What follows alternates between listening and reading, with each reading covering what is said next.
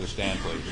And, Your Honor, while he's coming around, Dr. Eisenstadt's a pathologist. We're going to be, first of all, showing some pretty graphic photos on the computer and the Elmo.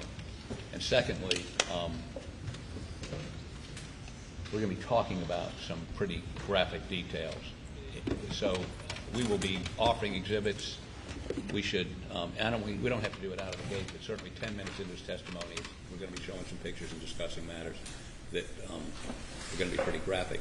So a number of these exhibits, not all of them, but 90% of them we're going to move to introduce under seal. Some of them are already introduced under seal. And we've warned the family that if it gets too graphic, they can leave. So if Your Honor sees some of the Murdaughs get up walking out, that would be because it's, again, extremely graphic. So,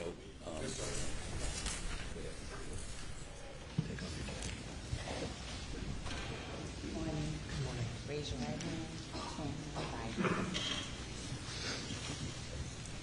Do you affirm the testimony about to give the court in this trial shall be the truth, so help you God? I do. Thank you. Take a seat in the witness stand. You can adjust the mic. Please state your name again for the record. Spell your last name. Jonathan Eisenstadt, Eisenstadt. Doctor,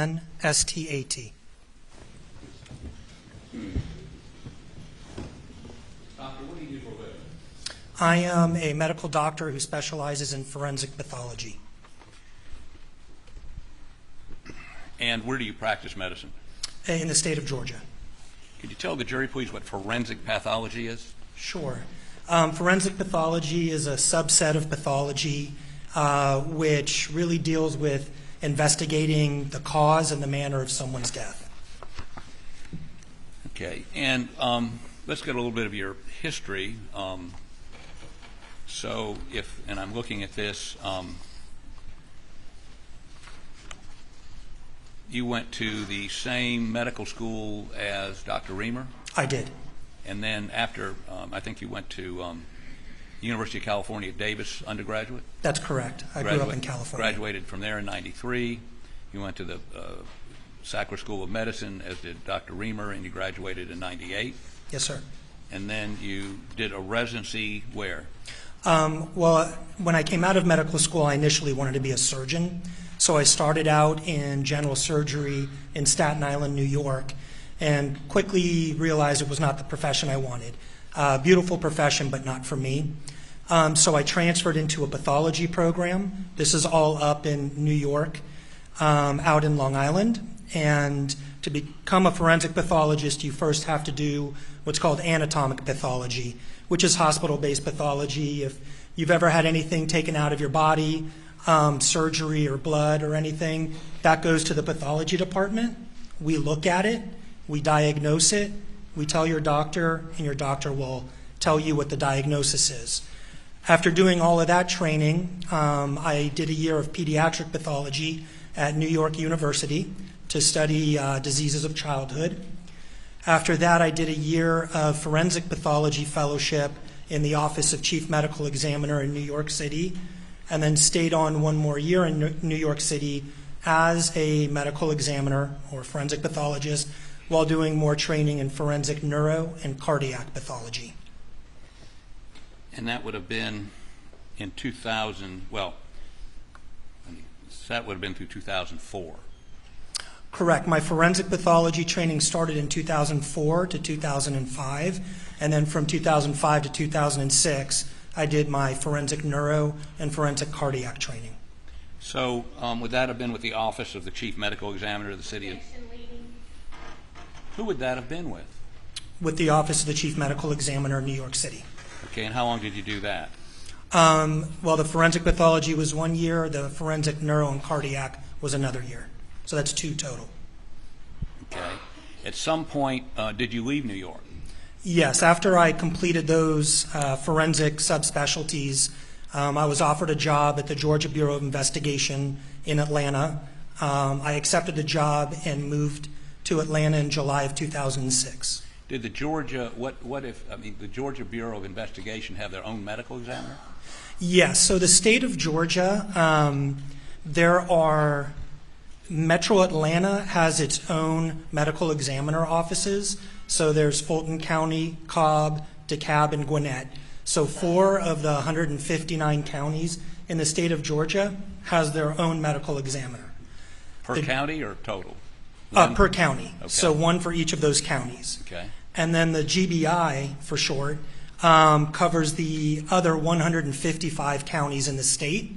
And when I first started there were, I believe, 5 or 6 offices. And then over time, it sort of shrunk down to 3 offices, and I was at the headquarters office in Atlanta. So when you initially started with a medical examiner's office in Georgia, who did you start with? So I was with the GBI as my full-time job, Right. but I did do some moonlighting pretty much at the Fulton County office, the Cobb County office, and the DeKalb County office. So those 3 counties they comprise the metropolitan area of what city? Of Atlanta. Okay. So, and is that a rather large metropolitan area? Yes, that's why each one of those counties have their own freestanding medical examiner office. But you did part-time work for all 3? Yes, and I actually still do now for Fulton County and then hopefully soon one of the other counties. Okay, so tell me about your work with the Georgia Bureau of Investigation, and how did that differ from what you were doing for these other counties? So at the GBI, that was my full-time job. What did you do? What was your job? Oh, my job was as one of the workhorse pathologists doing, when I first started, I believe it was about 250 autopsies each year. And then as time went on, the caseloads increased.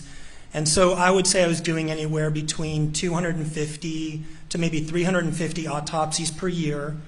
I would be testifying in court. We had residents that would rotate, so the hospital pathology residents would rotate in our office. We would lecture, and then that went until 2014 when I was promoted to Deputy Chief Medical Examiner. Okay, now the autopsies you were doing, and would you generate reports for each one of those? Absolutely. And were these, you indicated early in your career you were doing general pathology, that is, if you had a polyp taken out during your colonoscopy, you would be doing those? Yes, that's a requirement to be able to take the Forensic Pathology Fellowship and boards. So at this stage in your career, when you're doing autopsies, typically, how did those folks expire? So those are sudden, unexpected deaths. Whether they are just, we don't know what happened. You know, a 45-year-old individual found dead in their residence. No one knows why they died. We would get those cases. But then, obviously, all of the traumatic and non-natural deaths would be investigated by the medical examiner. So anything from car accidents to gunshot wounds, stab wounds, fights and somebody died, things of that sort. Okay. So you did autopsies on people who died of under traumatic circumstances? Absolutely. Including gunshots? Yes. And now you just indicated promoted to Deputy Chief Medical Examiner for the GBI. How did that change your duties? So that added a little bit of administrative duties. Thus, I sort of dropped back a little bit in the number of cases. So I probably at that time I would be doing about 200 autopsies. That was just for 1 year until 2015. So maybe about 100 autopsies, but now I was overseeing other doctors, investigators, and then we have a unit at the GBI which is called the Child Abuse Investigative Support Center. And so we would actually do, I oversaw it, but I wasn't the doctor in it. So I know that sounds a little weird, but the person who did most of the work in that was a doctor and an investigator. But as I moved up, you know, that sort of became under the umbrella of what I would oversee. Were those child deaths or? They were living consults and deaths. So district attorneys or CFR, the Child Protective Services from around the state may come and ask, hey, is this an accidental injury? Could the child have fallen off a bike? Or is this abuse? And did you review those cases? A few of them. But really, the vast majority was done by one of the other doctors. Were you still reviewing death cases? Oh, absolutely. Okay, so if somebody did an autopsy on somebody who died of trauma, would you review their findings and the evidence? Well, I was doing plenty of autopsy still myself, and what we had started doing was we would do rounds on all of the bodies that were in the morgue in the morning, and so we would discuss them all. It really wasn't, and then in the afternoon, we would revisit all of those in a meeting and discuss, hey, does this look, if we're focusing on gunshots, do you think this is a contact, a close range, a distant range? If we're not sure about the directionality, we would discuss that. That wasn't specifically me, that was all the doctors. But then when I became chief, all of that became, the scheduling and the meetings would become my responsibility. So, and after you were the deputy, what happened? So then in November of 2015, I became the chief medical examiner for the state. For the state of Georgia? Yes, sir. And were you continuing to do autopsies? I did, because I wanted to, I didn't want to lose my skills. So I did continue doing autopsies. At that time, I dropped down to about 100 autopsies that I personally performed per year. Right. But I was now involved in more policy writing, administrative duties, going down to the legislature and lecturing. It was during the opioid epidemic. So there were a lot of things going on. But if there was a case that was very difficult, it's written in the policy of the GBI Medical Examiner's Office that the chief medical examiner was the final arbiter of those cases. Okay.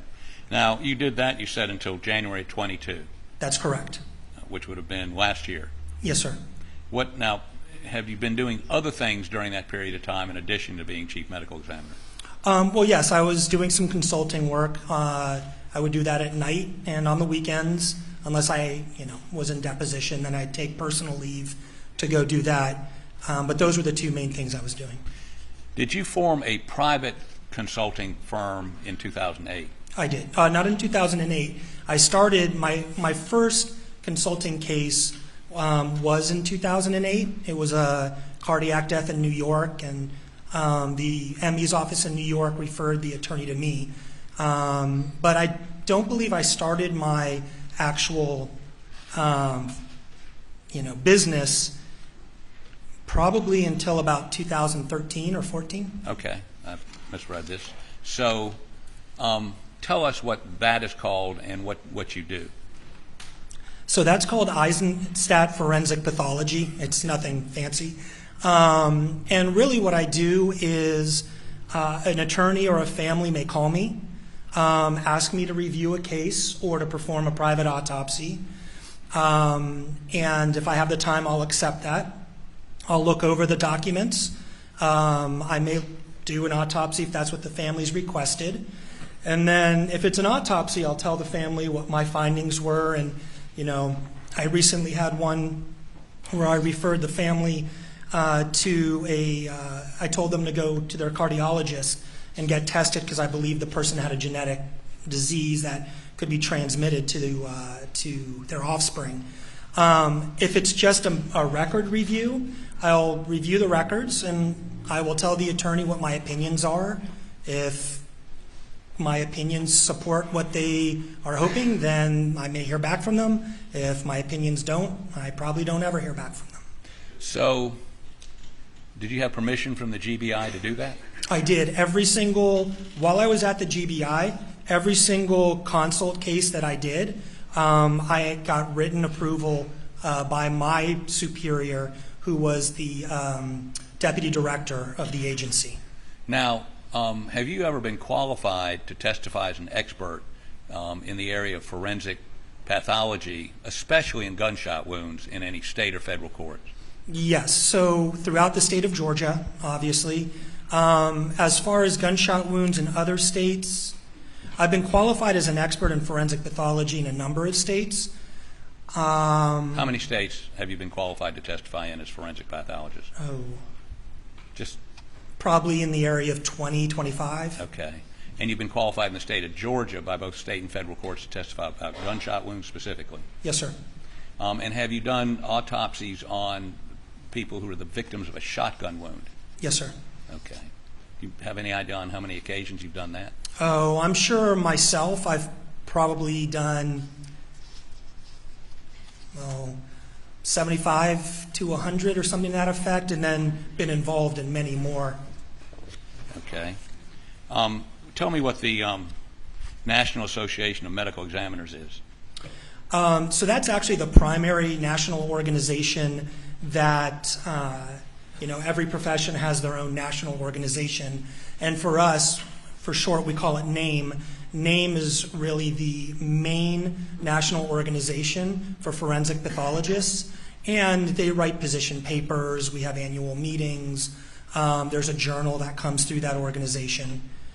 So it's the prime organization for forensic pathologists. And do you enjoy any position with NAME? I do. What position or positions? So I'm currently on the board of directors, and I sit on a few committees for NAME. Okay. Now, you're licensed in the state of Georgia and New York? Not New York anymore. When I left New York, I let my license lapse because I had a feeling I wasn't going back for quite a while. So currently I'm licensed in Georgia. Are you board certified? Yes, sir. In forensic pathology? Yes, sir. And you've got a number of different articles and books, and you teach at what schools? So I was teaching at Augusta University, and that's the medical school that the Forensic Pathology Fellowship Training Program that I started at GBI, they were the sponsoring agency. But I've lectured at St. Louis University at their master's course in death investigation. I've lectured all over the state of Georgia to law enforcement, to coroners. How about Emory School of Medicine? Yes, well, at Emory, we had residents and fellows that would rotate through the medical examiner's office in Fulton County, as well as actually GBI. So we would teach them as well. Okay. Your Honor, I'd move to have Dr. Eisenstadt qualified as an expert in the area of forensic pathology. Says the state. No objection, Your Honor. He's so qualified. Okay, let me talk to you. Well, let's get to this before they get to it. Are you being paid for your testimony? When I say paid for your testimony, are you being compensated to evaluate and testify? Yes, I'm being compensated for my work. And how much are you being paid? Up until this point, I've been paid $3,000, and then I have another invoice that will come out after trial, which will probably be a number of thousands of dollars. I don't recall exactly. Okay, you compensated by the hour or by the task or what? No, by the hour. So when I review documents, I charge $600 an hour, and then for testimony, I charge per day, so 24 hours, and that's $5,500 per the day. Okay. So, and is that unusual for doctors who testify, consult and testify, or is that the normal practice? In my field of forensic pathology, I've been told I actually undercharge, but if there's some that charge less than me, there's some that charge more than me. Okay, I've got a number of topics I want to talk to you about today, but some testimony we had last week, I was going to say earlier this week, the weeks are beginning to mush together. Objection, comments? I'm sorry, Your Honor, I'm an old guy, I forget things. I'm not sure what week it was. I apologize to the court and the state for my faulty memory. Yes, sir. You may proceed. So, sometime, I believe last week, we heard from the coroner of Colleton County. Did you watch that testimony or hear that testimony? Not the coroner. I saw Dr. Reimers, the medical examiners, but I did not see the coroners. Okay, tell the jury, please, if a medical examiner or coroner comes on the scene of a suspected homicide, how would one, as a physician or medical examiner, how would one determine time of death? What procedure would you follow? Oh, well, whether it be a homicide or not, any death scene, you want to try to get an idea. It's not an exact science, but you want to try to get an idea of what the body temperature is as compared to the ambient temperature. Why? Why? Because it can give you an idea of how long the body has been there, but there's a lot of factors. So the way that I always taught the investigators and coroners, is if you walk into a room or you walk into an environment where there's a dead body, the first thing you do is put a thermometer down. Don't look at the thermostat on the wall. Don't look at the computer to see what it says. Put the thermostat down, look in the area, start your investigation. Come back and look at the thermometer. That will be your ambient temperature. Ambient temperature means what? The temperature of the air in that area. Okay. And obviously you want to put it near where the body is. And then you take the thermometer and you do a rectal temperature. You put it in the rectum, but you leave it there and you start doing more of your scene investigation. Then you come back, you take it out, and then you have the closest to what we can get for a core body temperature. And you document those two. And then there's other things you look at. You look at blood settling, and you look at what's called rigidity, so stiffening of the muscles. So why would you want a core temperature and an ambient temperature? What do you do with that? Well, then you can, the body will equilibrate. Well, what?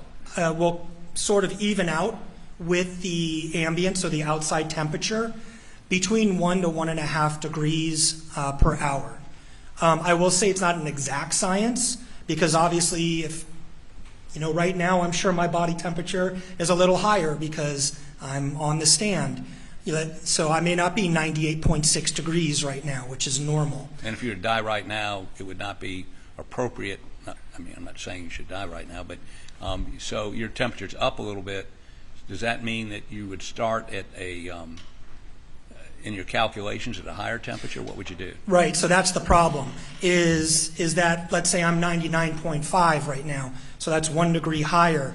That already moved, we're starting to move that time frame out to it could have an hour faultiness to what you're going to do. So it's 100 degrees outside. My core body temperature is 99 degrees, so we have 1 degree difference. So you may say it's been about an hour, but unfortunately television shows have made it seem like you can say it happened at this time. But in all honesty, you can't, but by far the best methodology is to do a core body temperature. And an ambient temperature. And an ambient temperature, yes. So tell me what you would learn by sticking your hand under the armpit of a deceased. You wouldn't learn anything. Really? Well, you may learn that the arm can't come down because of rigidity, but as far as temperature, you have your own body temperature. You have, you're sticking it in an armpit which is exposed to the ambient temperature. So that it's just not a valid method to try to make a determination of time of death. Just a guess? It's a guess, yes. Okay. So let's talk a little bit about, we're going to be dealing with some sealed material. Is that TV off over there? What now? This? Right, so I'm just trying to make sure.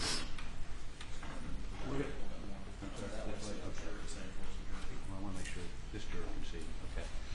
So, at our request, we're Mr. Murdaugh's lawyers, did you examine materials in this case? Yes, sir, I did. And let me first of all ask you if you examined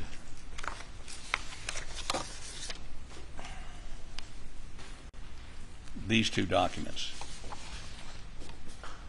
Just the autopsy report. Oh, I'm sorry. Autopsy report. Okay. Your Honor, I'm showing the witness defendant's exhibit 177 and 178.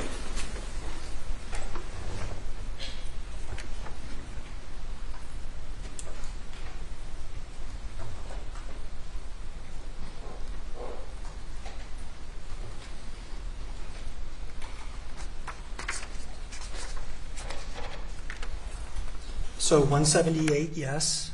And tell us what that is.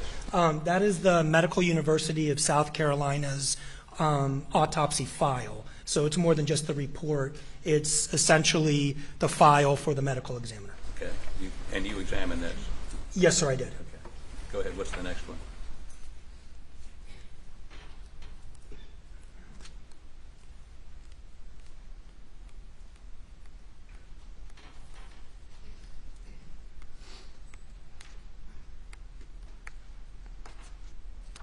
So 177 I did examine, and this is the MUSC file for Maggie. This being 177. Yes, sir. So Maggie's 177 and Paul is 178. Yes, sir. Your Honor, we would offer these into evidence. Your Honor, the state would object to these documents coming into evidence. I'm sorry, I don't understand the case. Your Honor, Dr. Reamer testified to her reports. These are reports by Dr. Reamer. These are not reports generated by Dr. Eisenstadt. He has reviewed those reports. He can testify to the substance of those reports, but we would object to the reports themselves coming in as evidence. Says the defense. Your Honor, these are business records. They're kept in the ordinary course of business according to Dr. Reamer. There's certainly nothing in here other than her findings, basically. So we'd object. I mean,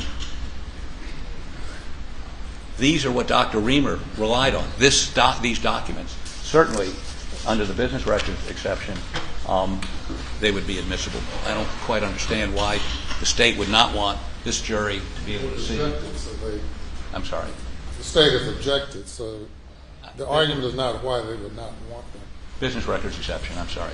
I haven't seen the exhibit. I can't rule without seeing what they are.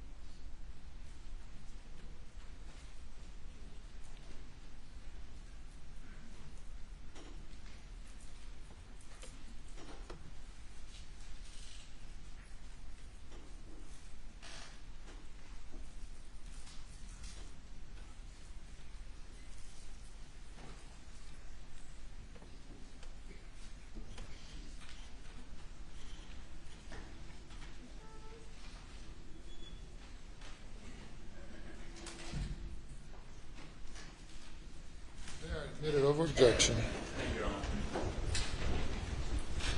Honor. We'll come back with these. I'm primarily interested in her determinations and some sketches she did that are in that. Okay. So you examined her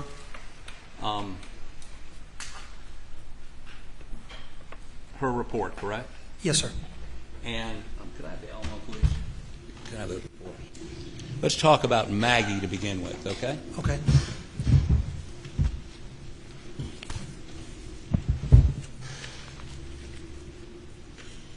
And I'm going to put this on the Elmo. Can you tell me what this is, please? That's a standard body diagram for a female. And you reviewed this? Yes, sir. Okay, let's put this on the Elmo. And could I have the easel? What? Oh, you can? Okay, so this would be the body sketches. Maggie. Could I have the female? What page is that on? I have no idea.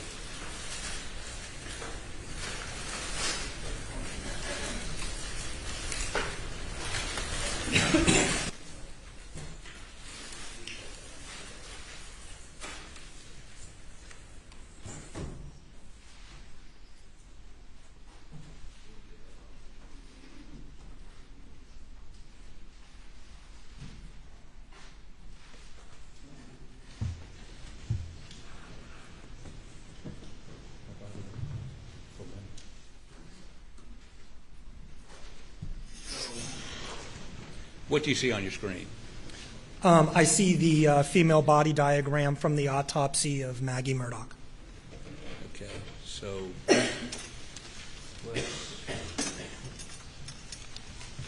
you know, if you could put it in that doorway up there, sure. Allow the jury to see it better.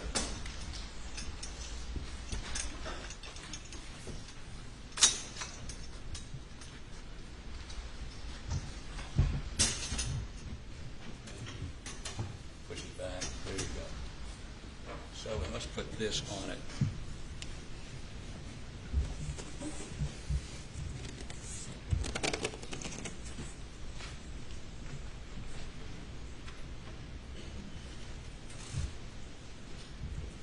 Okay, so by way of, let's walk through the wounds on Maggie, okay? Okay. So look at the sketch in front of you and walk the jury through. If you need to come down here with a pointer, or can you do it from up there, whatever is more convenient for you. There's a lot of writing, so it may be easier for me to point it out. I don't know if this is a touch screen or not. We had a pointer. We still have a pointer. We should have a pointer, but that's okay to do that. Okay, so what I want you to do is step down here, please. And I'd like you to stand so that those jurors over there can see. So you probably need to stand over there. Sure. Okay, so how about walk them? Yeah, okay. Walk them through the wounds on Maggie Murdaugh. So I think the easiest would be to go from bottom up. Okay. So we have, these are all rifle wounds. They're all caused by a rifle. We have an entrance wound on the left thigh, and the entrance wound on the left thigh has, on the diagram, little dots, which is stippling, which makes it an intermediate range rifle wound. What does that mean, intermediate range? We're talking up to 1 to 3 feet. The end of the barrel to the actual skin where the bullet goes through. Okay. And I agree with what Dr. Reamer put here. That's the medial left thigh. Now we flip the body over, and we have the on the diagram. So this is now the left side, and we have the corresponding exit wound on the back of the left thigh. So I agree with the range of fire, the directionality, that it's an intermediate range rifle wound. So you and Dr. Reamer agree? Yes, we agree on this one. Okay, next. Moving up, we can go here to the torso.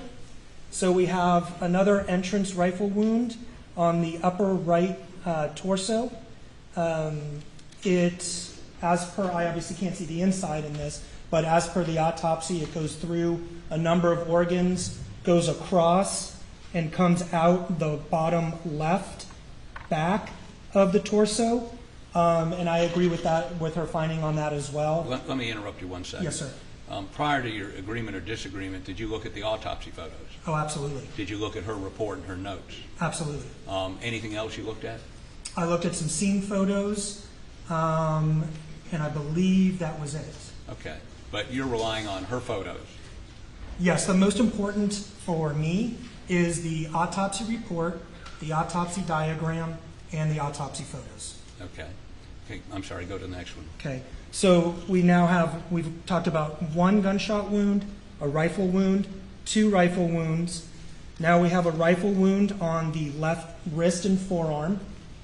We have an entrance on the back of the left wrist, which is the dorsal surface, and this is the ventral or volar surface.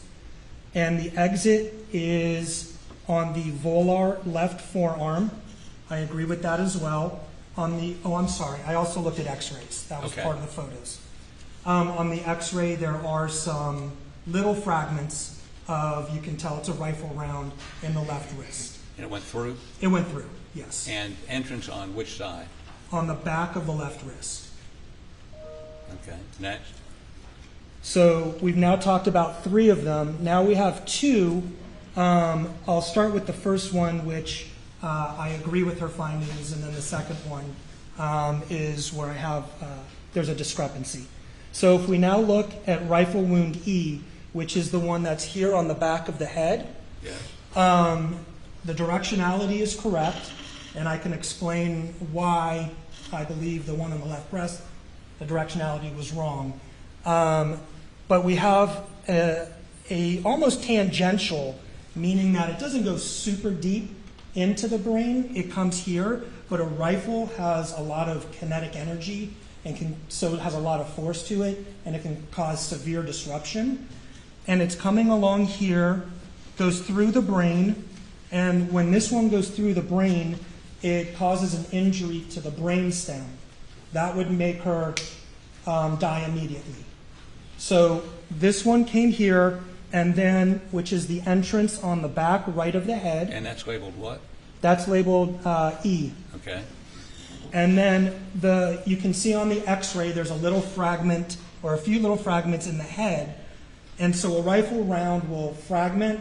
We call it a lead snowstorm. It sort of on x-ray looks like a snowstorm, a bunch of little white pieces. It breaks up. Pieces of projectile come through, down into the back, and continue down into the right chest. So this is, now remember we're talking about directionality. This is top, this is bottom. And so on the body, it's going downwards, but obviously we have a moving situation. So if she's like this, it may have been coming straight, but on the body, the directionality is downwards. And there are some up arrows here on the injuries to the upper back. I don't know why, because in her report, they go down. So that's all part of gunshot or rifle wound E. That's actually the lethal rifle wound, Okay. immediately lethal.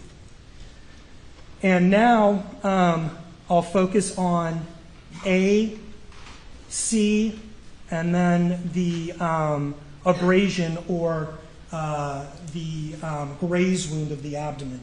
And this is where I differ in opinion of directionality. So you agree with her on everything except this one?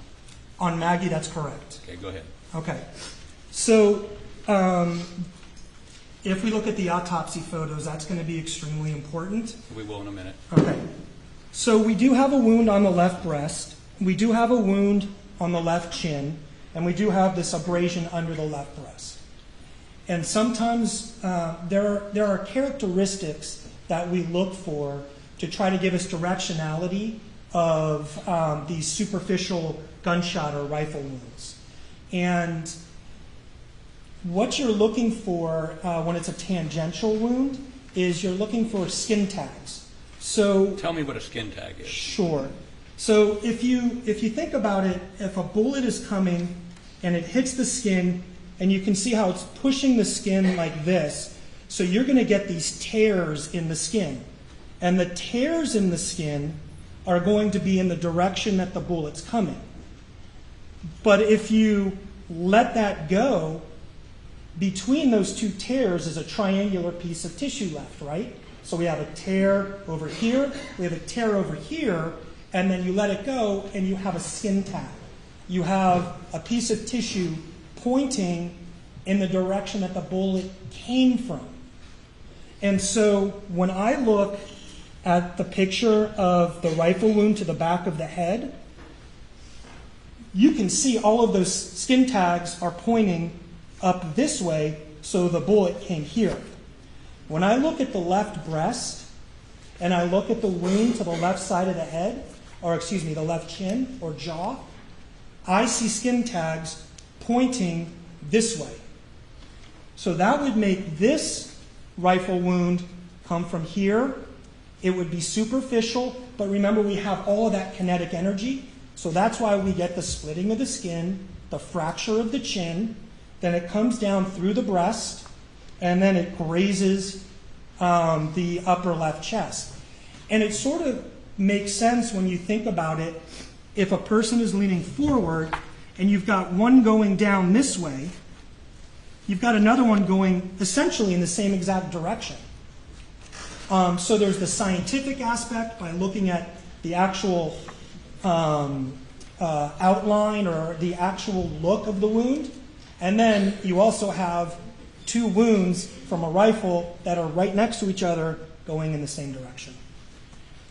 And you indicate that both of the directions of both of those, one that goes down this way and severs the brainstem, and then the other one that goes down and through her breast. I mean, unless somebody were very, very tall, is there an explanation on how those wounds would have come about? Yes. So, I mean, really, we know it's coming from the top of the head downwards, right? So unless someone is standing in an elevated position, or someone is lying down on their stomach, and then you have a sniper who's on the ground going this way, really, and we see this in people who are going to open the door because someone's knocking on the door and a gunshot comes through. If you're leaning, as I was saying earlier, if you're leaning forward, let's say the first shot here gives her significant pain. I agree with Dr. Reamer on that. And she's leaning over like this, then if I have, I don't want to hit you, I'm sorry. I have a gunshot coming like this. Now I look at it, the body lying flat on the table, you can see how it goes straight down. So the explanation that I think is probably most feasible to it is that she's leaning forward. Most likely probably in pain from the abdominal wound. And the second shot? Same thing.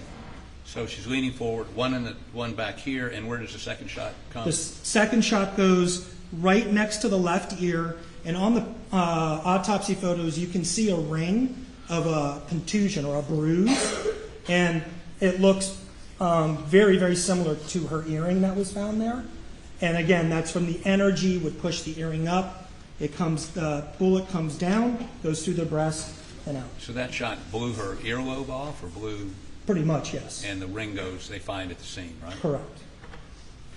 Okay, so let's walk through the photos, and if you'll stay right where you are, and then I'm going to maybe have you draw something up there. I haven't quite decided yet. Could I have Defendant's Exhibit 169, please? And I remind everyone we should be covered for this.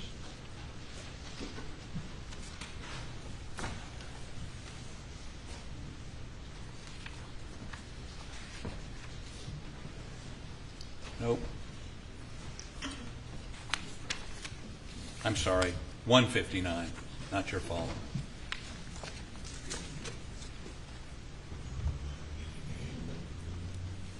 Right, and again, I apologize for the graphic nature, but this is what you do every day, right? Yes, sir.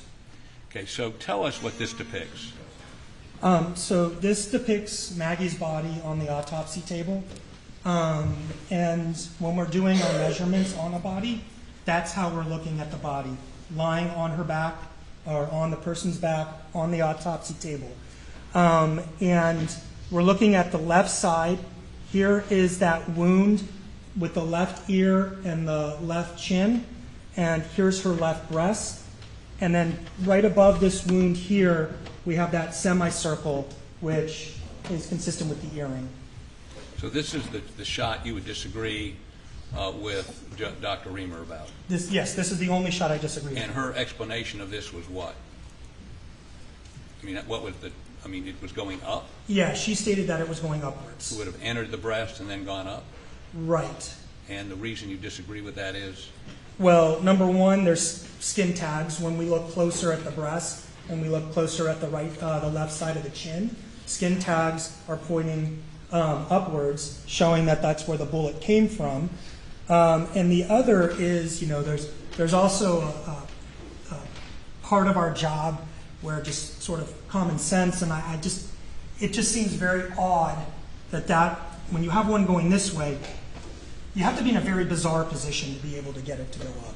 But from the scientific standpoint, it's how the wound looks. And you believe those wounds are caused by bullets fired in succession? Oh, I wouldn't be surprised. Okay. Could we go to,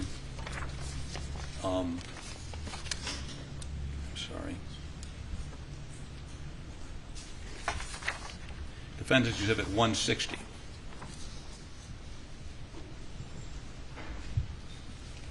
What does this depict? So this is the left side of her jaw, and it's pulled forward, but you can see up here, I'll use my finger. You see the skin tag is pointing this way, right? The laceration is coming down here, and if I were to flip this back up, these skin tags point up as well. Point out a skin tag again.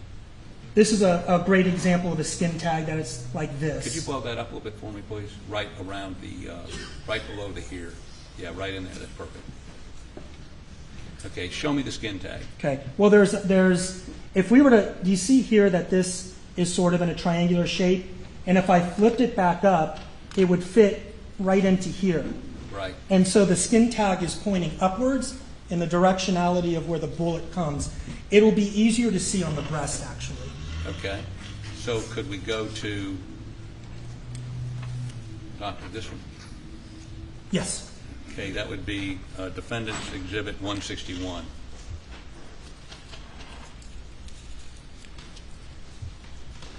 Okay, tell me, is that the area you want? Does that help?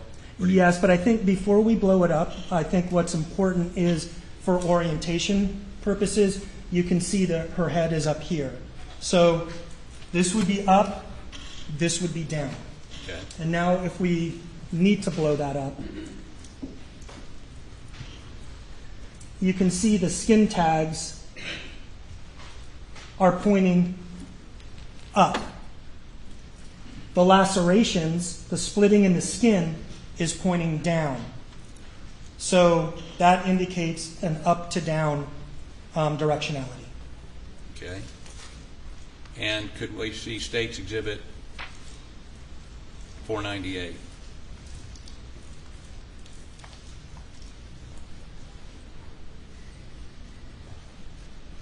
Tell me what this depicts.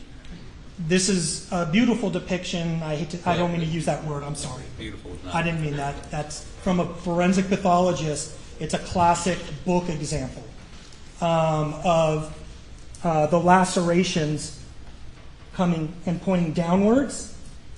The skin tags are pointing upwards. So skin tag, skin tag, skin tag, all pointing up where the bullet's coming from.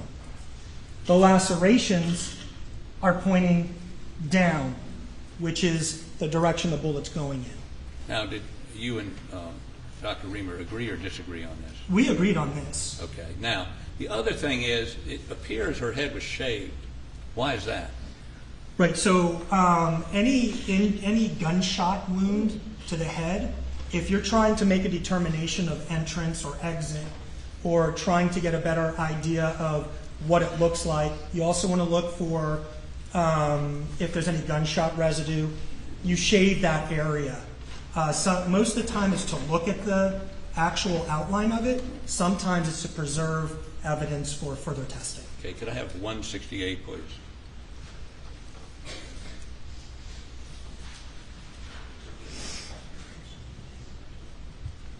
And what is this an X-ray of? So this is an X-ray of her head and neck, and it might be hard to see, but we have right here in the center, we have a fragment of possibly jacketing, but a fragment of a projectile right here in the midline with a few smaller pieces.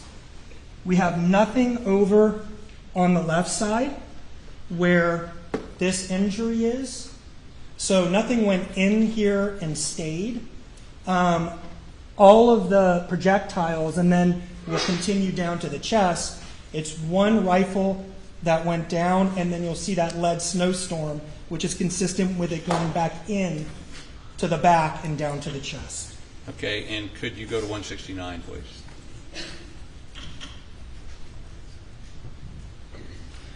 So you can see here how it continues down into the right chest, and it sort of looks like a snowstorm. That's a rifle round. Okay. Thank you. Go ahead and take the stand, please.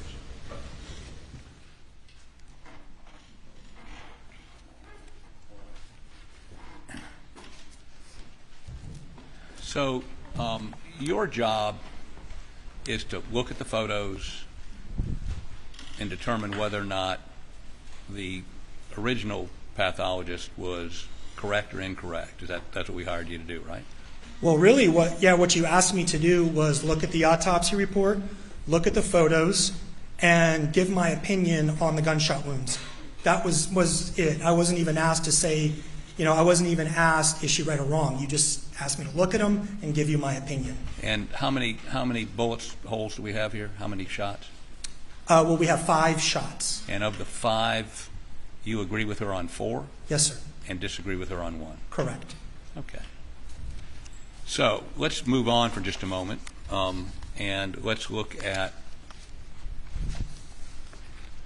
we'll go to Paul's autopsy report, and we'll go to his sketch. Let me get this material away.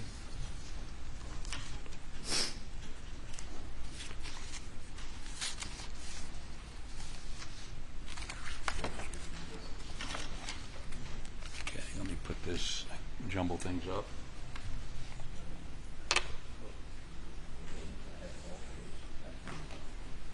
So let's have you step down again with your pointer, please. It's right here. Your Honor, making you approach. Thank you.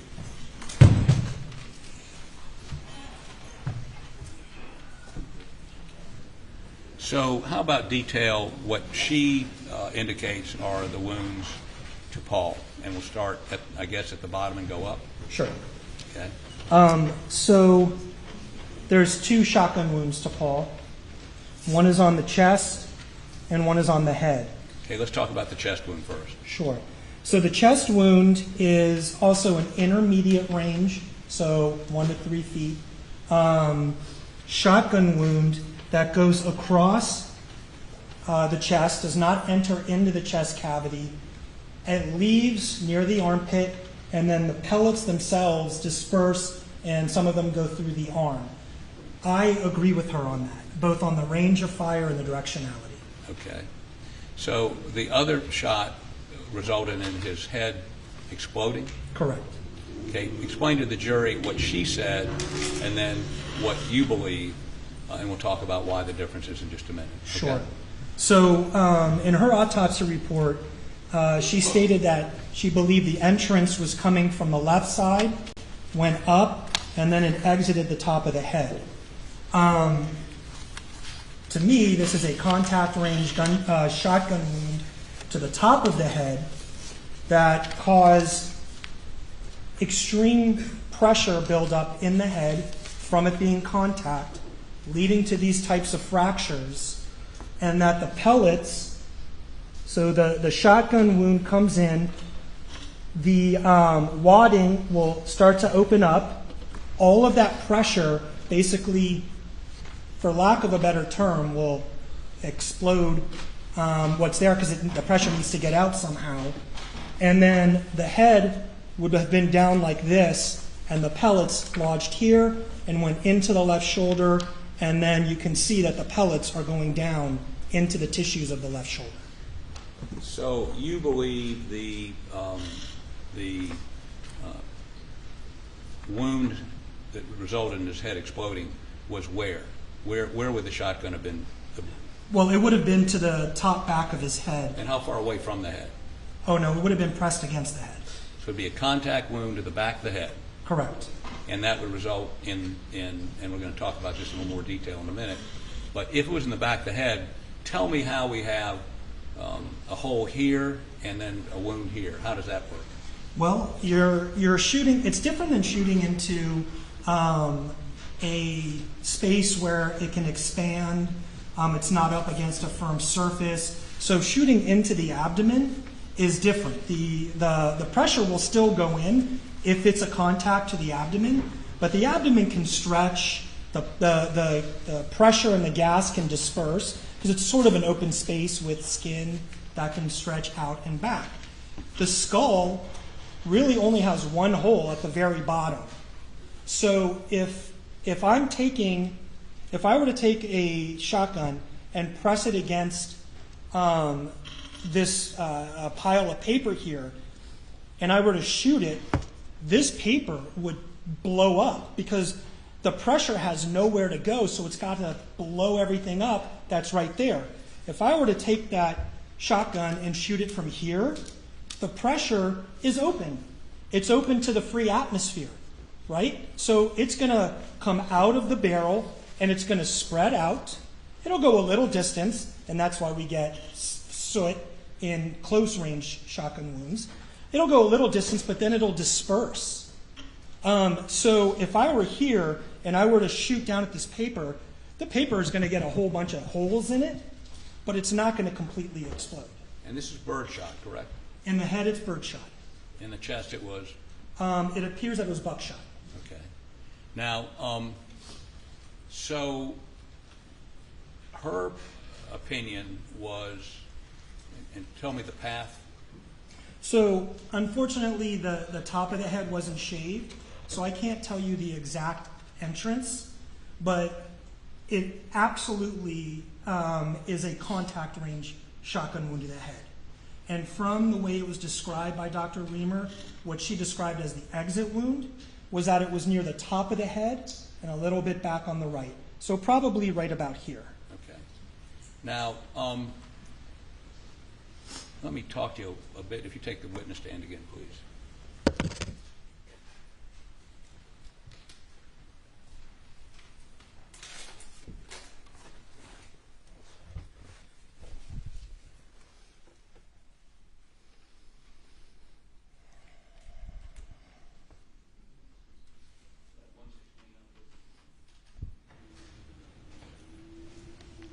Defense Exhibit 116.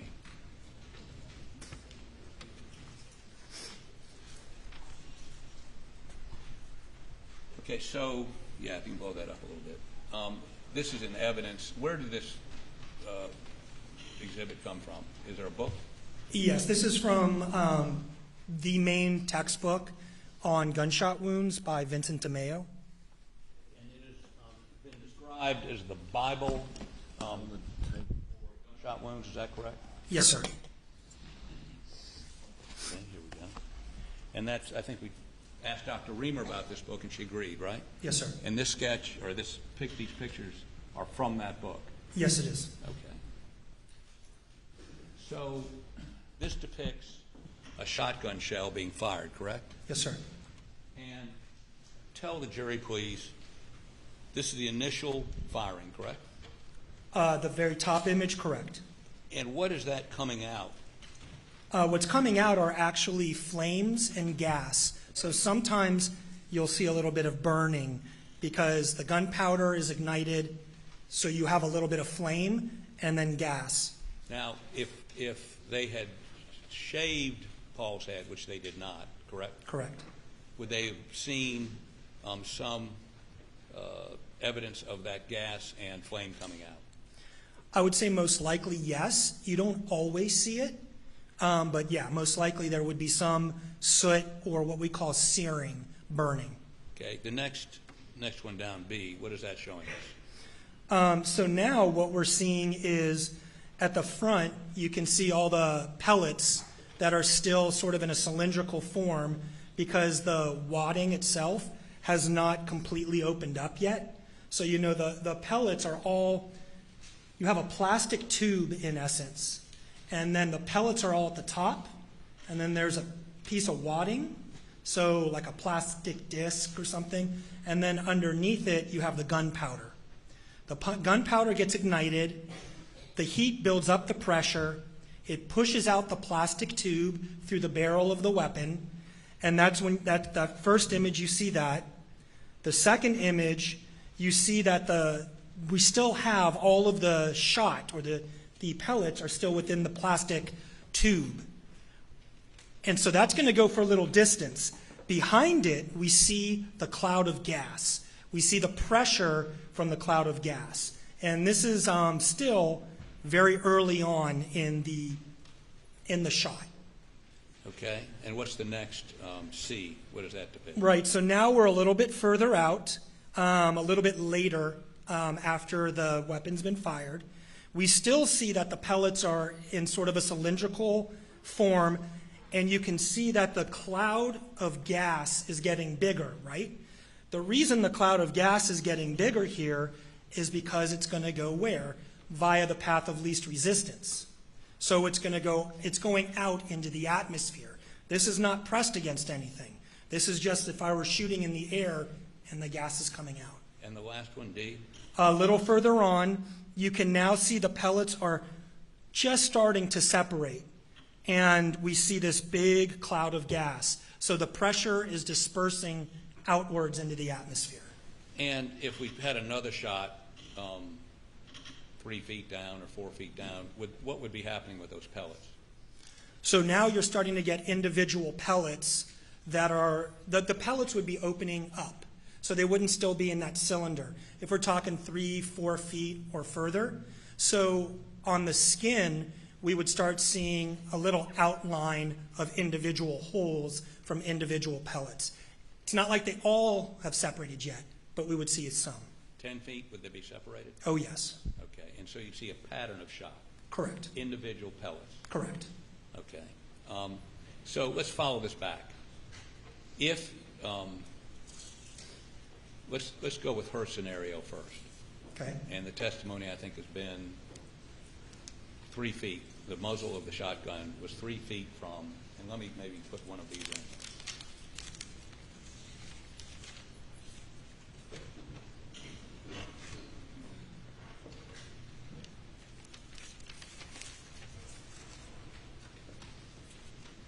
Let's see which one of these is what we want.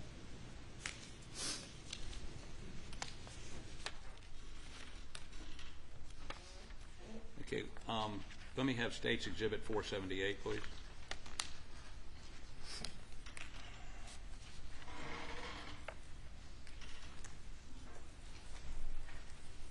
Now, the wound in the center of his chest, you and she agree on directionality. It came out under his arm. Pellets penetrated his arm and then went on, I think we've heard, out the back window. Right. So directionality and range of fire, I agree with her on that one.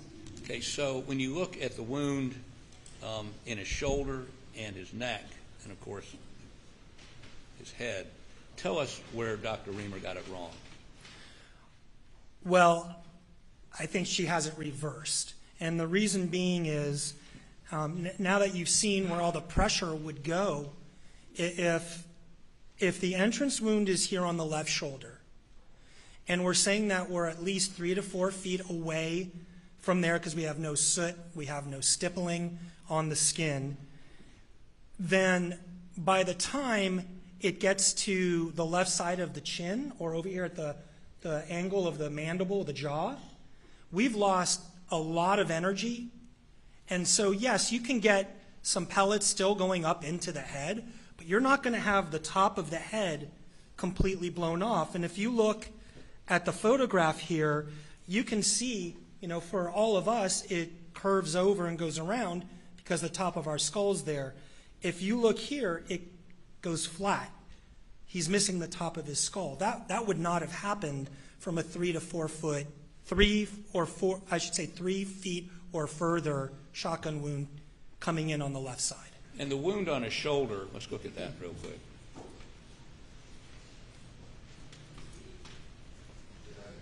Shoulder, please. That's a pretty big wound, is it not? It is, and there's pellets that are going down into the tissue. And what is the evidence of that? Well, there are photographs that are taken looking down into the wound, and you can see pellets there, and there are x-rays that are taken that you can see there's pellets down into the left shoulder. Okay, if you go to Defendant's Exhibit 162.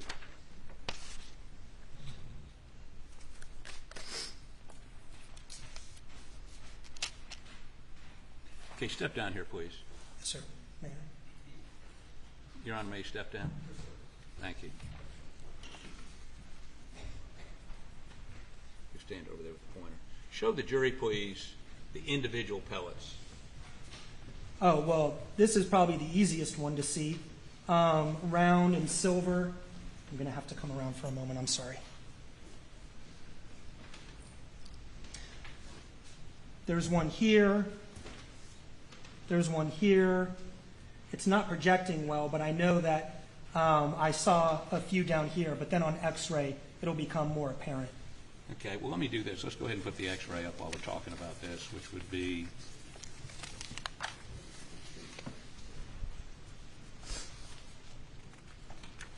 which one of these you want to start on? We can do this Okay. one since we're talking about it. Hold on 1 second. Any objection? Your Honor, I would offer into evidence Defense Exhibit 112 and ask it be put under seal. No objection. I submit it. All right. Tell us what exhibit you got. Do you have that? 112?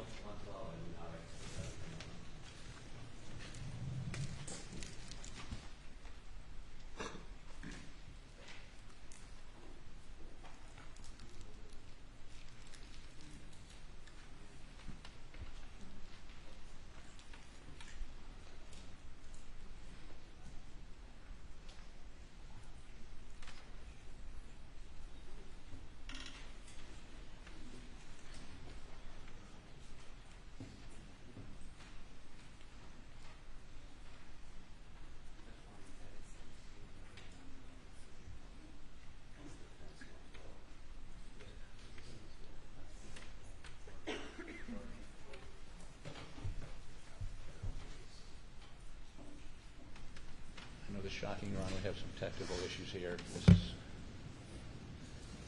I don't know what happened to big poster boards. I just,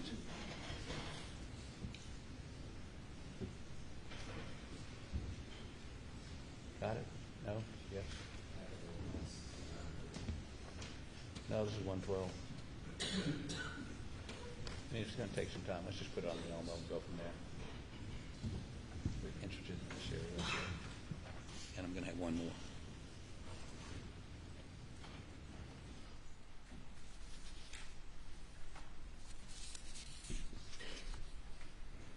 Okay, tell the jury, please, what we're looking at here. Sure.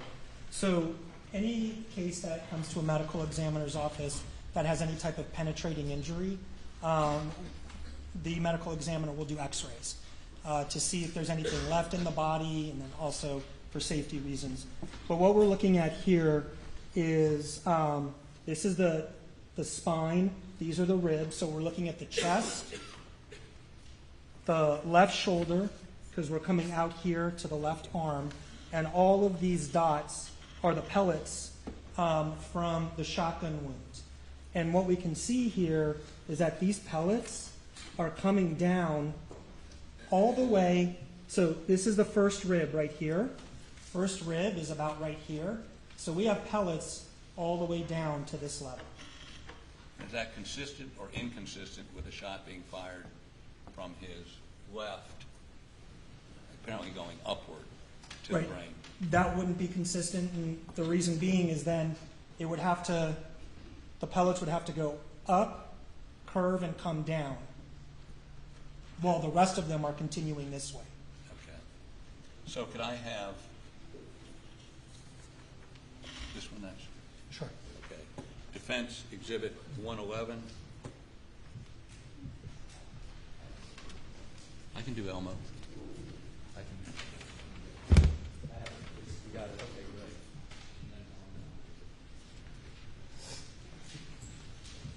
Okay, this should be up on the screen now.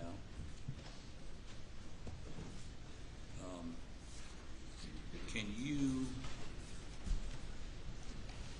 We're talking about the lower right hand. I mean, The left side of the body. left side of the body. The R stands for right, so the X-ray is being taken like this, right side, and this is the left side. Okay, so could you blow up the lower R right corner, please? There you go. Now, what does this depict?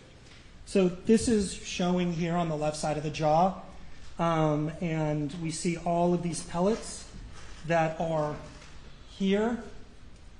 So the jaw is right here, and you can see these pellets are in the left side of the jaw, in the neck, and they're going down into the upper left chest.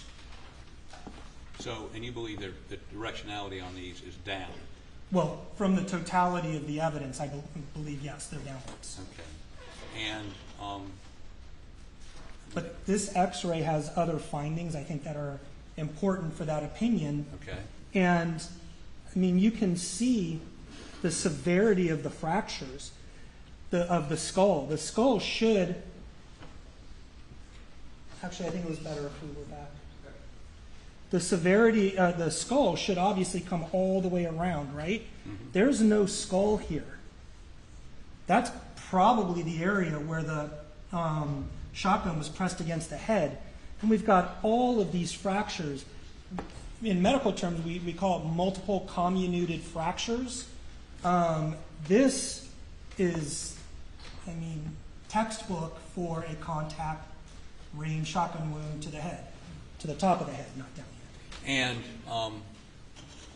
okay, so in your opinion, if it had happened the way Dr. Reamer said, you would not have the directionality of those pellets in the shoulder down, correct? And you would not have that kind of devastation to the skull. It wouldn't be enough energy. That's correct. You may have some what we call linear fractures, so little lines of fractures, but you wouldn't have the top of the skull completely gone. So explain to me, not being a hunter, how does the gas, you've got gas coming first, pellets coming second, right? Yes, sir. So how do you get the gas going in and the pellets continuing on? Well, the pellets are projected by the gas causing pressure to push out the shot and then the pellets within it. So,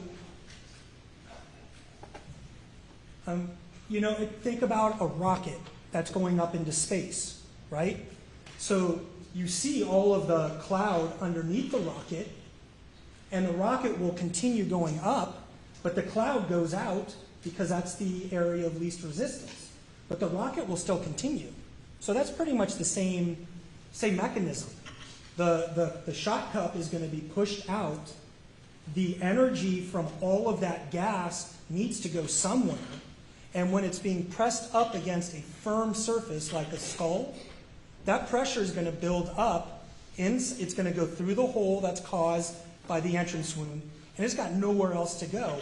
So it is, and of course this is all happening in milliseconds, but all of that gas is expanding the inside of the skull, and the least resistance is right here at that opening now. So it's going to cause that area to basically pop out.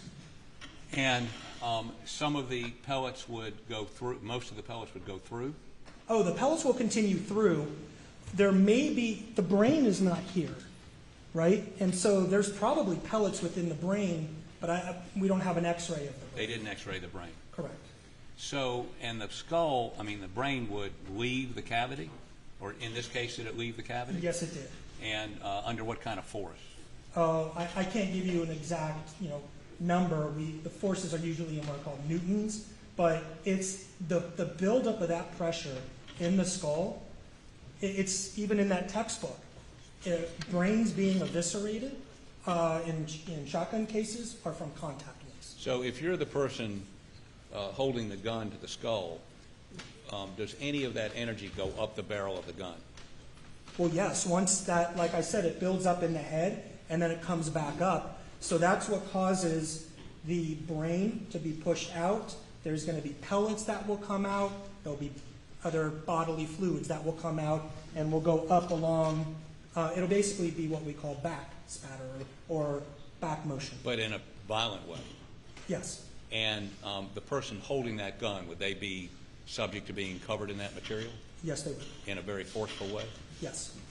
Okay, so let me show you a couple other pictures.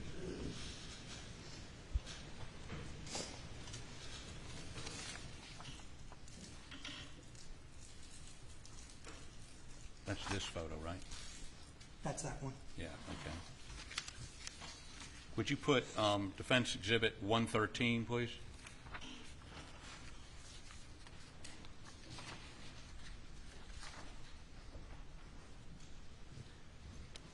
It's just accurate.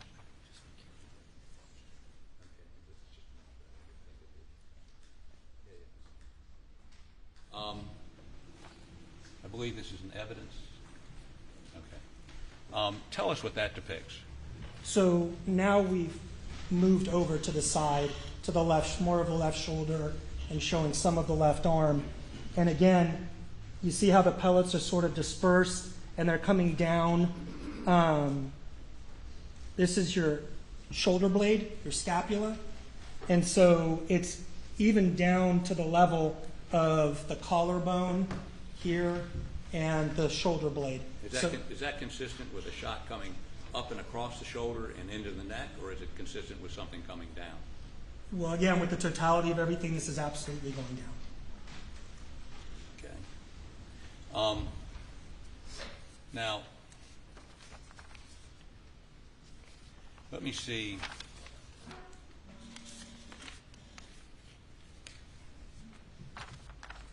State's Exhibit 487.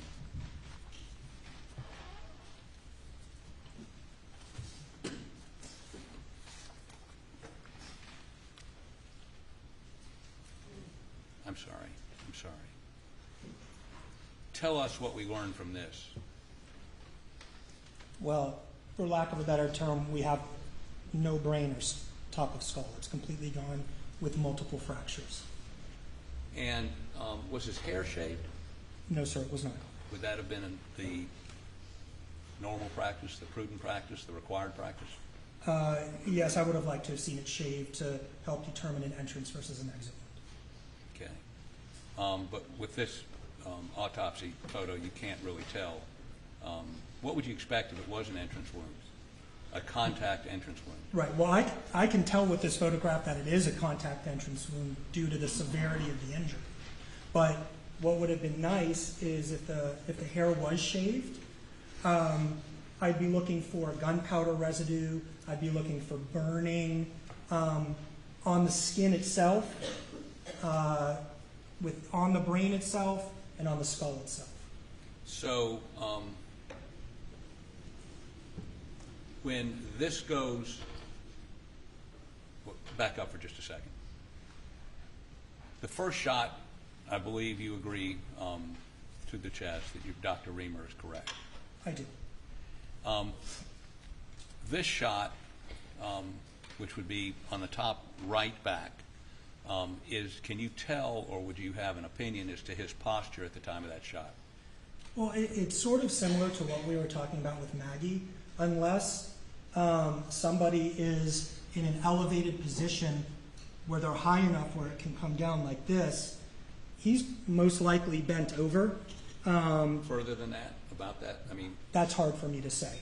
I mean, his head's over like this because we have the smaller wound, the bigger wound as it's expanding out here, and the directionality goes like that. I can't tell you how far down he was actually bent over. And why would he be bent over? Well, the second you get this shot, you're immediately deceased. No, I'm talking about before the shot. Right, and so that, and we know that he fell forward. He has abrasions to his face, so that indicates to me that the belly shot was first. When you say the belly shot? I'm chest. sorry, the shot that comes across the chest, not the belly, and that would be extremely painful. So that would cause, he may be bent over from the pain, and then came this shot. Would that first shot affect his ability to breathe at all? It would. In what way? Well, Dr. Reamer documented what's called pulmonary contusion, so bruising of the lung. And it's hard on a postmortem x-ray to see if you have what's called a pneumothorax, so air that's around the lung. So it'll be difficult for him to breathe. Could you take that down, Doug, please? Okay, so you believe that he was in pain as he bent over, and then somebody shot him in the top of the head. Well, yes, this is a painful injury. Okay. Now, let me ask you about just a couple more things. Should I go back up? Yes, please. Well, yeah, go back up.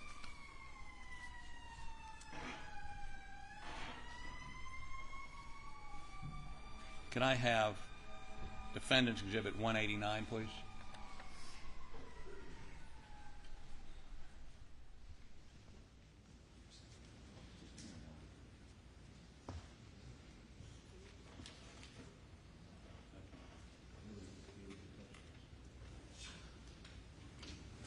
Okay, tell us what this is, please. So this is, I'm sorry.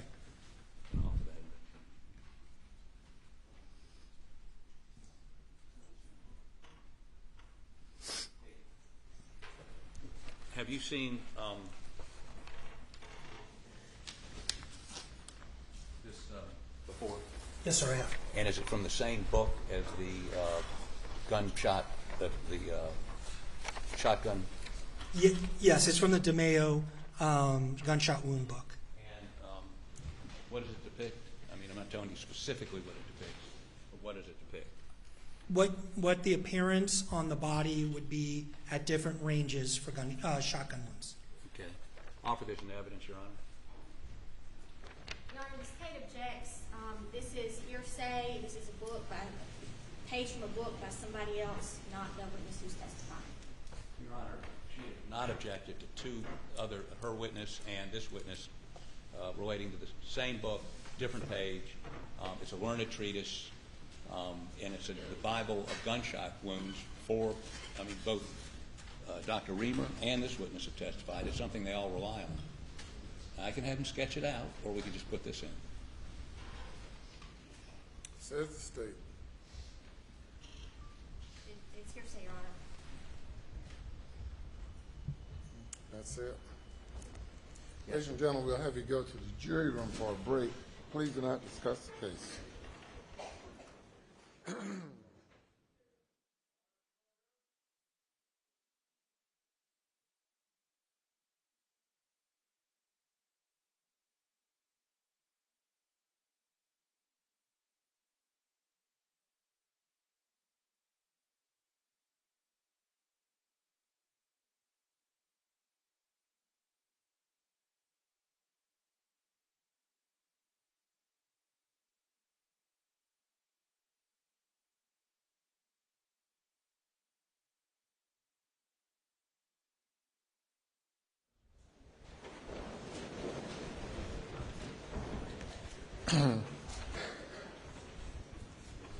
So, Doctor, this page 189, what is it? So this is a photocopy from a page of the gunshot wound book that gives a pictorial diagram of what different range of fires would look like on the skin of a shotgun wound victim. Anything else from the state or the defense? Your Honor, under 803 hearsay, the number 18, learned treatises. To the extent called to the attention of an expert witness upon cross-examination or relied by in directed statements contained in published treatises, periodicals, or pamphlets on a subject of history, medicine, or other science or art, establishes a reliable authority by the testimony admission of the witness or by other expert testimony or by judicial notice, if admitted, may be read into evidence, but may not be received as exhibits. I'm sorry.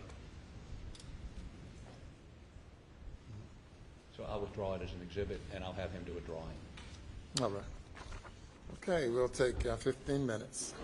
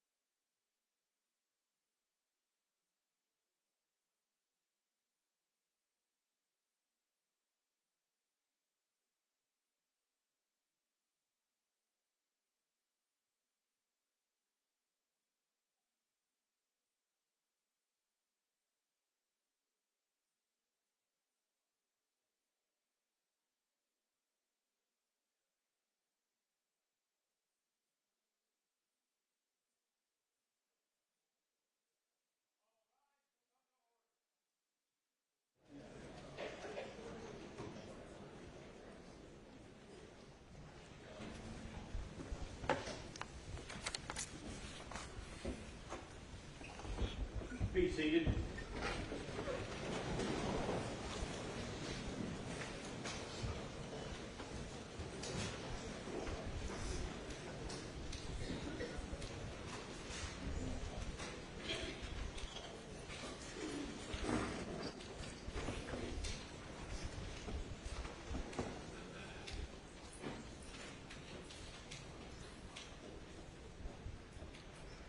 May bring the jury.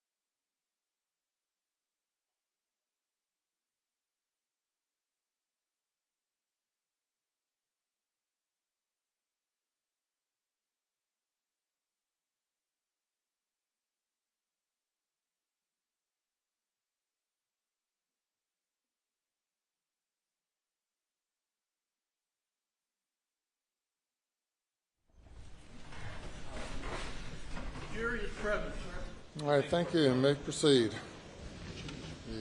The last exhibit has been withdrawn.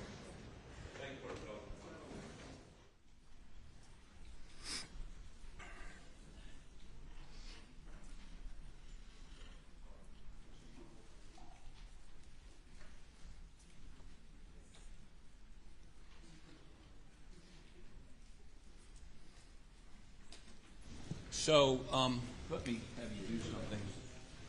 We attempted a moment ago to use a page out of a book, and I think we're going to have you sketch this out. So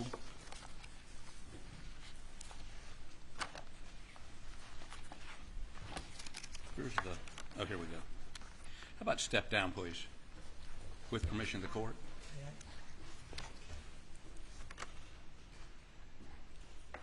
How about stand on that side there? And you remember what that page looked in the book? Yes. Okay, so what I want you to do is, if you can't put that in, to replicate that to the jury and tell them what it means. Sure. Okay, you want to take them one at a time? Yes, I will. Okay, great, thank you. So talking about shotgun wounds to the body and trying to figure out what the range of fire is. A perfect circle, which I'm not a great artist, but let's just say that's a perfect circle.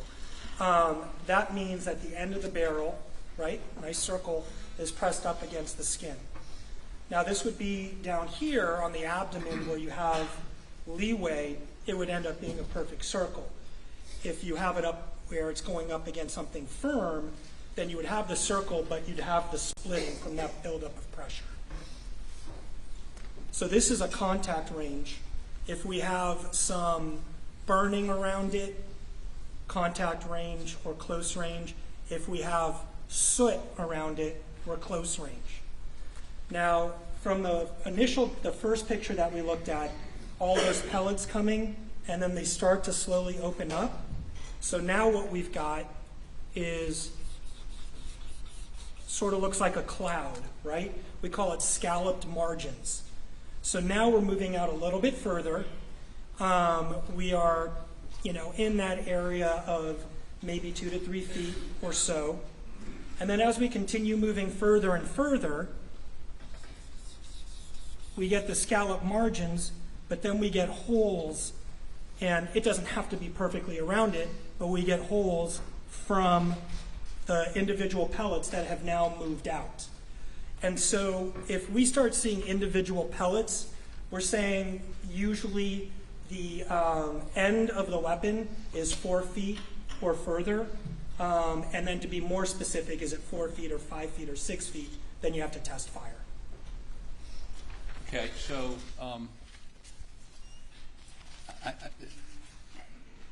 So as the muzzle gets closer to the wound, there either is no spreading of the pellets, as in a contact wound, but the further away, the pellets begin to expand, and the further away, you get more of an individualized pellet pattern. That's correct. It's like when it comes out, it comes out and it goes triangular. So it gets bigger, and as it goes triangular, it's almost like playing pool. And you take the cue ball and you hit the pool balls, the billiards, and they start to open up. Okay, if you put up, is Defense Exhibit 162 in evidence?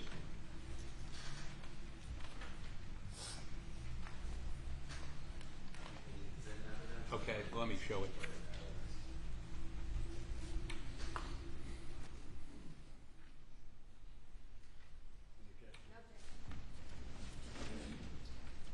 You need to write on this book.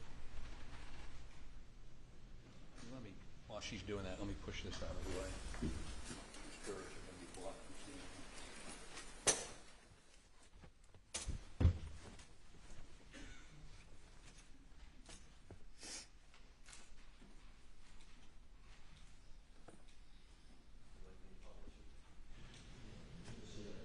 seeing. Is everything off over there?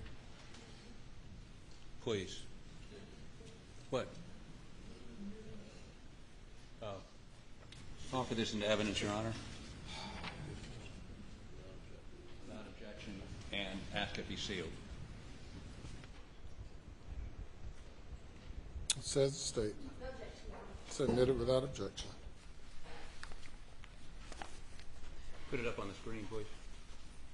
Okay, now, here we see, and if there's measurements here, a rather large wound on his shoulder, is that correct? Yes, sir. And then a smaller wound in his chin. Yes, sir. What does that tell you about the directionality? Well, it's not just that. It's also that we have no surrounding individual pellets, pellet holes. To me, looking at this is not going left to right. I can understand the thought that maybe it was like a tangential graze, but then the pellets wouldn't have gone down and they would have opened up onto the left chin. So again, using the totality of the evidence, these are pellets that are coming down from the top. They're starting to open up. They go through here, and they have to go through another bone, so they're going to open up further and disperse through the left shoulder.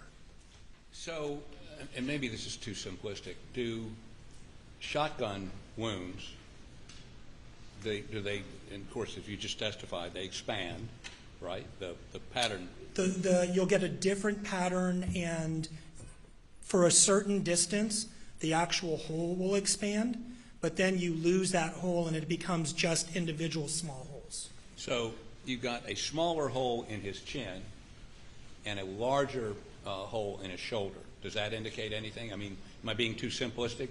Smaller means it's expanding at that point? Right. Not to be offensive, I think it is a little too simplistic because we also have to look at what's around the wound.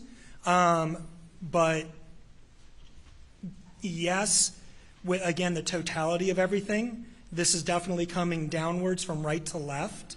The only way I could see larger wound on the left shoulder, smaller wound on the left chin is if you consider this a graze wound.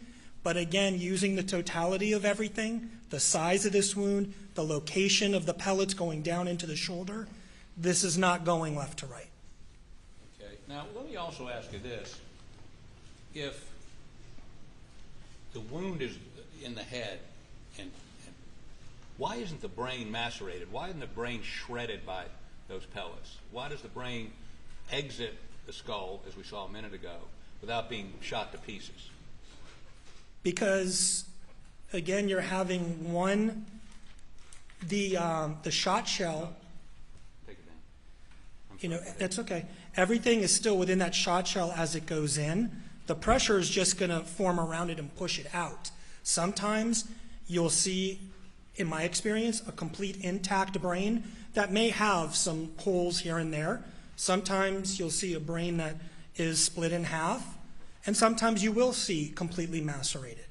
But from what I saw in the photograph and reading Dr.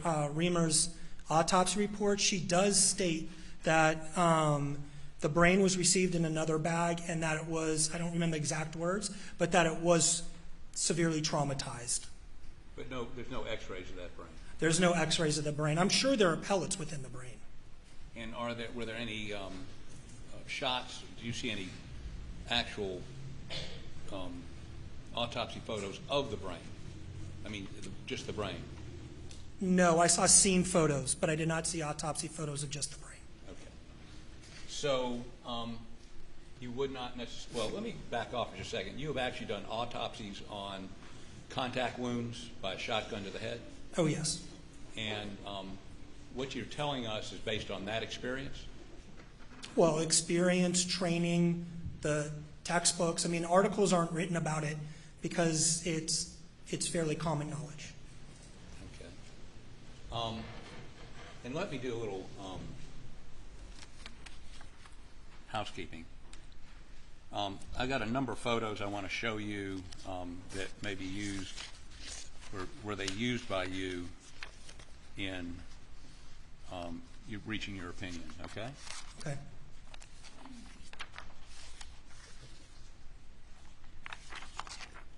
Can you come over here so I can...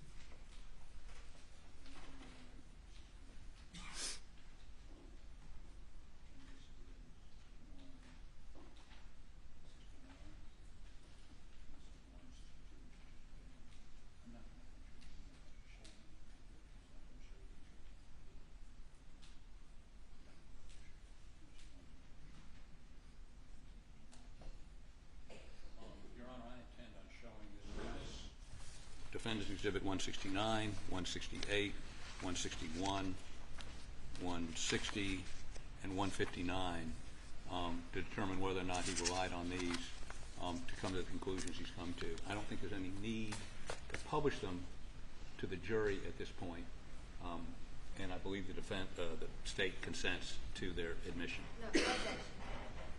If I might proceed. Would you look at these photos, please? Yes, sir.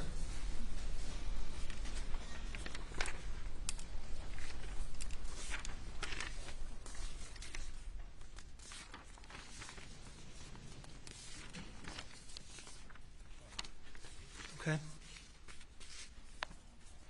Are those photographs, autopsy photographs or x-rays, that you relied on in reaching the opinions you've expressed to this jury today? Yes, sir.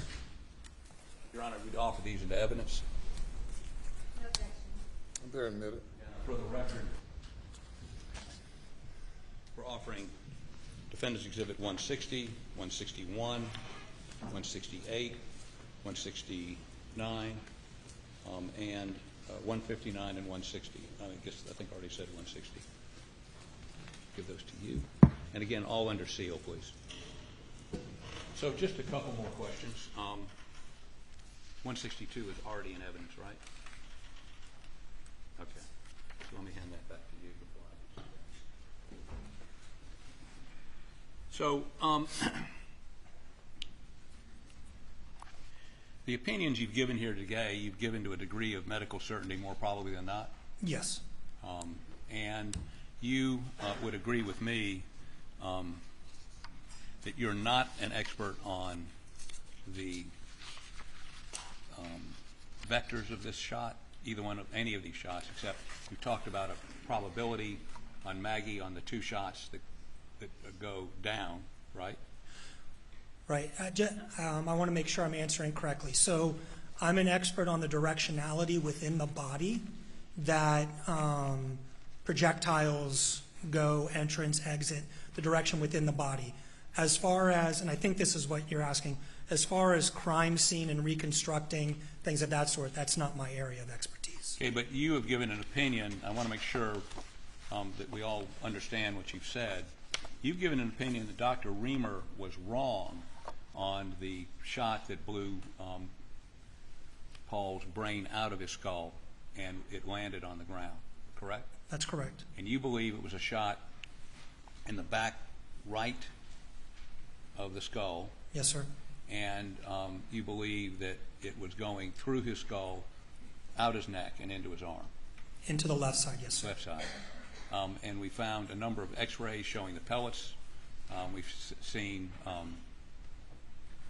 forensic evidence that you, in the normal course of your work, rely on to draw opinions, right? That's correct. And you've done that thousands of times. Yes, sir. And let me make sure that the jury understands this.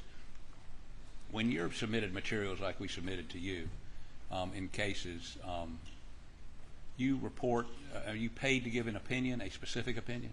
No, I wouldn't accept a case if someone said this is what we want. Okay. And you come to conclusions based on the materials given to you? Absolutely. And that's your conclusion here today? The conclusions that I've stated, yes. Beg the court's indulgence.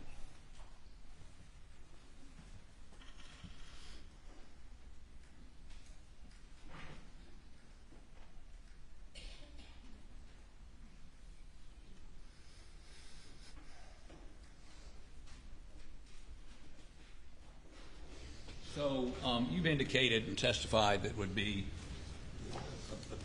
blood, brains, pieces of skull, other material would blow out the direction of the hole, and the muzzle of the gun would have been pressed against the skull, correct? The muzzle of the end of the barrel of the shotgun would be pressed against the skin firm enough that there would be pressure onto the skull, and then you would have blowback as the skull opened up. And that blowback would follow the barrel of the gun? Well, it would come back up the barrel of the gun, but it would also distribute. Right. And what about the barrel of the gun? Would there be biological material jammed into that? Absolutely. I'm sorry? Absolutely. Okay.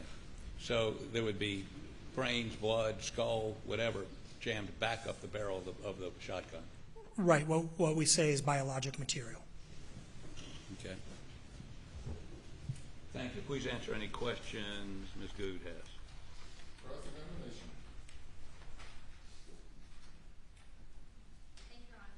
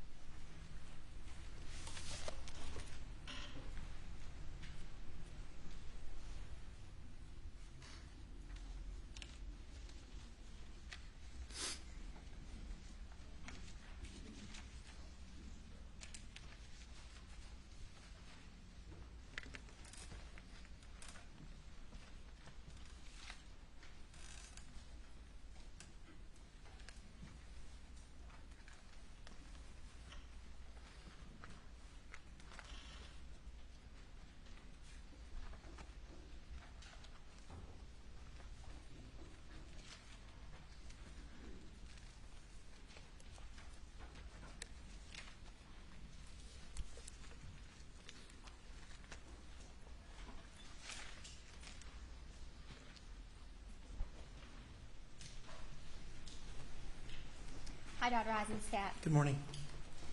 Now, when you first started your testimony, you talked a little bit about time of death. Yes. Is it the pathologist's job to determine the time of death? Depends on the jurisdiction, but pathologists are trained in talking about what's consistent or what's not consistent. But I believe, like in Georgia, I believe here in South Carolina, the coroner, in the majority of counties, the coroner goes to the scene and does the investigation. So I don't know how it works here, but there's no doubt that part of a forensic pathologist's training and knowledge is determining cause of death from information given to, time of death from information given to them. And it's not customary for a pathologist to actually go out to the crime scene, is it? Oh, I'd say more often than not, the pathologist does not go out. All right, and now in this case, because this appeared to be homicides, the county coroner would be the one to have requested an autopsy. Is that right? That's my understanding. Definitely in Georgia, it's my understanding here, yes. And Dr. Reamer performed the autopsy here, Yes, ma'am. and she performed an independent autopsy. She did. Did you perform an autopsy of either of the victims in this case? I did not. And you relied on, I think you testified that Dr. Reamer's report, x-rays, crime scene photos, and autopsy photos in determining your opinion. That's correct. And you were hired, right? Yes, I was. And you were here on Friday, weren't you? I was. So that would mean you've made over $10,000 in evaluating or taking part in this case. At the end of the day, that's correct. Did you do a report? I was not asked to do a report, no. Wouldn't you agree that a report would have been helpful to explain the scientific methods or investigation that you used to come to your conclusions? Oh, different jurisdictions do it differently, so I have no idea how it's done here. But, I mean, my report would have been exactly the same as my testimony, so I guess it would be on paper instead of, verbally. Well, you saw Dr. Reamer's report, and that was actually entered into evidence, right? Yes, I did. All right, you spoke a little bit about Maggie and Yes, that's her correct. autopsy. And I believe you said in your testimony that Maggie's shooter could be taller than Maggie. Is that right? Oh, no, that's not what I said. What did you say? No, what we were talking about was if Maggie's gunshot or rifle wounds to the top of her head and to the side of her head were with her standing up, that would have to be somebody at an elevated position. So I didn't give an opinion that the shooter had to be taller because we talked about how she could be bent over. But an elevated position could mean the shooter was taller, right? Oh, but it could be that the shooter was taller, but that would still have to be somebody at an extremely elevated position shooting down. I'll leave it at that. And you said that determining trajectory is not something that you do. At the scene, that's correct. On the body, that's what I do all the time.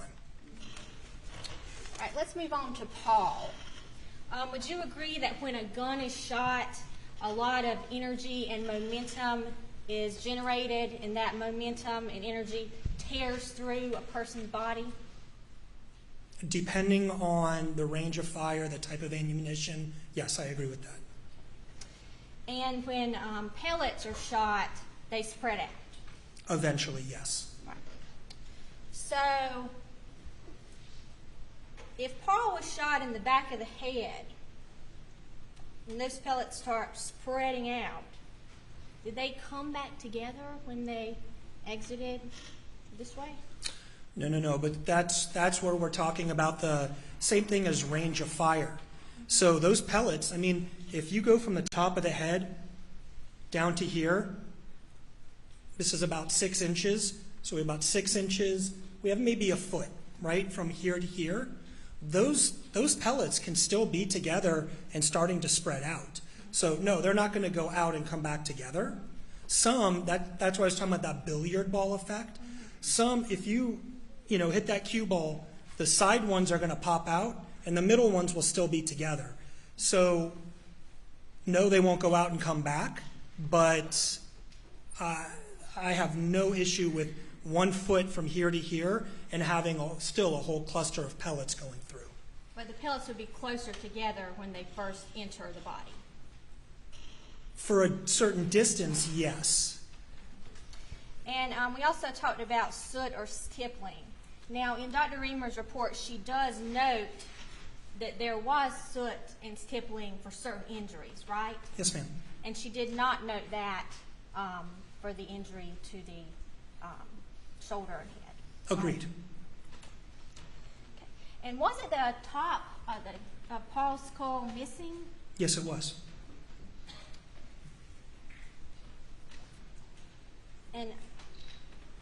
And Paul's face, it wasn't blown off, was it?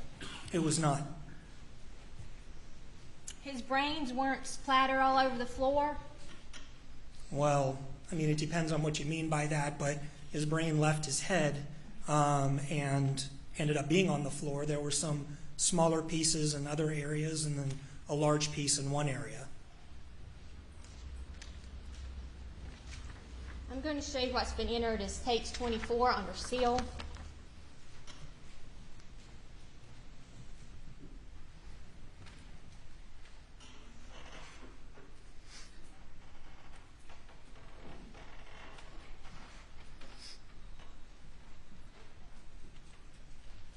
Okay, I don't know if you can tell from this picture. I can. Can you? Yes, ma'am. Does that brain look macerated or splattered everywhere?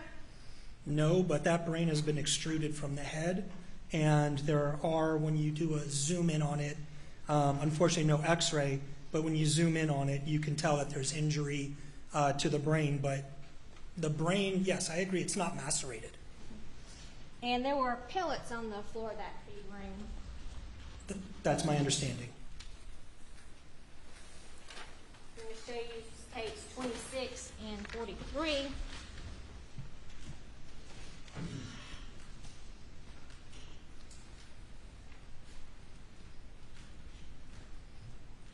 Can you see that is the door to the feed room? I do. And tapes 43. Is that blood spatter on top of the door? That looks like blood spatter at the top of the door, yes. And no blood spatter out there on the sidewalk from his brain being blown out from his head and his face being left intact, right? Right, the brain would come out the top of the head. And it's on the top of that door. I'm sorry, ma'am? And the blood spatter is on the top of the door. Right, that's blowback. That's from here, the pressure pushing it backwards.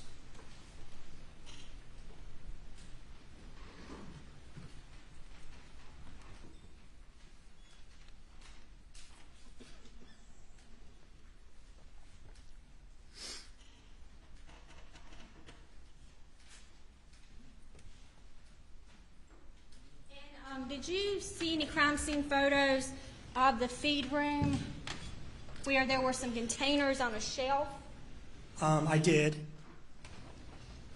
So the containers on the shelf, I believe, would be to the right side on this picture. Looking at the picture, I believe, yes, inside on the right there's some shelves with a number of items on it. And was there kind of a demarcation line showing blood going to the top of the feed room? Oh, I don't recall. In all honesty, you're starting to get into an area that's not my area of expertise. Into trajectory, is that right? Outside of the body, yes.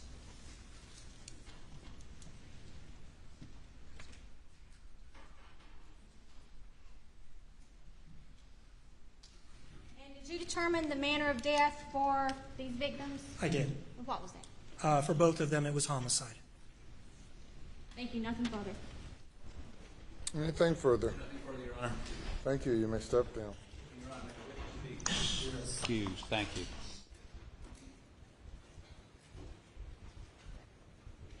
Your next witness. Thank you, Your Honor. Defense calls Tim Palmbach to the stand, please.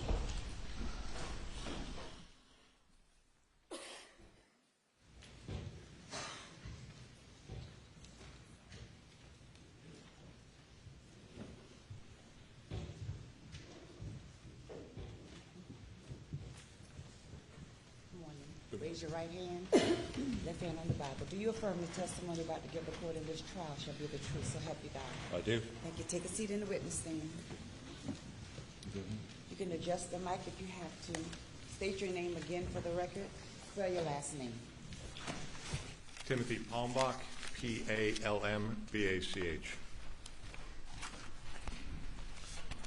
Mr. Palmbach, will you tell the jury where you're from and what do you do? I'm from Connecticut. I've been up in that state for the majority of my life. Most of my career has been in the Connecticut State Police, and I actually started out in a row position. Then I was transferred into a major crime unit, and from there I spent a good deal of my time in the lab. I retired as a major from the lab in 2004, and at that time I was head of the whole Division of Scientific Services for the state of Connecticut. I then went back to the school, which was my alma mater, which was University of New Haven, to teach. I took the chair of forensic science position, which is a large forensic science program with both graduate and undergraduate students, and I managed that program as well as teaching. In addition to that, I was doing some degree of consultation, expert consultation, but not much just because of the volume of work that I had. In August of last year, the university offered me an early retirement incentive package, which I gladly accepted. And so now I just teach part-time, assist with a couple of grants that I had, and have a little bit more time to do consulting. When you were with the Connecticut Forensic Science Division, who did you work under? Who did you train under? Dr. Henry Seeley. And who is Dr. Lee? Within the field, he is one of the original founding fathers and very, very well regarded as holistically as a forensic scientist, but very much so as a crime scene reconstruction expert. And you mentioned, in addition to teaching and in your prior work in the field, you currently do consulting as well? Yes, I do. Before we get to that, do you hold any certifications in your field of specialty? So certifications, I have memberships. It's more of a membership organization than a certification. Sure. So what's the American Academy of Forensic Science? Sure. American Academy of Forensic Science is like the American Medical Academy or American Bar Association. It's kind of the large entity that all the professionals belong to. You have to be a practicing practitioner, good faith, in order to do that. And then you go, it ranks from an associate member to a member, and eventually, if you meet the criteria, you can be a fellow. So I'm a fellow of the American Academy of Forensic Sciences. And what is the International Association for Identification? So the IAI, or International Association of Identification, they tend to have membership and certification in areas like fingerprint examination as well as crime scene analysis. And you're a member of that I am. association? And are you a member of the International Association of Blood Spatter Analysis?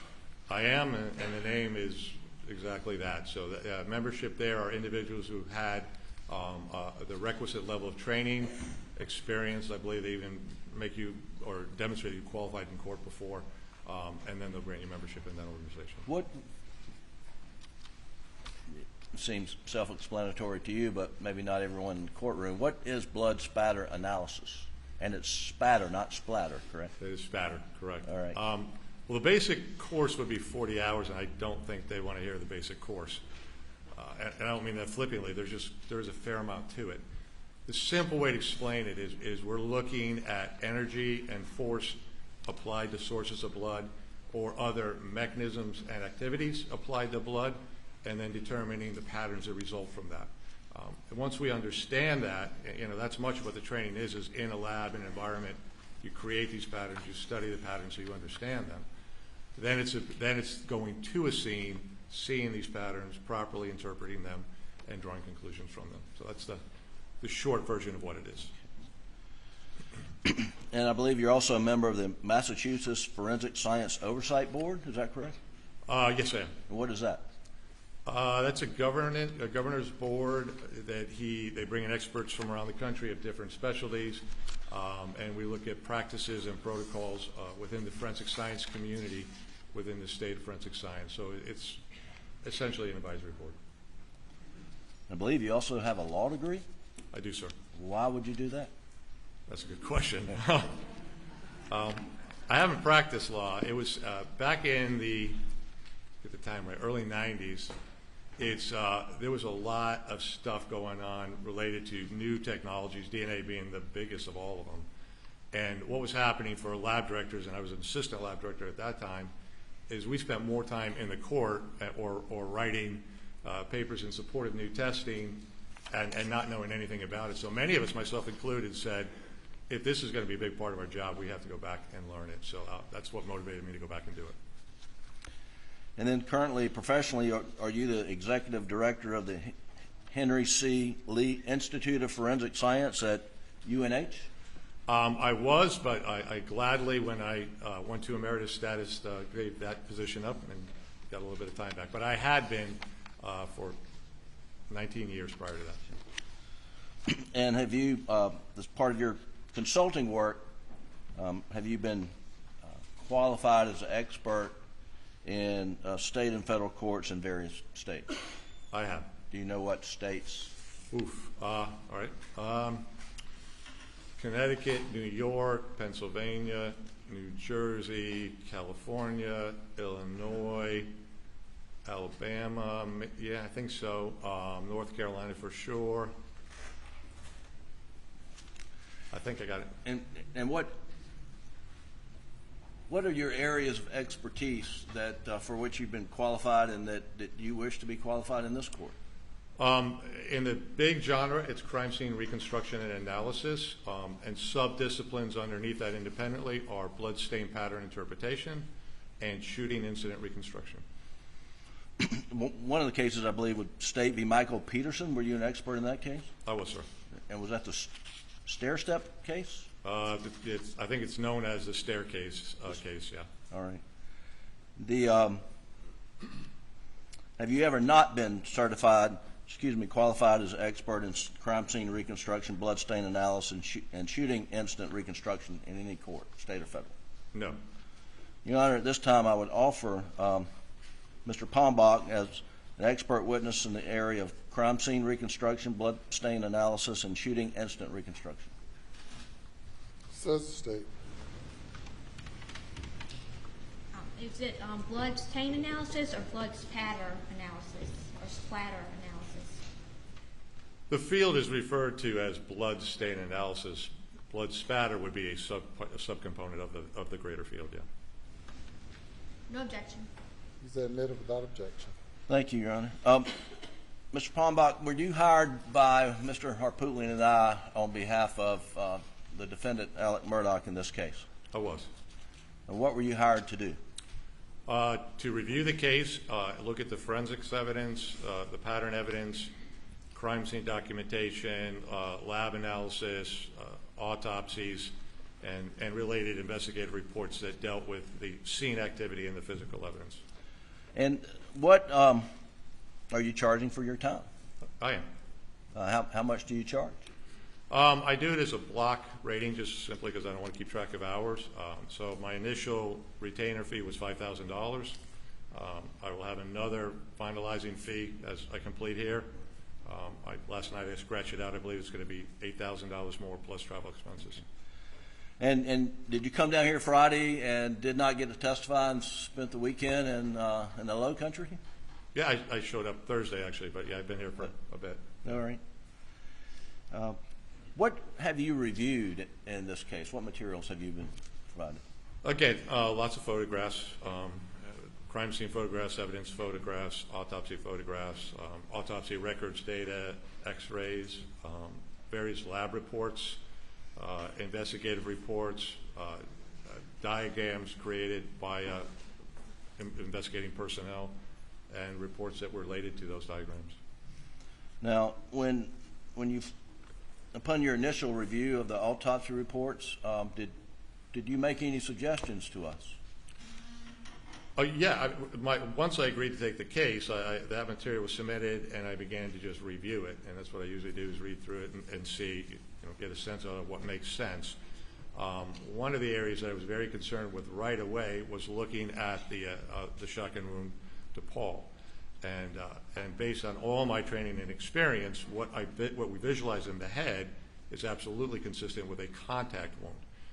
Reading through the report, it didn't say that. It was written obviously as an exit wound with the contact being down in the left shoulder and the left face. I think within a day, I called back to Attorney Harpool and yourself and said, this doesn't look right to me. It's inconsistent with my interpretation of the results. And my best advice for you would hire a forensic pathologist to review the case. And were you sitting here in the courtroom when Dr. Eisenstadt testified? I was. And before coming to town to Walterboro Thursday, Friday, had you ever met Dr. Eisenstadt before? No. Had you ever worked with Dr. Eisenstadt before? No. Did you talk to Dr. Eisenstadt at any point in time before you arrived here in South Carolina for this case? No. Okay. Did you have an opportunity to go to Moselle? I did. And when was that? Friday morning. Okay. Was that your first physical trip to Moselle? Correct. Okay. And we'll get to some of the things that you located. Generally, overall, I want to first address the shooting of Paul. As you reviewed everything and tried to reconstruct the crime scene, can you give the jury an overall picture of Paul's murder? How did it occur? Sure.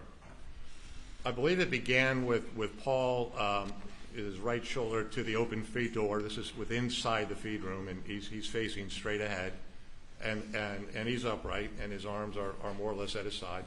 And the first shot comes in a very oblique angled shot into his chest, travels through his chest, exits the side of his chest into his left arm, exits his left arm, and then continues on and exits through a window pane in the feed shed, which is the opposite side from the doorway. Roughly, where would the shooter have been on the first shot into Paul?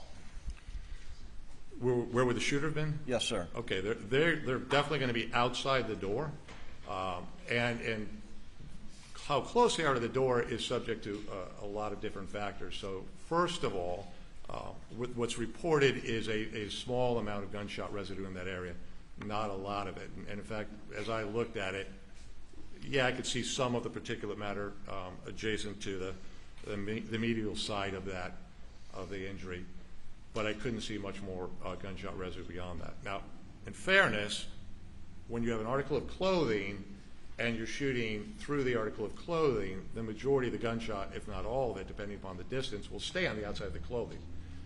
In this case, it was black clothing, blood-filled clothing, and you wouldn't be able to see that unless you did some enhancements or use something we call like a modified Grice reagent test. Well, let me stop you there. Did you see any indication that SLED did any GSR testing of the clothing? I did not. Okay. All right. Please continue. A GSR pattern testing of the clothing. Correct. I'm sorry. Okay. However, I'm not going to dispute what I read, that there was a minor bit of stippling there. But a minor bit of stippling there with a shotgun is going to give you a necessary minimum distance of 2 to 3 feet from the wound to the end of the barrel. The other factor you have to take into consideration is both of the shot shells that have been associated with the shooting of Paul were found within the feed room. Now, while the shotgun's never been recovered, and we really don't know the action and how it worked, it is a reasonable assumption that it's a semi-automatic variety, and that therefore, as an individual pulls a trigger, it'll eject to the right out of the port. So in order for the two casings to be within the feed room, the probability is that at least the receiver part, the ejection area, has got to just be inside the doorway minimally in order for the casings to stay inside of there. All right, I'm going to stop you right there. You said it was a semi-automatic firearm. Why do you say that? Well, we don't know. I mean, we clearly don't know because we don't have the weapon. Options could be a single shot. That doesn't make much sense. You'd have to shoot and stop and reload and shoot again.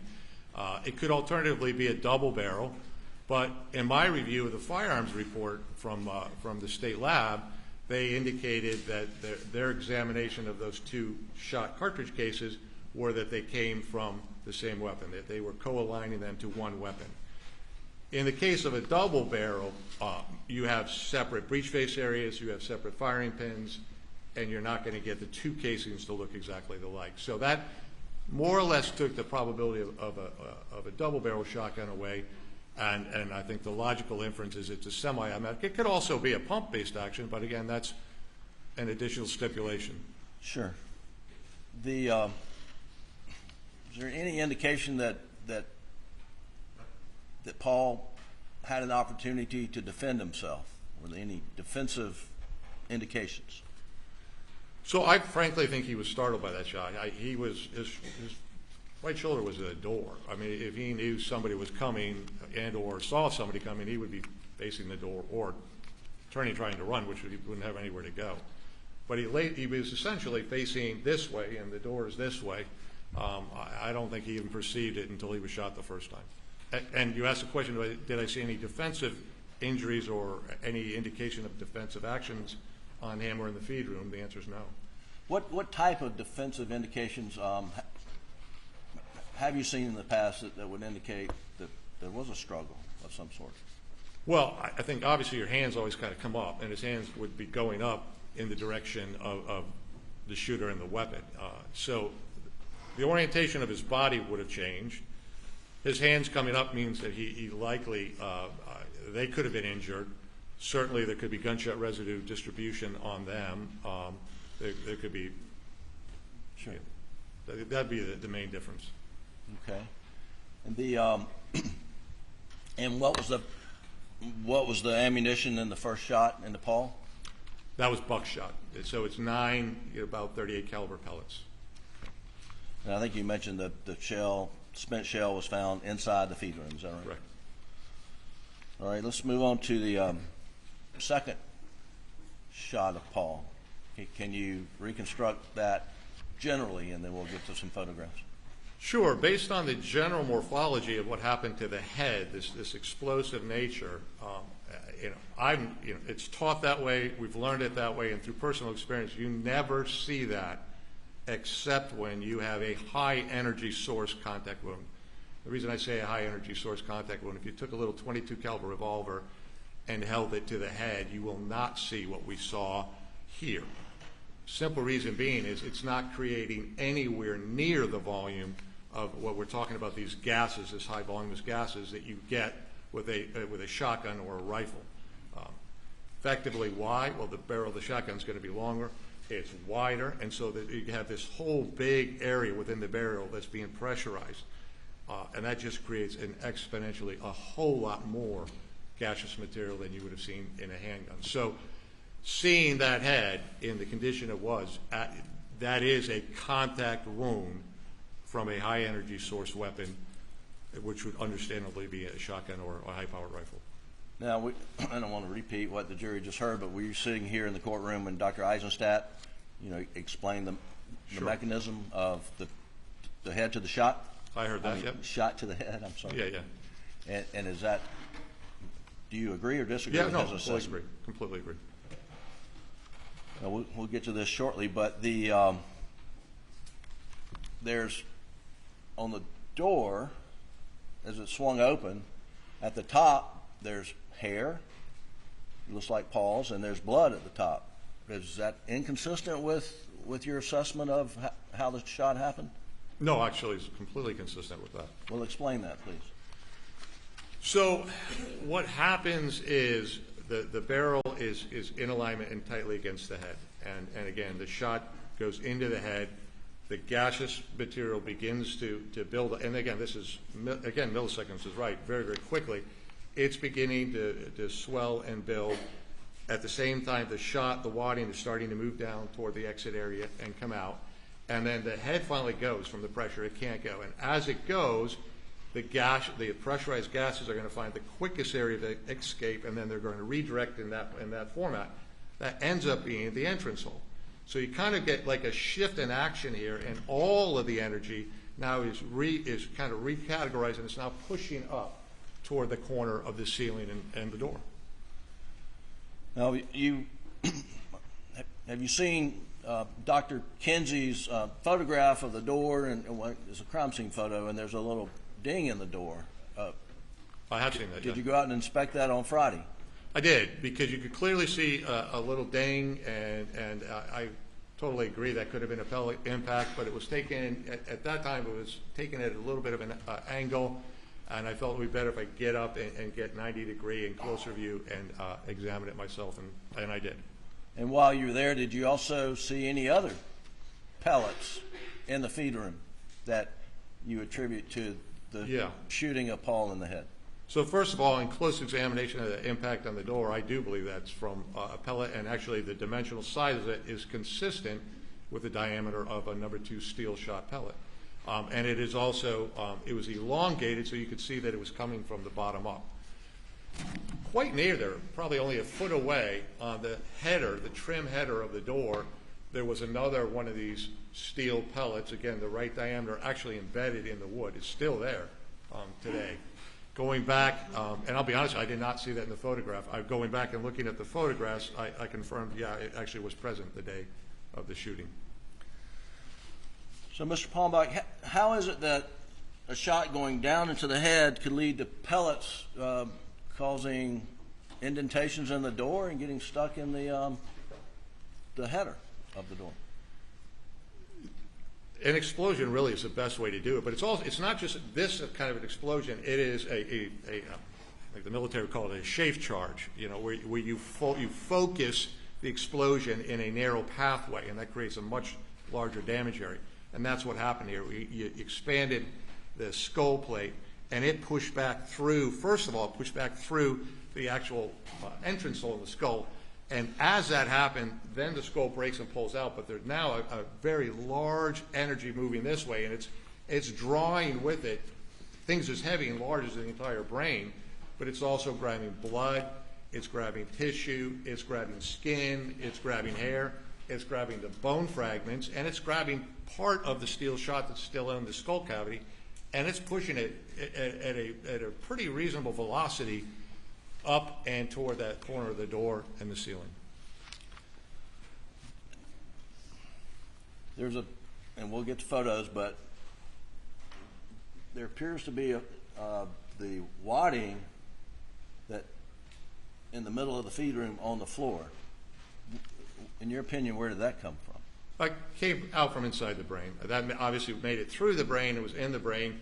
And again, remember, the wad has these little fingers that tend to open and flare out like that. As a matter of fact, if you look at it in the photograph, you can see that it was flanged. The fingers were folded back. So it kind of breaking power, right? It's not going to go through the rest of the brain and out the side of the face and into the shoulder as easily as the pellets will. So it stopped more or less in the brain, and then it got caught up in this explosive force. I'm assuming it just went up it could have gone up into the shooter, it could have gone up into the door, could have gone up the ceiling, and wherever any one of those areas could have happened and fallen down on the floor where we find it. And I want to talk about the shooter. How close would the shooter have been in relation to the shot into Paul's head? Well, so this is contact. So he's got to be close enough to get the barrel in contact, firm contact with his head. We don't know what that gun is. I don't know is it an 18-inch barrel length, a 26-inch barrel length? We don't know that. Obviously, that's going to change the difference. But and the shot is somewhat overhead downward. So all of that is bringing this shooter much closer to Paul than when he took the first shot with Paul standing upright. So we see indentations from a pellet in the door. We see a pellet stuck in the threshold of the door. What's happening to the shooter in this, in your reconstruction of a contact shot to the back of the head, what's happening to the shooter at that point? He's getting hit with large amounts of brain material, blood, skin, hair, bone fragments, and I believe very likely some of the pellets. And what would be the force of that hitting the shooter? Substantial, and the reason we know that is, one, we've seen what's happened to the skull, how badly damaged it was, and secondarily, we have two of the pellets. One is actually denting this metal door, and another one is embedding in the wood above it.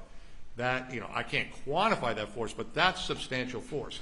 And that's the kind of energy that's taking all of the brain, all the fluid, all the tissue, and all the hair, and all the broken skull places, and sending it. Principally, it's going to follow right along the barrel pathway, around it for sure, but it's going to go in the same direction essentially that the barrel had been placed. Would you expect to see any type injuries to the shooter? That's quite possible. I mean, for sure, they're literally covered in all of that material, for sure. But given the size of the bones, the amount of the bone, and now pellets coming back at them, if any of them hit him, it's going to be an injury, whether it's substantial or just a stinging injury. Yeah, I think that's possible, actually probable. And when and how much biological material and blood is going to be on the shooter's clothing and on the shooter's person? A lot on the upper body and head. I mean, if the shooter has thick hair, something a lot different than what I have, would you expect it to be matted in the shooter's hair? Certainly. I mean, you're going to be covered on any surface, but yeah, I guess the thicker the hair is, the probably more it will retain in there. And we have pictures of the room showing blood in various places throughout the room, right? And is that consistent with? Exactly. So you have this core high velocity, kind of high volume pattern going up to the corner. But you also, this hole in the side of the head it's like this. It's very large. And so once that's open, there's still a lot of energy right there, and there's blood and tissue right there. You're also then going to just literally blow volumes of that, and that's what we're seeing throughout the room. That's why you're seeing it, on shelves and on the door trims and on this wall and on this wall over here. With the exception, if you really look at it, there are some areas that they have a void appearance, which to us would indicate there was something there that absorbed the blood that should have been there. And in this case, it would be the shooter's position. And again, we're going to get to some photos and walk through that a little bit more. But I want you to now address just sort of an overview. Dr. Kinsey's, I guess, reconstruction based on Dr. Reamer's autopsy, where the shot is being made from a different angle. Do you think that's possible in this case? Well, I don't think at all it's possible that the shot came the way that Dr. Reamer articulated. I think probably Dr. Kinsey, and I don't blame him, relied on that information that was provided to him by Dr. Reamer, and he began to conduct his analysis based on that information, which was wrong. But as to the angle of the gun, do the angles work out where you could take this shot from the outside?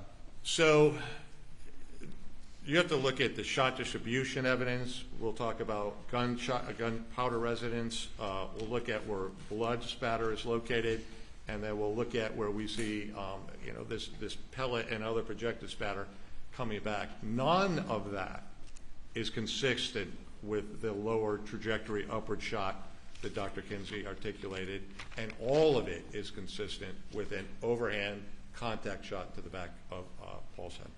Okay, well, let's start walking through these photos, and we'll start with Defendant's Exhibit 162, which is an evidence, and please cover your screens. This is under seal, and it's can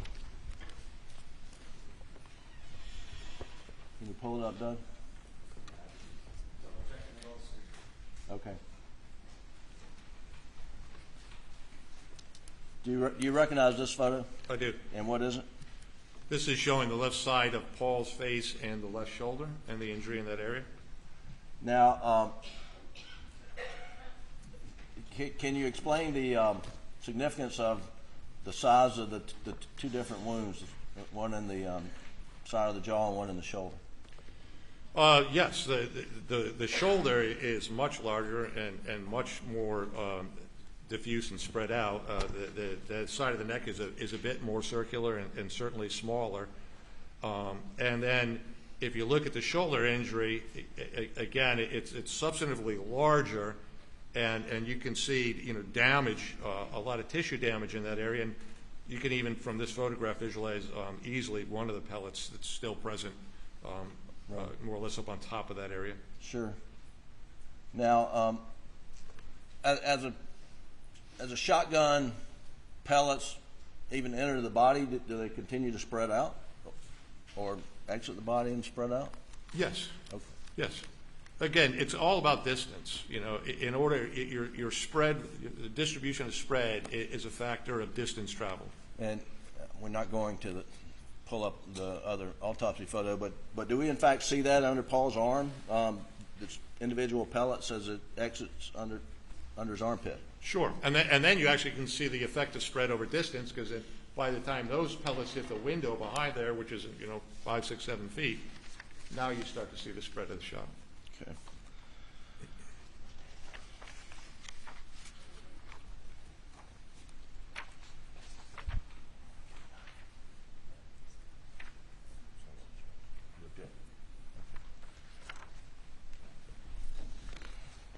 Show you 191. Stephen, go ahead and get these in. What's that? I think they're in, but we just want. Okay. I'm going to show you, Mr. Palmbach finished Exhibit 190, 191, and ask if you relied upon these in your analysis. I did. Your Honor, we move Exhibits 190, 191 in evidence under seal at this time. I believe without objection. No objection. They're admitted. Doug, if you could pull up 190, please.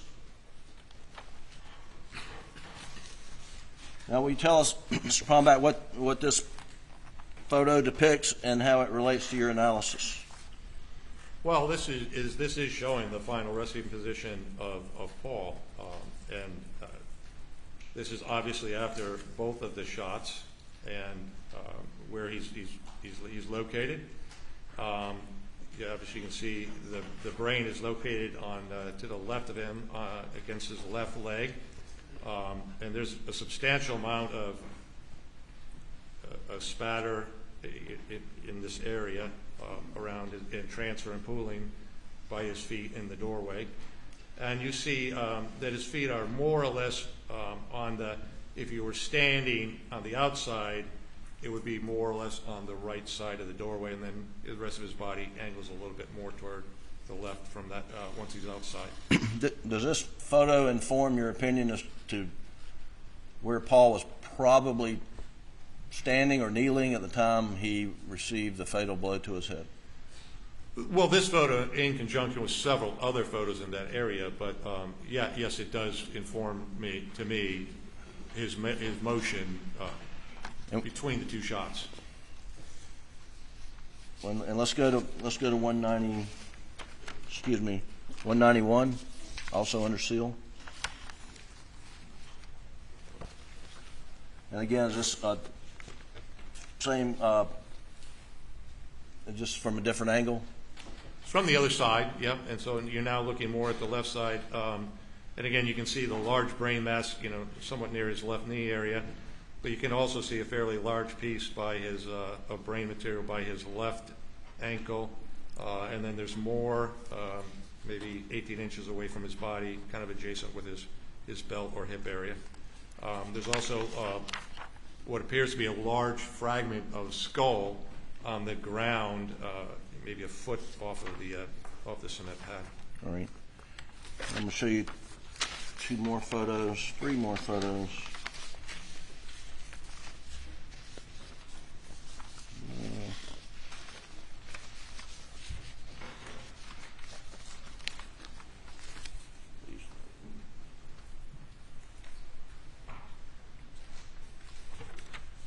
going to show you one finished exhibit 192,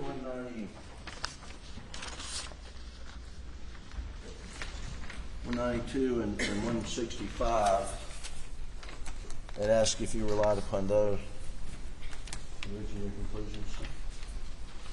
I did. And what are they? They're views principally of the floor area within the feed room. All right, thank you. Your Honor, we move defendants 165 and 192 into evidence at this time without objection, I believe. No objection. They're admitted. And Doug, if you'll pull up 165, please.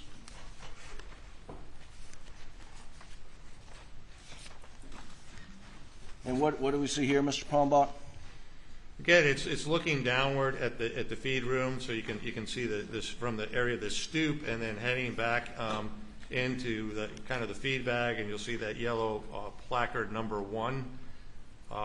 And what I can deduce from that, let's focus with the placard area number 1 and the blood stain that's on the floor in that area.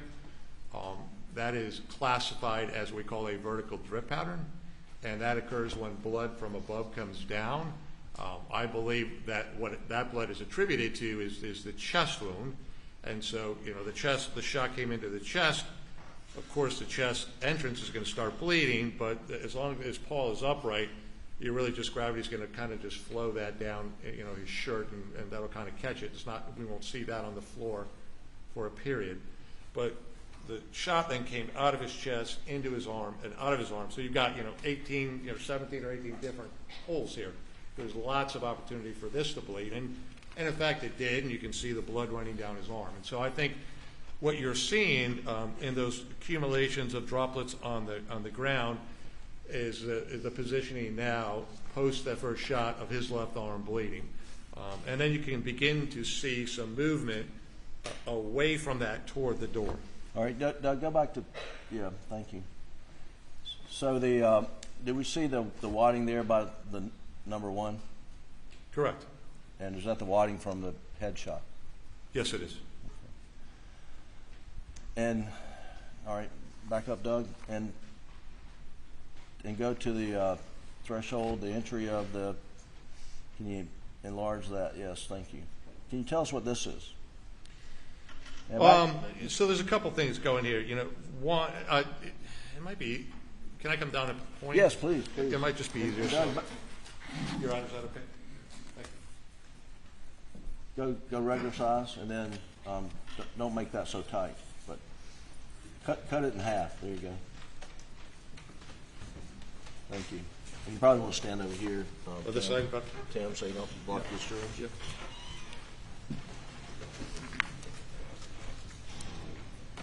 Okay. First of all, again, these areas here are the vertical drip patterns that I was alluding to, and again, you can see them beginning to move in this direction, and you'll even see a couple of the larger droplets here, again, moving toward the door. Again, these are coming from Paul as he's moving away more or less kind of from the center part of the room toward the doorway. But an area I think that's really worth paying attention is this area of the floor here, and then this little bit of trim here. And this is a second impact area. This is not directly related to what we're seeing up on the ceiling, although it is related to the overall event of him receiving that headshot.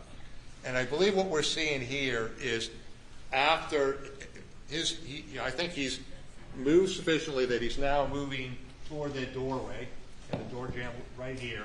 And in this area here is where he's going to receive this shot. And as he receives this shot here, it's going to exit from his lower face and it's going to hit the shoulder. As it's coming out of the lower face, it's coming with a volume of blood and tissue. And then that's going to get slammed basically right into the shoulder where the shots are. And that's going to create another projection, independent. And that's going to line up for us that his head is located right in, about a foot or so off the ground, and pretty close proximity to the edge of this trim board. And you can see the resulting spatter in this area, which all supports that impact site and is consistent with that being the projection of the shot out of his head through his lower side of his face and into the shoulder. So are you saying that the blood spatter on the floor there that you just pointed out is from the exit wound from the chin and back into the shoulder? Right. Now, let's see. Doug, if you don't mind pulling up Defense 192, please.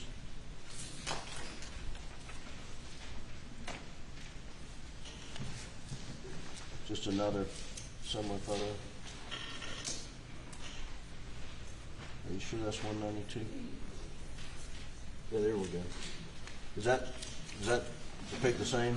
It's the same basic area. I mean, we can highlight here, again, there are larger pieces of brain-like matter or tissue, bone fragments here, here, and here, and there's even more that are beyond placard number 1. Now, Dr. Kinsey, and relying upon Dr. Reamer, where does he have Paul being shot? On this side or on the other side, or do you know? Well, with his claim of it coming from the left shoulder and the left side of the face, he'll always have to be, the weapon will always have to be lower than that area and to the left side of the victim, of Paul. Well, from the spatter on the floor here, where's, in your opinion, where's Paul physically located at the time of the shot? He's right here. He is right up against that doorway. And where's the shooter? The shooter cannot be there because Paul was there. The shooter's going to be in the same doorway area, probably even, maybe 1 foot there and 1 foot in, but adjacent to the open door, the opposite side of the door. Do you see what's referred to as a voiding area on that door? Yes. All right, let's look at State's Exhibit 26, which is already in evidence. Well, and Please pull it. Okay. and if you Hold up. Don't move on yet, Doug. Well, I say we can actually see on the floor there. okay, Doug, go back to 192, I believe is what we were looking at.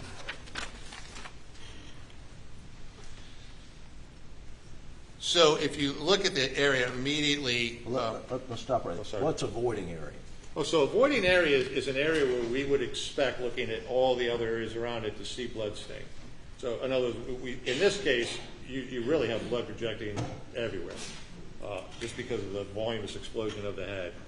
And so if we look at an area that seems like it has less blood than the immediate adjacent areas, then the best explanation for that is something was there to block it and capture it. That is to say that blood didn't make it to the floor, it didn't make it to the door because it's physically on the body of the shooter, and that's now gone. It's left the seat. So point out the voiding area that you see. Again, with the shooter standing in this area here, which is the door side of the door jamb, right? There is much less blood. Now, again, there is some here, but if I'm standing here and blood is being projected all the way up and showering all the way down, in addition to this big stream of it's coming this way, then of course droplets can still kind of make their way up and come down and come here and around, just not as many. My presence here is going to absorb a lot of those droplets, but not all of those droplets. And so we see much less of that blood here. And if you look at the face of the door, the lower half of the door, there's much less than there is above it. Again, will you see some droplets on it? Yes, but actually most of those droplets, when you really look at them, have a downward trajectory, which is, again, very consistent with them coming up and over and downward. So it's by volume, there's less blood there than we're seeing in the immediate adjacent areas, and the scientifically defensible explanation for that, the reasonable explanation for that, is that we have a voiding effect taking place. Let's go to State's Exhibit 26, Doug, please.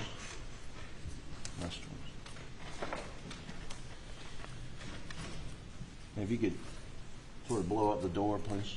Yeah, you almost don't have to. You can. Okay. Well, it doesn't really help when you do that. Yeah, if you go back to the original, I think it helps.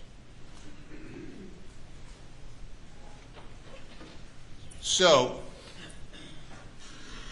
literally across the whole top of the door, but most particularly in the upper left corner, right by the hinge side, the upper top, you see large amounts of blood transfer.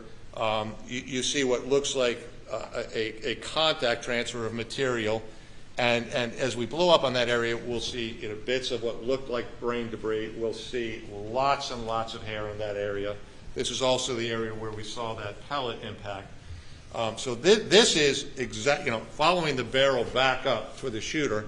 This is the area right in alignment with this that you're seeing up here on the upper part of the door. And that's where there is a very substantial amount.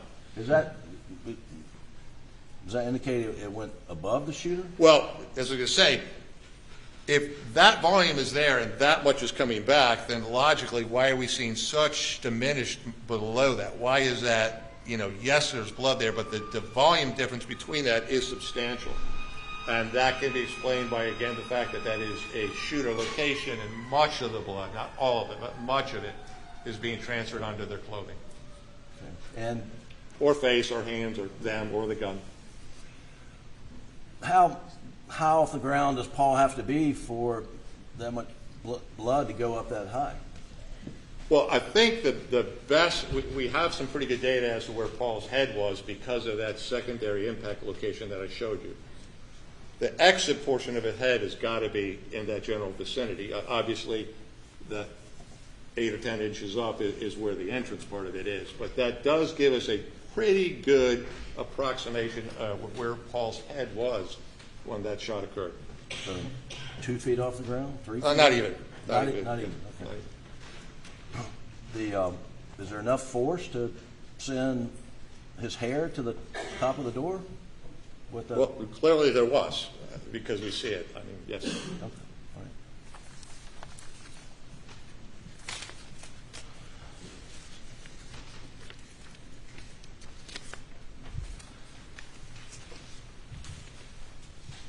right. I have a few more door photos.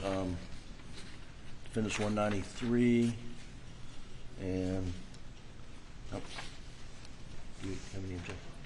I'm going to show you while you're down here, Defendants 193, and is that a photo that you rely upon It is, in yes. your analysis? It is. And, Your Honor, we've moved Defendants 193 into evidence without objection and under seal at this time. No objection. Submitted. Thank you. Doug, can you pull up 193? And you just hold it right there. Can you tell us what that is? So now that we're looking at a little closer view of just the top of the door, again you can see the extent of the blood spatter in this area of the door, and then also the adjacent area of the door trim. Of note isn't also that it's there and there's lots of it, but lots of it is quite small. And in the blood stain analysis field, what makes blood droplets smaller is by increased energy. So as we start seeing an accumulation of droplets, which we do on the trim up here and also on this door here, that means that they are subjected to much more energy and than virtually the other droplets we're seeing around the room. And that's because these are the ones that are coming directly back under the explosive power coming out of the entrance hole and moving up, much of it into the shooter, some of it up and over and into the ceiling and the top of the door. Doug, can you blow up well, hang on. Do you see the pellet in the threshold of the door on this? Yes, it's going to be in this area right here. Can you find it and blow it up, Doug?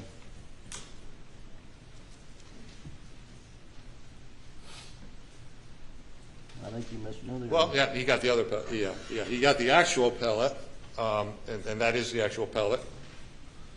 And then I was pointing, which is here, I believe it's right here. Yep. And that's the actual physical pellet that was observed in the door. So this photo is from the crime scene. Correct. Right. And when you went out Friday, did you see that exact pellet? I did. And tell the jury again, in your opinion, how that pellet got there? It has been projected back along the axis again of the barrel of the gun because of this high voluminous material that's now escaped and is pushing back out the entrance hole. And it's moving all this material with a lot of energy, a lot of velocity back up in this corner. Now, Mr. Palmbach, if the shooter was on the outside and angling toward Paul's shoulder and up through his head and out the top of his ceiling, would you expect pellet and the markings on the door to be in that area? Well, for starters, I wouldn't expect the patterns.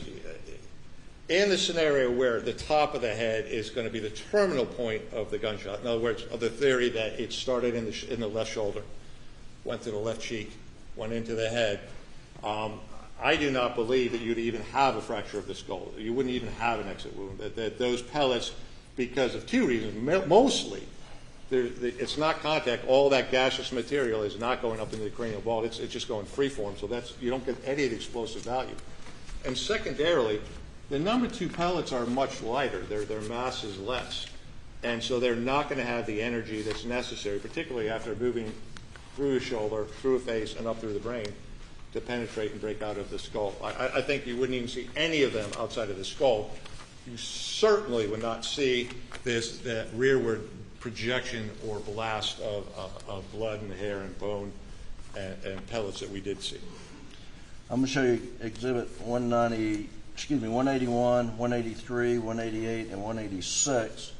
And can you identify these are those photos you took on Friday? They are. Yeah.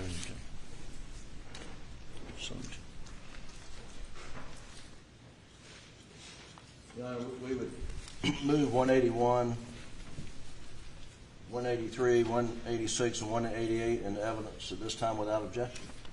No objection. You're admitted.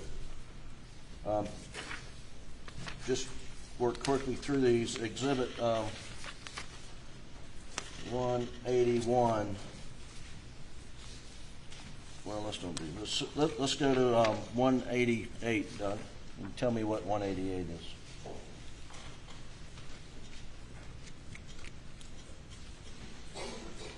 So this is an overall photo of that same area of the door that I took on Friday, and you can see the impact dent right here in that upper corner. Same relative position as you saw it in the crime scene photos. Can you also see the pellet lodged in the? Yes. Yep. And the actual pellet is up here on the door trim, and again, it's in the same relative position as observed in the crime scene photos. Okay. And then. Guess let's look at 181 and just briefly point out 181, Doug. Thank you. So this is a close-up view, 90-degree on, of that pellet up in the into the door trim, and what it's demonstrating is a couple things. One, that it is a steel pellet. You can see the coloration. You can also see that the diameter fits the general profile diameter of a number 2 pellet. A number 2 pellet is 0.15 inches or 3.8 millimeters. And so if you, unfortunately, this particular protractor and ruler had it backwards, so you have to kind of protract down, but that is very consistent with that 3.8 millimeter. Okay. So this is just to demonstrate that it's actually embedded into the wood, and it's the right kind of structure and size of what the number 2 pellet would be. And 186, please, Doug. 186. Yep. Just tell us what that is, Mr. Palmbach. So that's a close-up. That's actually a close-up of that impression on the metal door that we saw, and you can see that it's kind of oblong in shape, and it's more round and fatter here toward the bottom. And again, and the resist ruler, by the way, is running parallel to the floor, and the floor is below it, and then it tapers off angularly this way, which shows the directionality. That pallet is actually coming in an upward direction. It's not coming straight on.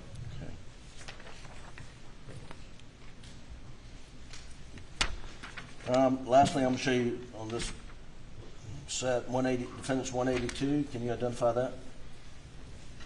Yes, I can. What is it? It's a picture of me on the external part of the doorway, just showing what the relative positioning would have to be to hold the shotgun in roughly the positioning that Dr. Kinsey was alluding to. All right, and Your Honor, we would move to introduce defendant's exhibit 182 into evidence. Believe without objection. No objection. Can you pull on 182, please?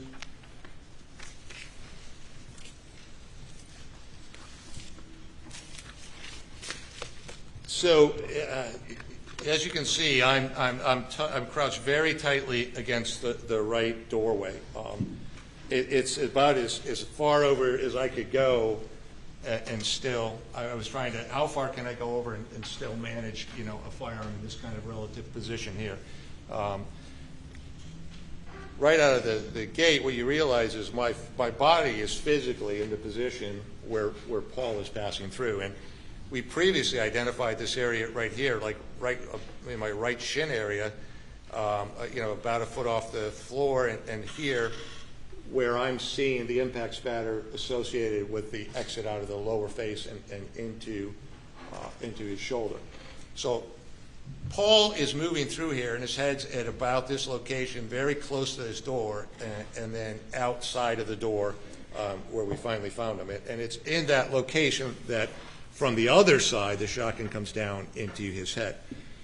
The other thing that I wanted to show in this photograph, and it should be noted that you see a shelf here on the right, that's a change from the original scene. Not that shelf is the same, the best I can determine, but they cut out the rest of it. So, it actually went down the whole length of that wall. There was a refrigerator on it and other objects.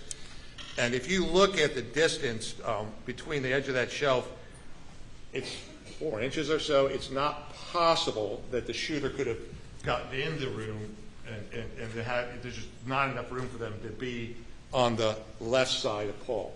So they would have to be outside reaching in with the shotgun in order for that to happen, but in my attempt to do that, I was in the wrong location.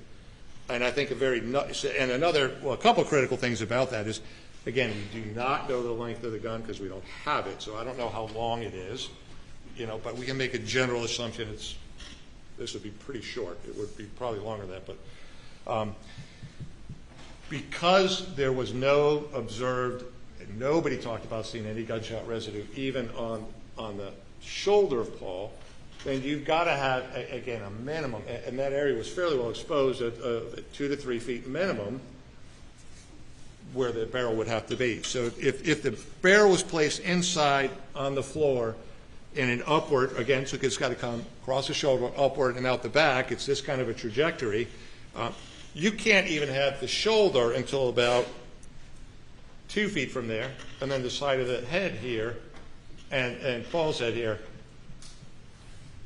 None of that creates a pattern consistent with anything that we see. Now, that would account for a lack of gunshot residue if that was true, but what it definitely would have changed is the pellets coming out of here now would have definitely begun to spread, and you would have seen pellets all across the side of his left side of his face, which you didn't.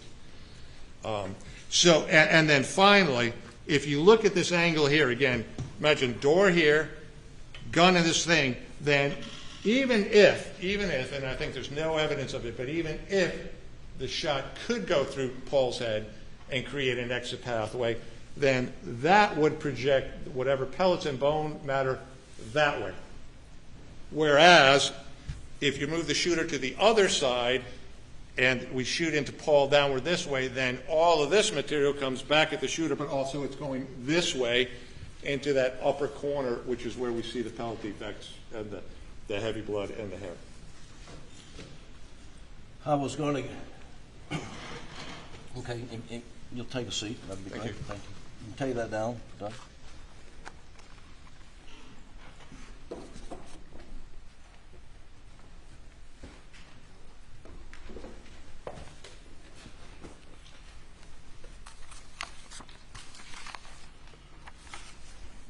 Mr. Palmbach, let's talk a little bit about the reconstruction of murder of Maggie Murdaugh.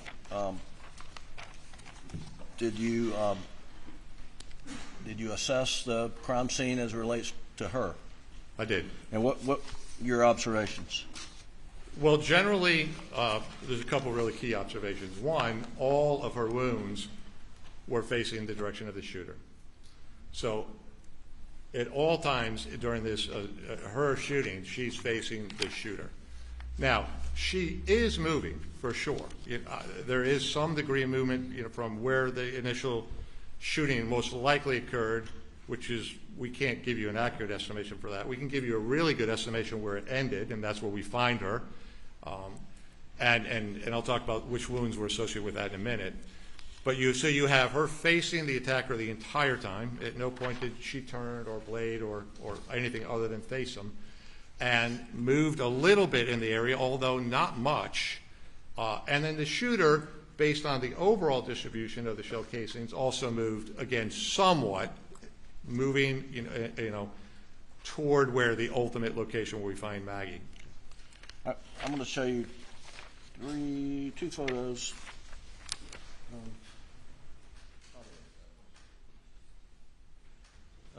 Defense Exhibit 163 and 164, and ask if you relied upon those. I did. Your Honor, we move Defense Exhibit 163 and 64 into evidence at this time without objection. No objection. Committed. If you don't mind pulling out 163, Doug. Thank you. And jury's seen this, but just give us an overview of what this is. Well, so Maggie is underneath the blanket there, and she's in a face-down position there. Just leave it like that. Her head is more toward us, and her feet are pointing more toward, I think what's been identified as a doghouse. Right. You'll see placards in the foreground, 3 and 4, which are two of the blackout 300 casings. You'll see a placard 12, which is over on the grass, more in alignment. We're heading more toward Maggie's head area, and that was a large piece of what appears to be brain-like material. And while you can't see the numbering, there are additional placards to the left, immediately to the left side. Well, they're on Maggie's right side, but as we view the photograph, they're to the left of where she's currently located. So this just gives us some general orientation of approximate locations of the shooter, and certainly where at least the fatal shot to Maggie was taken. Right. I'm going to show you Defense Exhibit 149. And the other two we'd move to those be under seal, and 149 under seal. Is this, you rely upon this in reaching your conclusions? I did. Your Honor, we move, Exhibit 194, not 149. 194 into evidence under seal at this time. No objection. Committed. And if you don't mind pulling up, Doug, well, before I do that, let's go to 164, and which is a closer up area around the side by side, as they call it. What's the significance of this photo? Again, I think this is an area in which Maggie passed by during this incident. It's also an area that's being highlighted now where what appears to be her a damaged loop bearing, which is consistent in shape and design and structure to the one that's still in her right ear. This one would have come out of her left ear at the time of that impact, shot to her left ear, and more or less just been blown over destruction. And the jury that has seen the autopsy photo of the injury to her left ear, is this do you believe this earring is a byproduct of that injury? I do. Okay. And then just briefly, I'm going to pull up 194 and ask if you can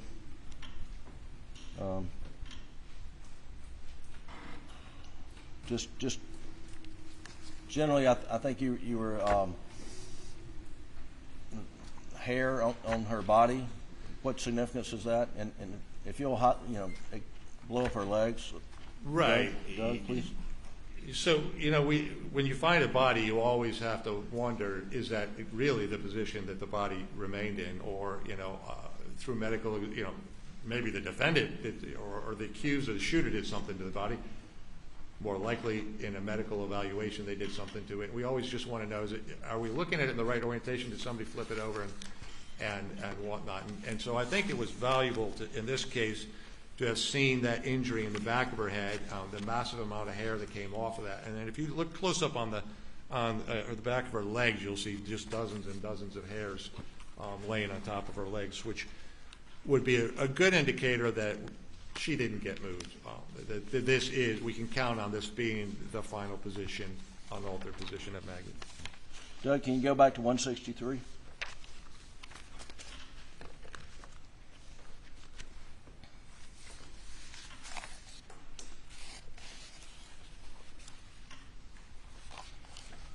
You mentioned a marker 12 a moment ago in 163, and again, what do you understand 12 to be? It's physiological material. I mean, it looks structurally like brain material, but it's tissue. In your opinion, would the shooter of Maggie have any blood spatter, blood, biological material on him or her? I think it's possible. I think it's possible because, as we're seeing here, that you have a projection of brain material backwards toward the direction of where the shooter would have been located. We also have a couple of the shots, the left thigh shot and the abdomen shot, which have been identified as having stippling around them. By virtue of being stippling, that does make it an intermediate distance, and that's going to move the shooter in anywhere from, I would agree, I think Dr. Einstein said a foot to 3 feet is probably a good approximation. Okay. Mr. Palmbach, do you have an opinion based upon more probably than not whether there was one or two shooters who murdered Maggie and Paul on the night of June 7th? I do have an opinion on that. And what's your opinion? My opinion is the totality of the evidence is more suggestive of a two-shooter scenario. And please explain the basis of your opinion. Okay. So we'll go back to Paul.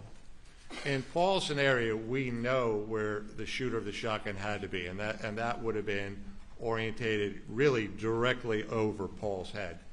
And we also got a chance to see what was the effect of this dynamic explosion in the contact. And you can see outside and even in throughout the feet area in multiple and many large pieces of skull.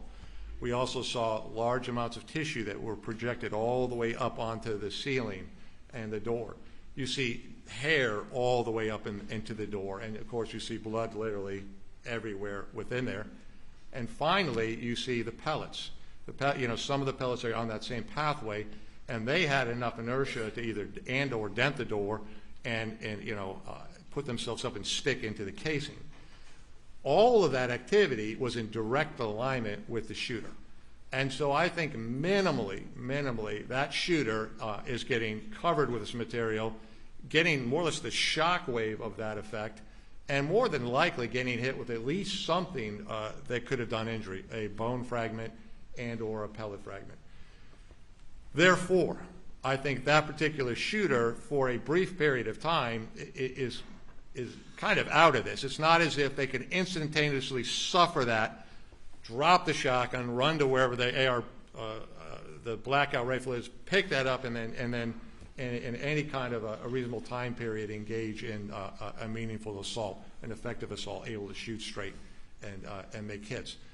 So that, I think, is one of the major indicators of concern. I think the other things to consider is that all of this is very temporal. It's very close. I know when I looked at the photographs versus being there, I'm like, it is much closer together than it looks like in the photo. So it is happening very close.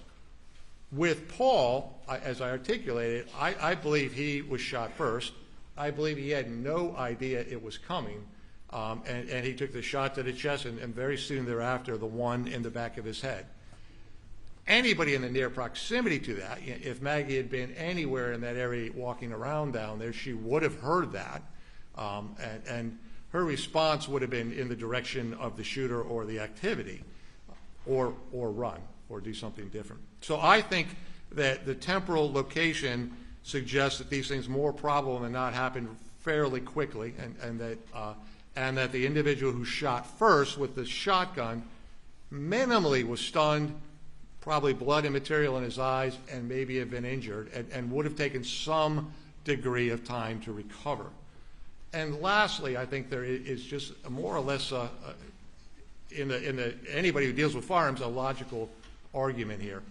Why would one shooter bring two long rifles, two long weapons to the event? You can't handle and shoot two of them. So you either got to put one down, use one, and then swap out and grab the other one, or I suppose you could have one on a sling, but that's quite awkward, and it's slipping around and it's banging around in an environment we know is very, very tight. Finally, if one of the weapons is the Blackout 300, well, that comes with a high magazine capacity. My research of that showed that the Palmetto State Armory upper, which we don't know, we have no idea what gun this is because it hasn't been identified, but if the state, I think, has alluded to that, if that's the case, then a weapon that had the Palmetto State Armory in a 300 Blackout, a person could purchase a 10-round capacity clip, a 20-round capacity clip, or a 30-round capacity clip. Where I live in Connecticut, we are really restricted on what kind of weapons we can have and what kind of clips we could have. We'd have to, even if we could have an AR, which is very restrictive, we'd have to get a 10-round clip.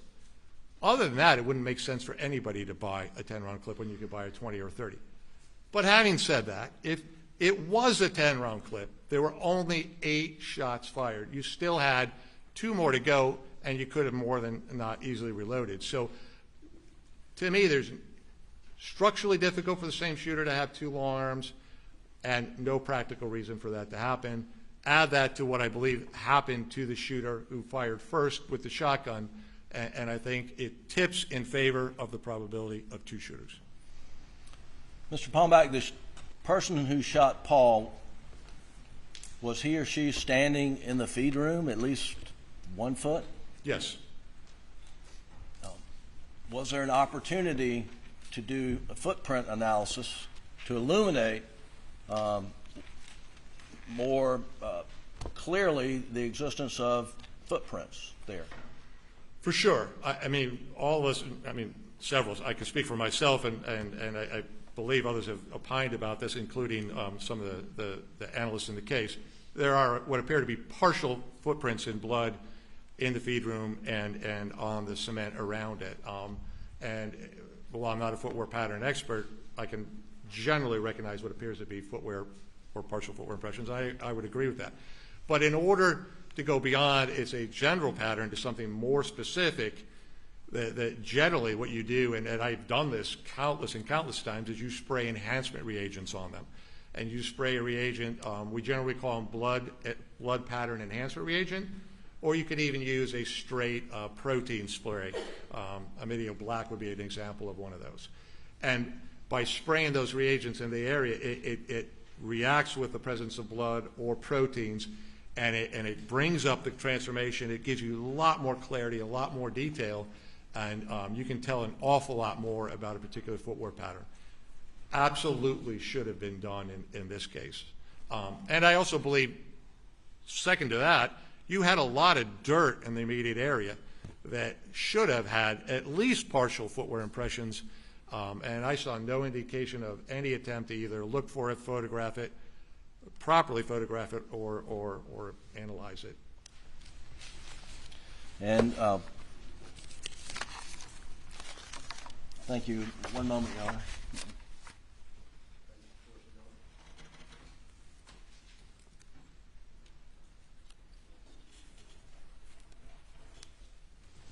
And Mr. Palmbach, did you see any fingerprint analysis or attempts to obtain fingerprints from the feed room area? I did not. Okay. Could you have used reagents like you described to enhance fingerprints, or is that a whole different methodology? Well, if you thought that the fingerprints could contain blood, which maybe they easily could have, then yes, you could also use those reagents to enhance partially or fully bloody fingerprints. But I think you could also use basic fingerprint processing techniques on the door and any surface in the area. Since we know this is a very confined area and the shooter has to be in that general area, and the possibility of touching something is there. I mean, I think it would have been wise to look for that. Thank you. That's all I have. Please answer any questions the state may have. By the state.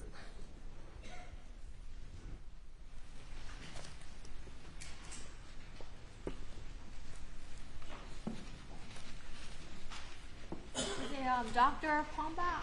No, ma'am. This is Mr. I'm not a Palmbach? doctor. Okay, I want to get it right.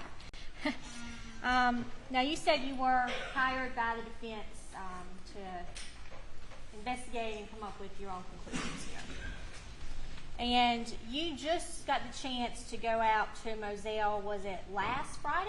That's correct. And so between last Friday and today, you've had the chance to determine all of these things you've testified about? No. Before I arrived here, everything else was predetermined, and I had done all the work in the analysis. What I didn't know or didn't perceive was these 2 pellets and the fact that the energy was able to project 2 pellets upward. That was the only new information to me. And you form your opinion by reviewing reports and things that were provided to you by the defense? Correct.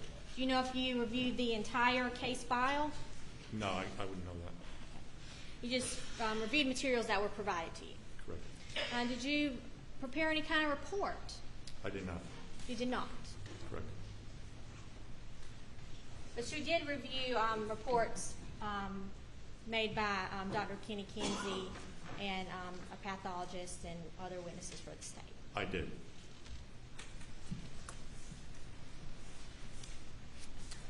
All right, let's talk about the feed room a little bit. You testified a lot about that. Now, you said the shooter stepped in the feed room, could have stepped in the feed room to shoot Paul in the back of the head. Correct. And when he would have shot Paul, he would have been covered in blood. As a result of the backspatter from the headshot, yes. Covered in blood. Yes. And in the picture of the feed room, were there any other bloody footprints clearly apparent? Any other? Yes. Other than what? Other than Paul's footprints. Well, all I've seen is partial footprints that have been observed in the feed room. I've yet to read a report that said conclusively they were Paul's. I'm going to show you states 27. And there has been testimony that those footprints we're looking at do belong to Paul Murdaugh.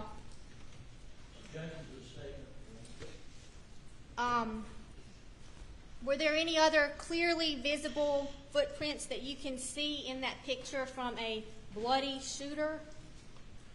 So first of all, and again, I am not a footwear examiner, so I'm not going to make a determination about whether or not it definitively is Paul Murdaugh's shoe. All of the reports I've read generated by the state, the ones that I've seen, would say that they didn't exclude it, but that also does not mean that it's Paul's. Now, I'm not disagreeing that it doesn't maybe have some characteristics in similar, but I don't know that they're even at a point where that has been fully identified as Paul's. So you haven't seen the report that identified those as Paul's footprints? Definitively identified as Paul's? No, I did not.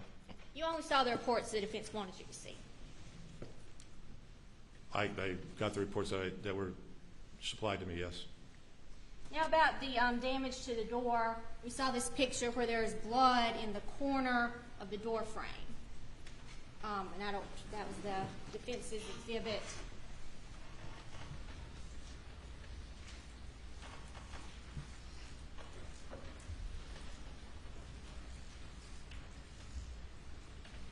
Defense exhibit 165.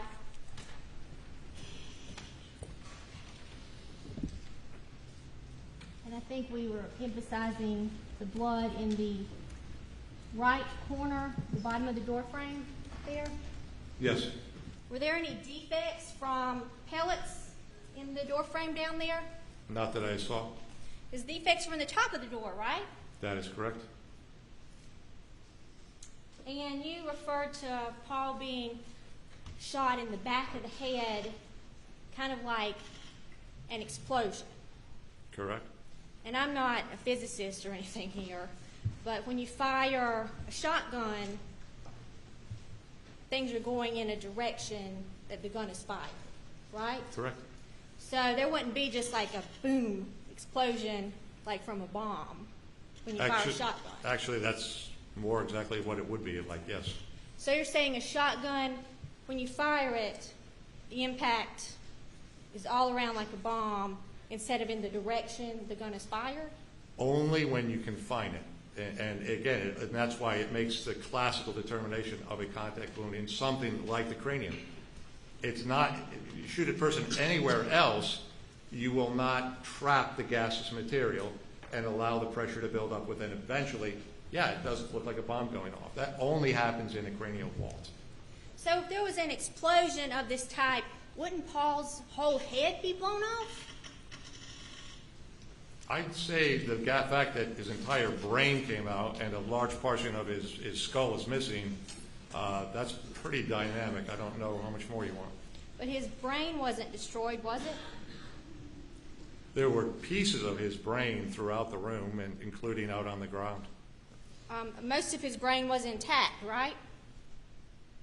The majority of the structure was physically together, but whether it was injured is absolutely not for me to decide. It's a pathologist that needs to do that. I believe you testified that his brain was a mass on the ground. Yes.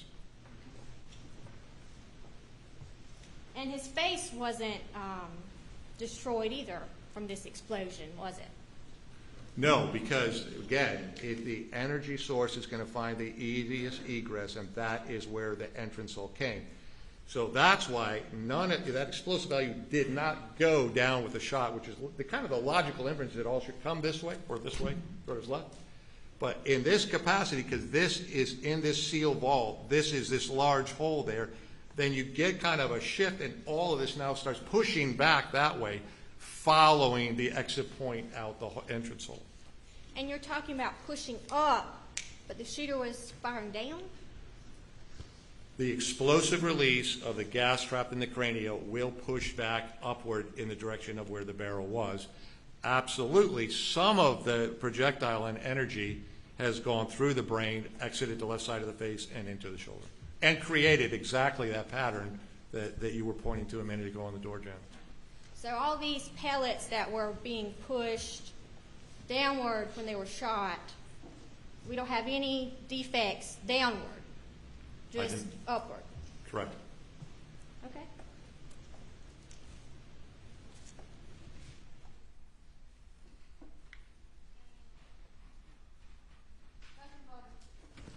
Anything further?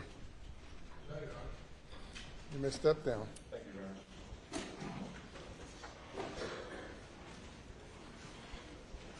We will break for lunch now till 2:45. Till 2:45. Jury is excused.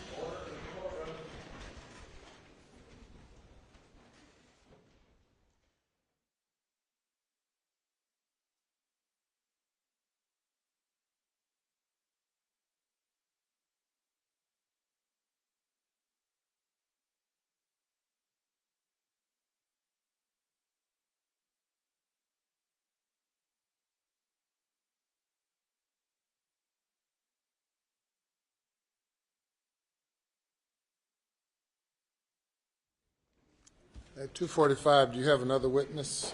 One more. All right. We'll be in recess till 2:45.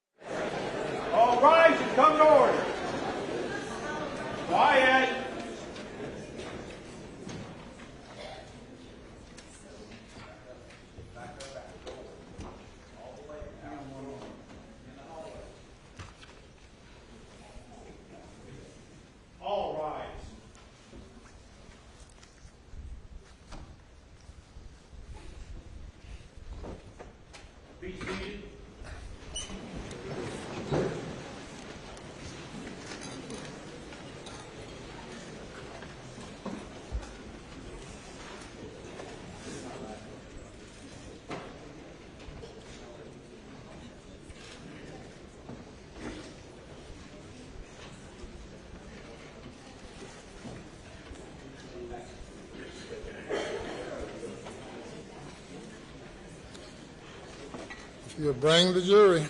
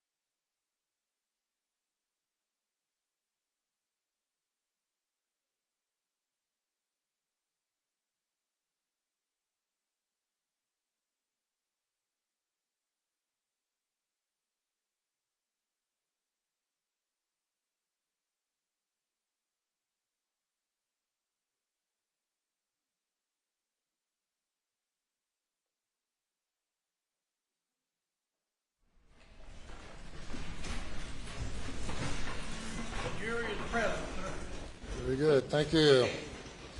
Madam Floor Lady, how is the jury? They're doing okay. Very good. Thank you. Your next witness. Your Honor, defense calls John Marvin Murdaugh.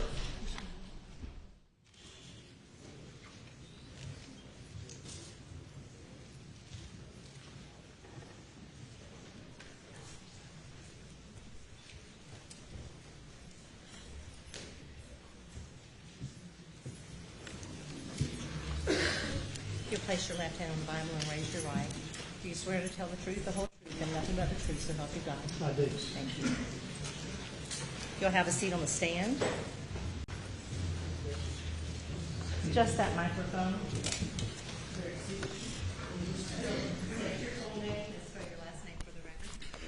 John Marvin Murdaugh, Murdaugh.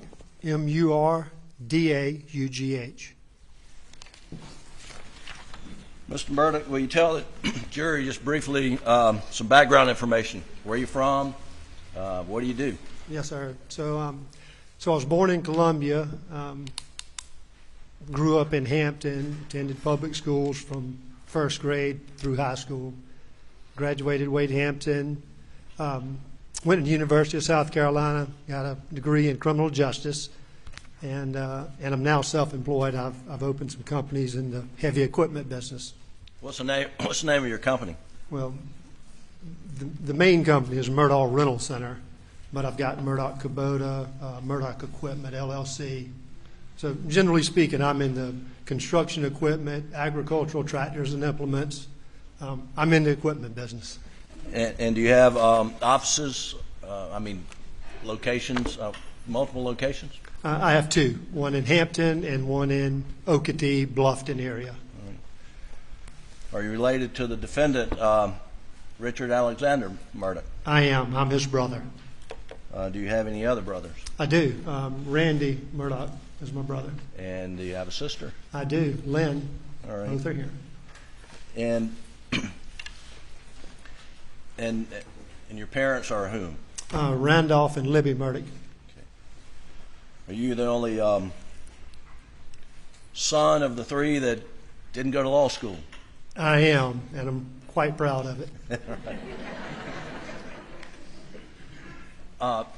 Tell the jury generally about the Murdaugh family, your family in this area. Well, obviously we're probably like most families or a lot of families. We're very close. The siblings, we stay in touch. We do holidays together. You try to interact and keep your family core together. We're just, a normal family doing normal family things. Right.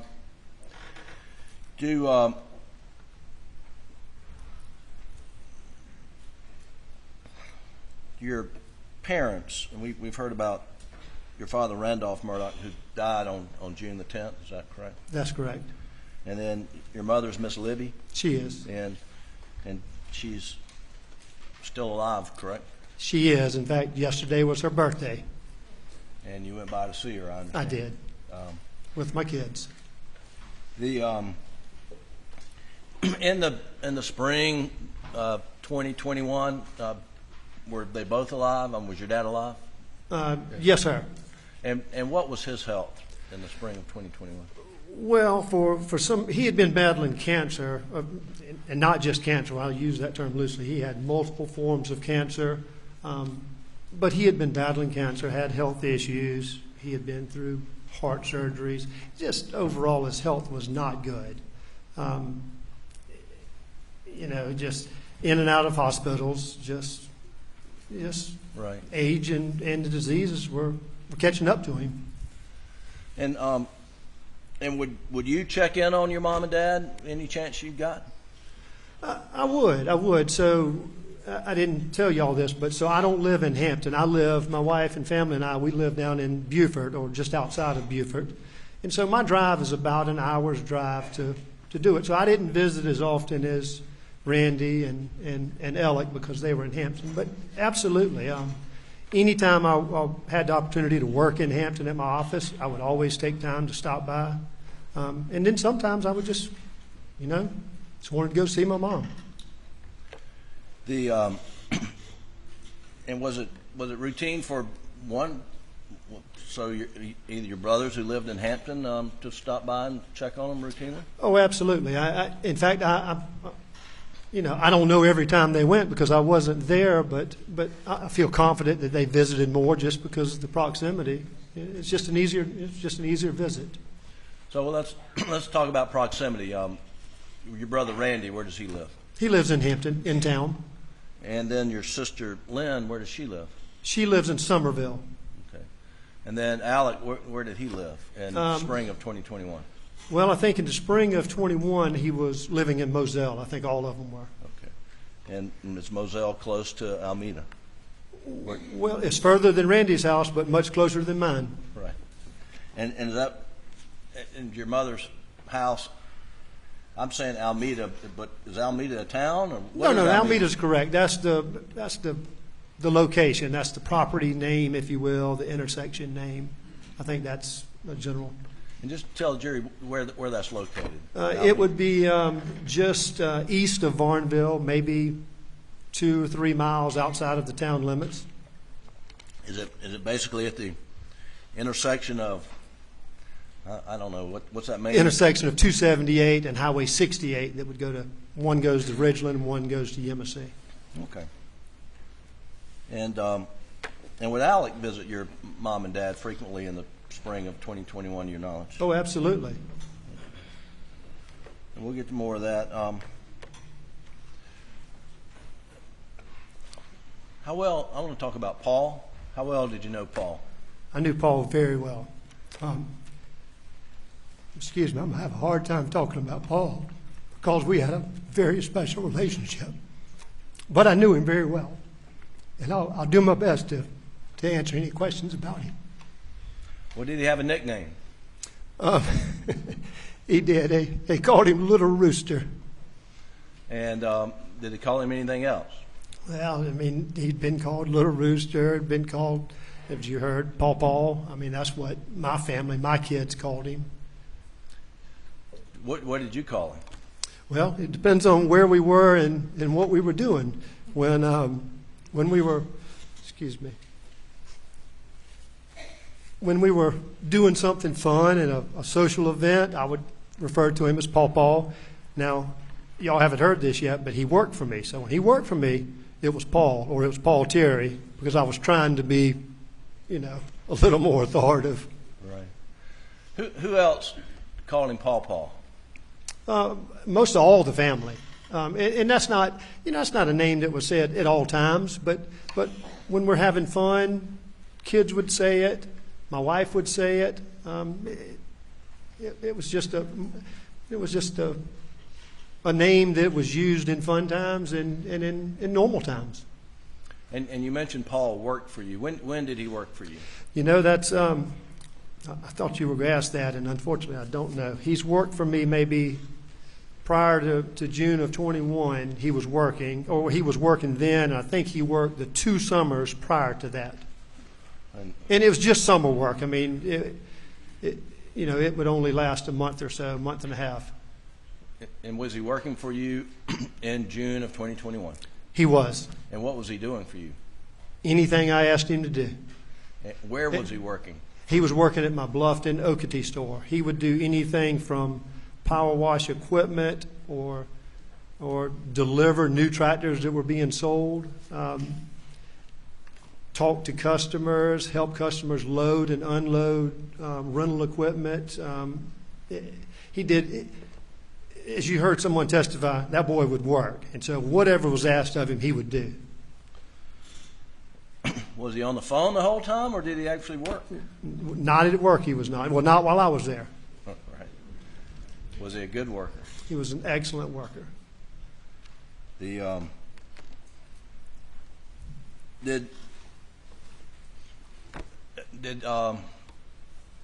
you spend time with Paul? Let me back up. Do you have a place where you hunt? You have a property? I do. Do you have a name for that property? We call it Greenfield. And would Paul and Buster come out to Greenfield to hunt? They would. Would Absolutely. Let me just back up. What was the relationship between Alec, Paul, and Buster? Oh, it was a great relationship. Anything that the boys were doing, Alec wanted to do, and the boys always came first to him. Some of y'all may have been on dove hunts before, but I have a very small field, and I've got 10 stands in the field, and before the hunt I have it organized where I know who's sitting where. Well, I have Alec. He says, "Well, can the boys come?" Well, of course they can come. So now I've got to rearrange for that. Or if they said they were coming and the boys backed out, Alec always backed out. I was thinking about this. To this day, I don't believe he has ever come hunting with me since his boys have been old enough to hunt without his boys. It's always with the boys. Did he do other things with them? Yeah, did sporting events, football games, baseball games. Was he close with his sons? Very close. Right. And how about Maggie? What did you observe of his relationship with Maggie? It was a great relationship. I mean, all marriages, I'm sure, have hiccups here and there, but I'm telling you, it was a good marriage. In coming here, I was trying to think of ways to describe it. My wife and I and Alec and Maggie, we went to a concert together. It was the Darius Rucker concert. And, of course, we're sitting in there. Alec and Maggie are sitting just below us. And I had just gone, and I hope I can say this in court, I'd just gone and bought one of those $15 beers. And I was back in my seat, and song's playing, and my wife taps me, and Alec and Maggie are holding hands and swaying together. And she was like, "Why aren't you holding my hand?" And so my $15 beer got put down. They had a great relationship. I mean, that's just one of many. Football games, they would put out a tailgate spread. They would welcome the kids, family, friends. It was just a wonderful. And did they do a lot of family things together with Paul and Buster and Paul and Buster's friends?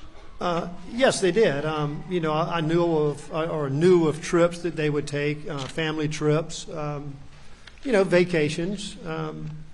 They had a house at Edisto that y'all have heard about, and they would have, they would always have friends come over, particularly the boys' friends. There's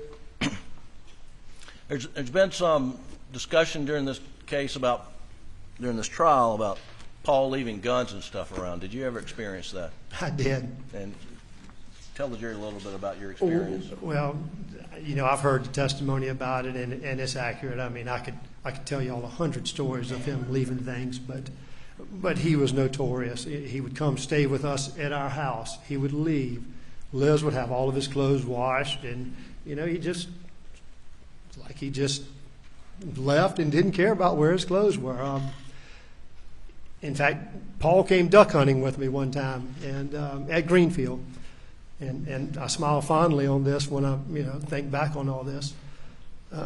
So we had a great duck hunt. I think there were 3 of us in the blind. Great duck hunt. We picked up all the birds, the decoys, and we left, and we go back up and have a nice breakfast. Doing all the post-hunt, all the fun things that you do. Well, I went back hunting, I don't know, it was probably a week and a half, maybe 2 weeks later, and his hunting gear is still in the blind. I mean, I had to smile when I saw it. I was like, that's Paul. Right. I want to ask you a little bit about riding property. I mean, you ride your property down at Greenfield?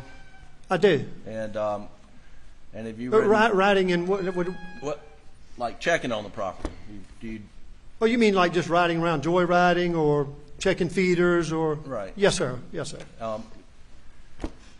And do you always carry a gun when you're doing that? I don't. And have you ridden property like at your dad's place with your dad and maybe Alec or others? I mean, is that a frequent occurrence? I would say almost never when I rode the property with my dad. Almost never carry a gun? Almost never would we carry a gun. We would just joyride. Now, if it were late in the afternoon and we were considering maybe getting in a deer stand, at the last minute, possibly. But typically, with my dad and us, we didn't carry a gun then. Right.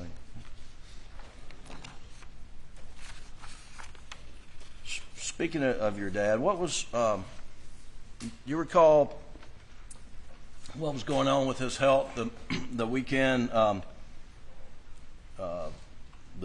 Saturday, Sunday before June the 7th? So I guess would start Friday would be the 4th, Saturday would be the 5th, Sunday would be the 6th. Right. So he was actually in the hospital, I believe, in Columbia that weekend. And I think he got out of the hospital on Sunday. Okay, and did you pick him up? Your brother picked him up? You know who picked him up? I did not. I didn't. I may have been out of town. I can't recall. I've heard the testimony about it. I did not pick him up. Did you end up taking your father to the doctor on that Monday, June the 7th? I did. And where did you take him? I took him to Savannah. And to his what I would call his normal doctor. Okay. I think Columbia was maybe he had to go up there for some different things or another. I'm not sure. And was he having some breathing issues on he was having Monday? major breathing issues.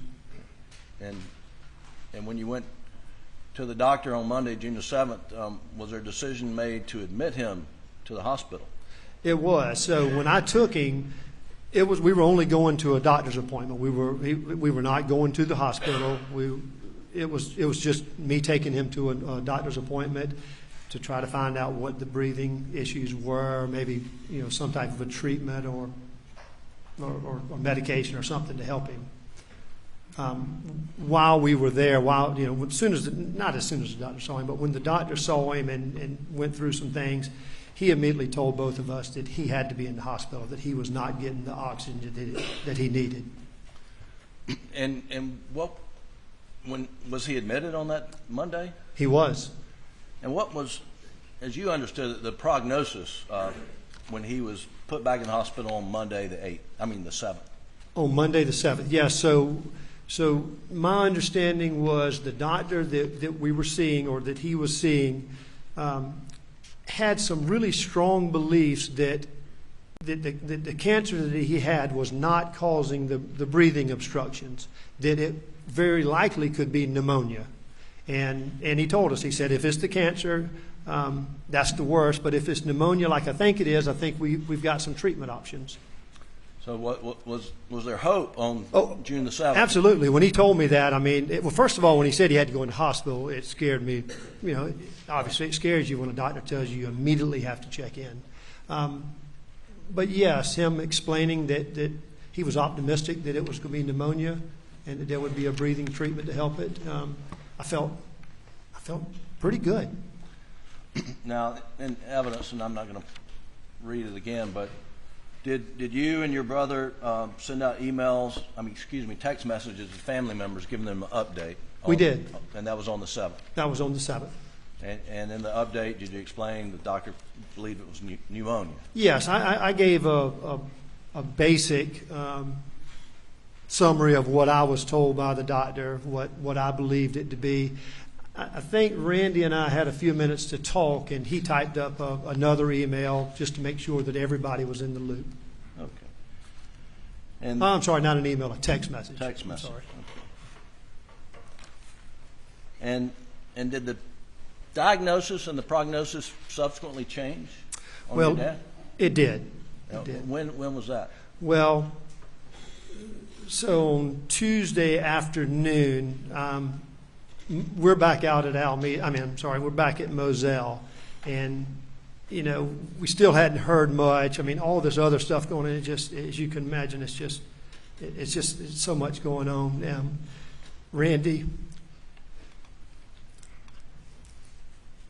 called me and told me they had done everything that they could do, and that he would be coming home in an ambulance under hospice care.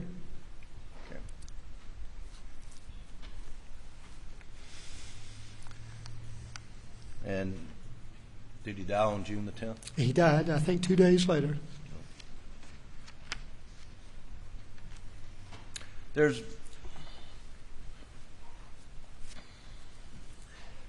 your time. That's all right. That's all right.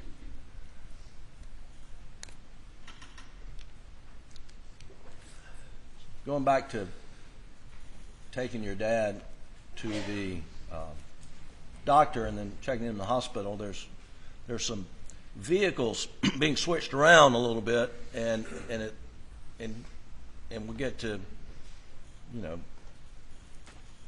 that. But can you explain to the jury how all that transportation went to get to your dad to the hospital? Well, doctor. You're talking about on that Monday for me to get yes, him? on June, June the 7th. It's a little bit complicated, but I'll do my best to explain it. So, Randy, on Monday morning, Dad had been in the hospital Sunday, got out Sunday, knew that he needed to be seen by his regular doctor, but did not have an appointment. And so Randy was doing everything he could to get him in as early as he could on that Monday, and just asked me, he says, if I get the appointment, can you take him? And I said, absolutely, I'd be delighted to. A little while later, an hour or two, I don't know, it was still that morning, Randy calls me and says, okay, they have an opening for him, but he has to get there right away. So Hampton is, an hour and a half from Savannah, hour and a half. He said, you don't have time to drive to Hampton to get him. I will meet you in Ridgeland about halfway, which is not far from my house. And then you just take him, and I'll go back. He had some time-sensitive things to work on. So we met at Palmetto Co-op in Ridgeland. I got in my mom's car with my dad. Randy got in my truck and drove it back to Alameda, where Randy had come to pick up my dad. So Randy's truck's back at Mom and Dad's house. So I drive Dad to Savannah in my mom's car, go through what we just talked about, the doctor's appointment, getting checked in. And back then COVID was still going on, and there were several restrictions. They wouldn't let me go back with my dad at that time. So I was going to be driving home, and now I'm stuck in my mom's car. So I knew Paul was working, and I guess it was around 5 or so, and that's when we closed. I called Paul and said, Paul, listen, I need you to, if you would, drive my mom's car back to Alameda, pick up my truck and bring it to work the next morning. And then just leave he was driving like a farm truck that day. I said, leave it and I'll drive it, and we'll just swap back the next morning. And so that's how our cars got swapped. All right, so when you got back on the evening of the 7th, did you see Paul? I did. And where did you see him? At my house.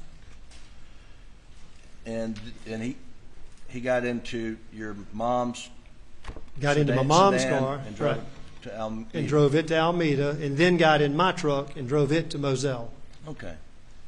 And you said the farm truck was at your house. Do you remember where Paul's truck was?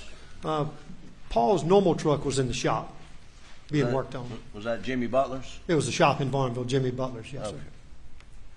Now, when you last saw Paul, was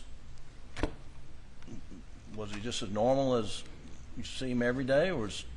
Oh, absolutely. He was playing with my kids in the yard, waiting on me to get there. In fact, that particular day, he was pretty dirty. So whatever he had been doing back at work had him pretty dirty. But he was playing with the kids in the yard, being Paul. Was that the last time you saw him? That is the last time I saw him. When did you learn that, and how did you learn that Maggie and Paul were murdered on the night of June the 7th? Well, Alec called me, and Liz and I, we have 3 younger kids. I mean, our youngest is 8 now, so it would have been 6 at the time, and so we don't have a lot of free time to ourselves. But that night we were watching television, Well, let me back up. Had Alec called you earlier in the night when he was on his way to Oh, yes, sir. his mom's? Yes, sir. And we got phone records of that. What do you recall of that conversation? He called, just checking on me, just said, I saw the news about Dad, things look good, It was a brief conversation, and I hate to say it, but I kind of said, listen, I finally have a few minutes. Can we talk tomorrow? We're watching a movie. And what was his demeanor when you spoke with him on the evening of the 7th? Same as always, just normal. And then later on that night, you got another phone call from him? And I got when you asked the question, how did I learn? Yes, Alec called me and just absolutely hysterical. As soon as I heard his voice, I knew something bad was going on. Didn't know what. I'm in my pajamas. He said, something bad is really happening. I don't know what his exact words, but I think he said, Maggie and Paul have been hurt really badly. Please get here as fast as you can. And, I drop what I'm doing and I go get dressed and I'm hurrying. I'm, just so many things are going through your mind. You don't know what to do. So I get dressed and I run outside and realize I don't have a car. Paul's car's out there and it is a hunk of junk. And, This was the farm truck. This was a farm truck, and so I knew I couldn't take my wife's car because she was taking the kids to school. And at this point, I knew something bad. I just didn't know how bad it was. And so, did you then get in the farm truck and head to Moselle? I did. And what happened along the way? Well, so along the way, I'd spoken to Randy. He asked me to try to get in touch with a close family friend and one of their law partners, Danny Henderson. I was just constantly trying to call him. I'm driving fast. I'm trying to get to Moselle. And, once I got Danny and told him that he needed to get up there, I had just a few minutes to myself, and I was crying. And somebody called me shortly after that. I don't know who it was. I can't remember, but I remember it was either Alec or Randy, I believe, and they said the sheets were being pulled over them. Did the farm truck break down? It did. How'd you end up getting to Moselle? Well, so let me back up and tell you. So the route that from my house down in Okatee, Beaufort, takes me to Coosawhatchee, and I get on 95 to go to Yemassee and getting off and coming up that way. Well, another close family friend, his name is Greg Alexander. He is the chief of police in Yemassee. I reach out to him, and I just say, Greg, I gave him said something bad had happened. Or again, I don't know when I was told about the sheets, but I told him, I said, listen, something bad's happened. We got to get up there. When I get to Yemassee, can you please help make sure I get to Moselle? Because this truck's sputtering, and I knew it wasn't good. And he met me at Yemassee, and he fell in behind me, and we started driving until he finally passed me in Varnville. Well, go ahead. And did he end up driving you the rest of the way? Well, he did. So he passed me shortly before Varnville. He took a right on 63, and he was a little ways ahead of me when the truck quit on me.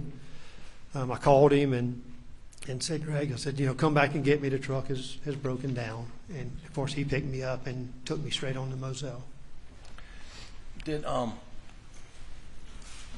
Were there any guns in the farm truck that Paul had left when you got in it? I have no idea. It was dark. When I got in it, as y'all can imagine, I was frantic. I jumped in it and I took off. Did you ever see any guns in it?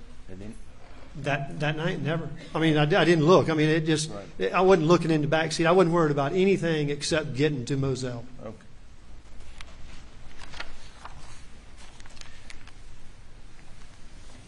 Do you remember about the time you got to Moselle? What time was it, roughly? Or better yet, who was there when you got there? Well, there were. I mean, well before I got to Moselle, or we got to Moselle, you could see the lights flashing. It was just there were tons of people. Mostly, what I would describe is first responders of some sort.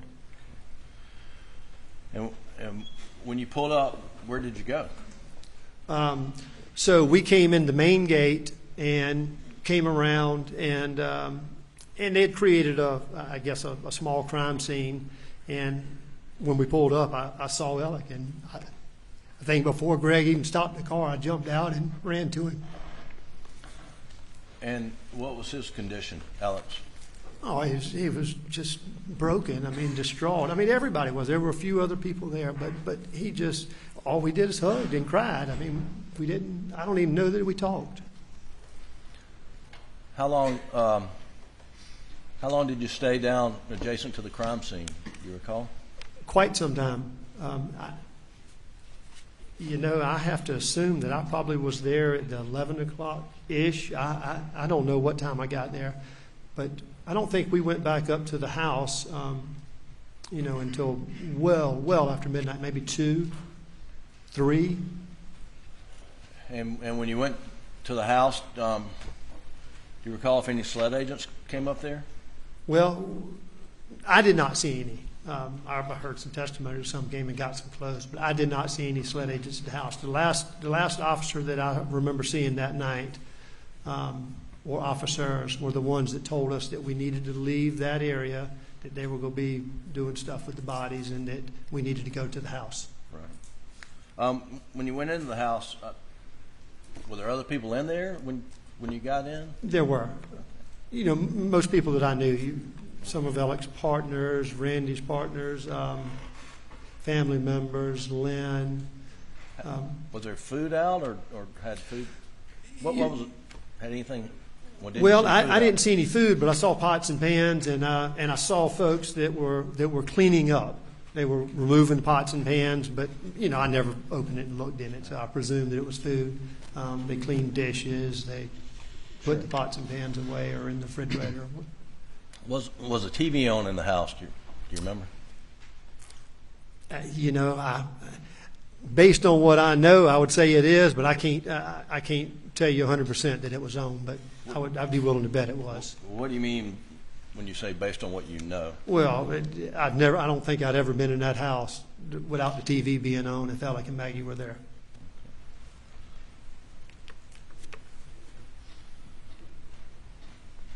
After did you ultimately go to Alameda that evening with Alec, Buster, and his girlfriend Brooklyn? We did. Do you remember what Alec was wearing when he went to Alameda? Not precise. I mean, I can't, he was wearing shorts and a T-shirt. I can't tell you details, but it was shorts and a T-shirt. Like relaxed shorts. Do you know whether he had a shower or not? It appeared he had. I mean, his hair was not. I didn't see him in the shower, but I can tell you, I think he had a shower. I understand. So then, let's move forward to the morning of the June 8th. I guess, did you get any sleep the night of June the 7th? Very little. I don't know that I fell asleep. I've certainly laid in the bed. It just, as you can imagine, just the thoughts and things. I don't know if I slept. when I got up and started moving the next day, I certainly didn't feel like I'd slept. What did you do the next day when you got up? You talking about precisely or generally? Just generally. I got up and Alec was up. I don't think Buster and Buckland were. I told Alec that I was going over to Greenfield. My farm that I told you all about is 2 or 3 miles away, so it's very close. And I have all, plenty of clothes over there. So I told him I was going over there to shower and put on fresh clothes, and that I would meet him at Moselle. And did you go to Moselle? I did after I left Greenfield. Yes, sir. And do you remember who was there when you got to Moselle? I was the first one there. And what'd you do? I just went and stayed there until I knew Buster, Brooklyn, and Alec were coming. I suspected that other family members and partners, I knew others were coming, so I just kind of sat there just in disbelief still. It's just, moments of just... Was the door to the house unlocked? Do you remember? That's a good question. I thought about it. I don't remember. Right. It either was unlocked or I had the code, because there's a keypad on a side door, but I can't tell you which door I went in. I don't know. Did you eventually go down to the kennels? I did. Once everyone got there, there was a fair amount of activity in the house with family and law partners, Alec's law partners, Randy's law partners. I just felt like I needed to go down. I needed to see for myself what had gone on and just kind of take it in. I mean, just maybe for some type of understanding. How long did you stay down there at the kennels? Well, I can't. I don't know.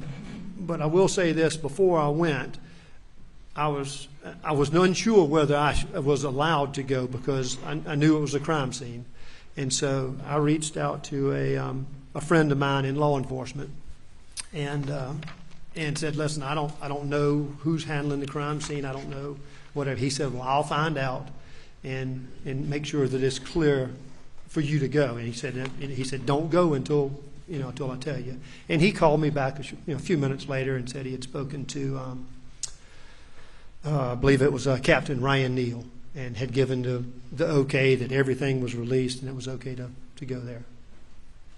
And was it cleaned up? No, Jim, it was not cleaned up. Were there skull fragments? Yeah, so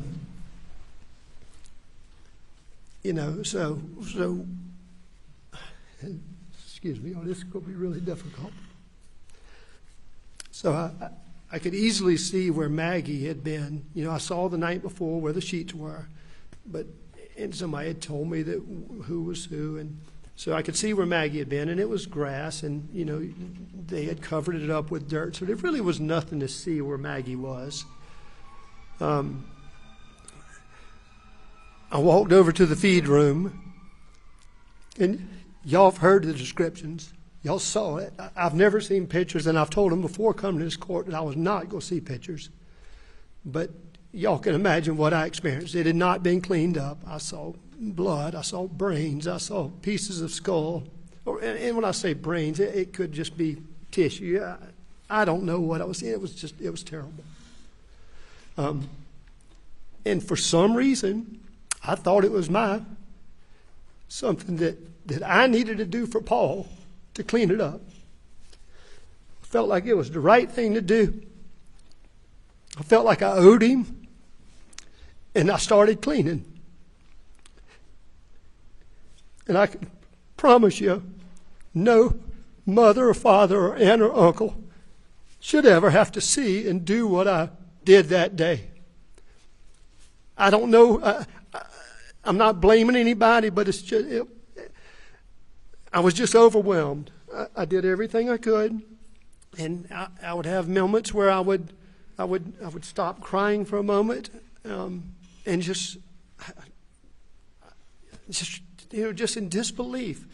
At one point, I called my brother Randy and told him what I was doing, trying to describe what I was doing, and he immediately told me to stop doing it. It was not good for me. It was not healthy for me to be there. And I couldn't stop. I had to do it for Paul. That's just what I had to do. And I don't know, it's probably 15, 20 minutes later. Mark Ball shows up. Y'all heard Mark Ball testify. And he came and hugged me and told me it was okay to leave. Okay to leave what was left of Paul. They would clean it up. It's the hardest thing I've ever been through in my life. Yes, sir. What'd you do next? Mark basically got me. I'm sure I was just a basket case, but he got me back to the house and, got me back around family and, just got back to, the support of others that were there. And there were a lot of people at the house at that point. Do you remember when you got back to the house, at some point in time, people raising questions or bringing up the fact that Maggie's phone had not been located? Yeah, so that were, particular the lawyers, they were all, being lawyers, they were, questioning things amongst themselves and, how could this happen, trying to figure things out. But it was brought to my attention that Maggie's phone was not there and that law enforcement had not found it.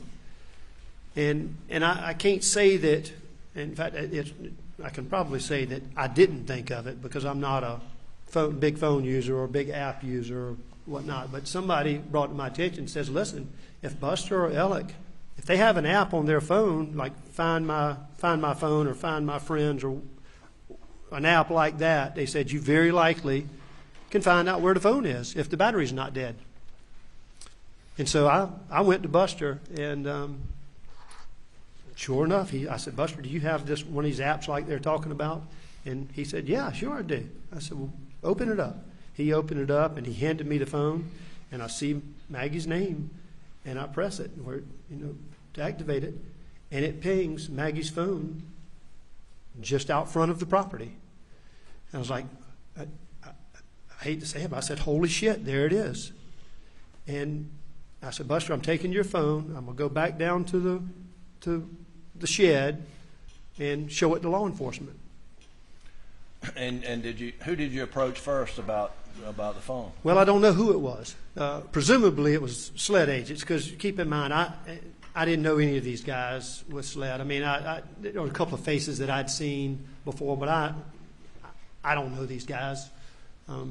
I've come to know them, but I don't know them or didn't know them then. So I went up to a SLED agent or two SLED agents and said, presumably SLED agents, and said, hey, I've got Buster's phone here, and it's got an app on it that can find the phone, and it's showing Maggie's phone's right out here. Y'all want to let's go get it. And he said, no need. We have technology coming later today that we should be able to find it.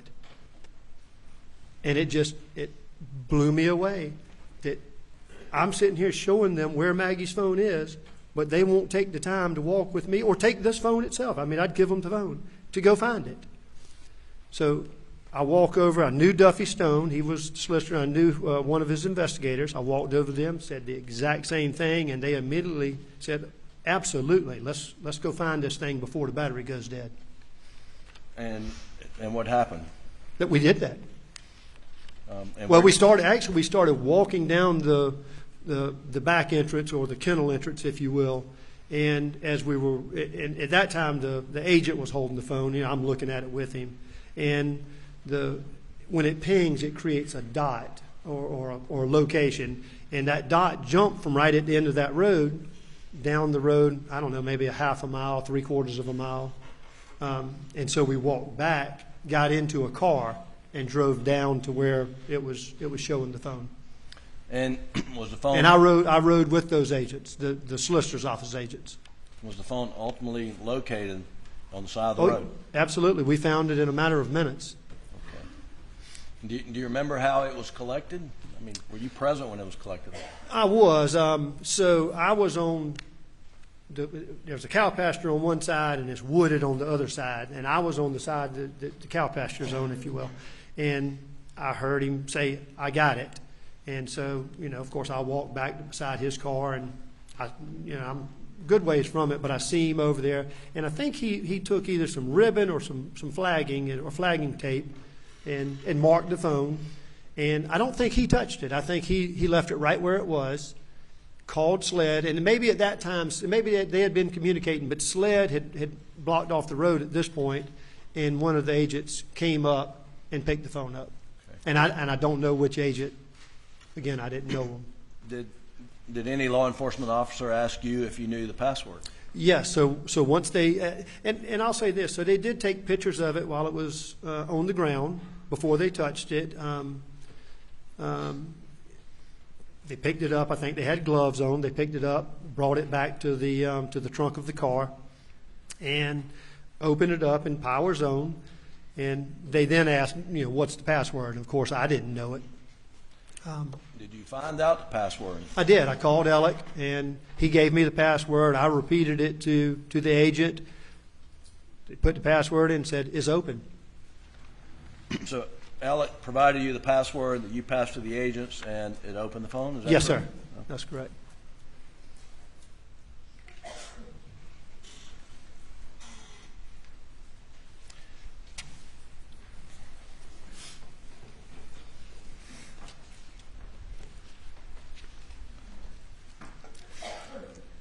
John Marvin, were you aware of a news release that was issued that morning, Tuesday, June 8th, that the public had no need to be alarmed or concerned for their safety? Yes, sir. Well, what was your reaction to that? I mean, it's quite baffling. It still is. 2 people have been killed, and they're telling me that everybody's safe. That tells me that whoever's done this is in jail, and they are 100% positive. Because if they're not in jail, nobody's safe. Right.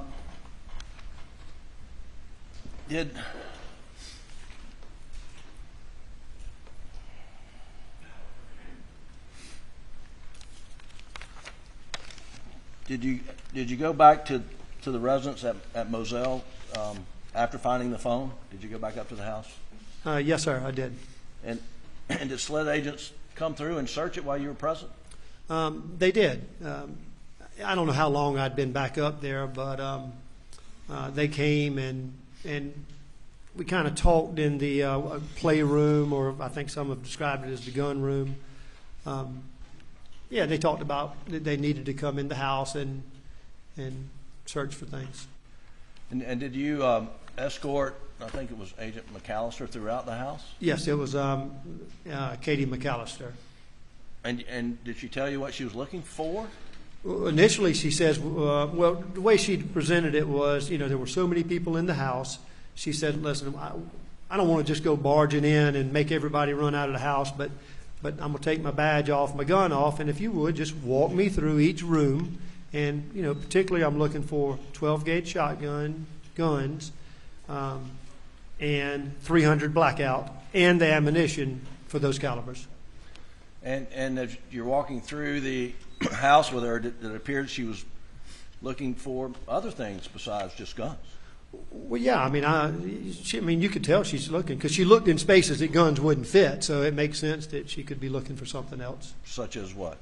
Well, I don't know. I understand, but you said spaces. Did she look in the bathrooms? I opened up up in the upstairs area. There's some cabinets that, a couple of them are pretty small. That, she could find ammunition in there, but I don't know how you would get a gun in there. Did she search bathrooms? She did. Well, I took her through every room in the house. Right. I mean, every single room. Did you observe her looking in sinks and toilets and? So yes, sir.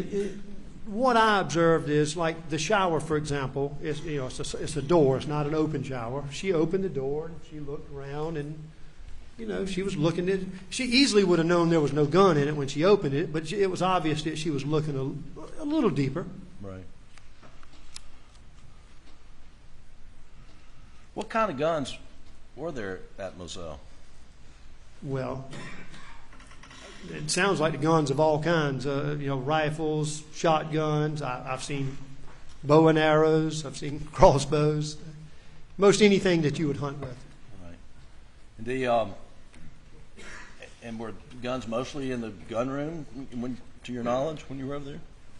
Well, when I went through the house, we identified. I remember one gun in particular that was in the bedroom, a shotgun. I picked it up and said, "You need to take this one." And we looked at it, and it was a 20 gauge. And she said, "No, put that one back." So I put it back. So predominantly all the guns were in the gun room or playroom. Right. I sort of an aside, briefly.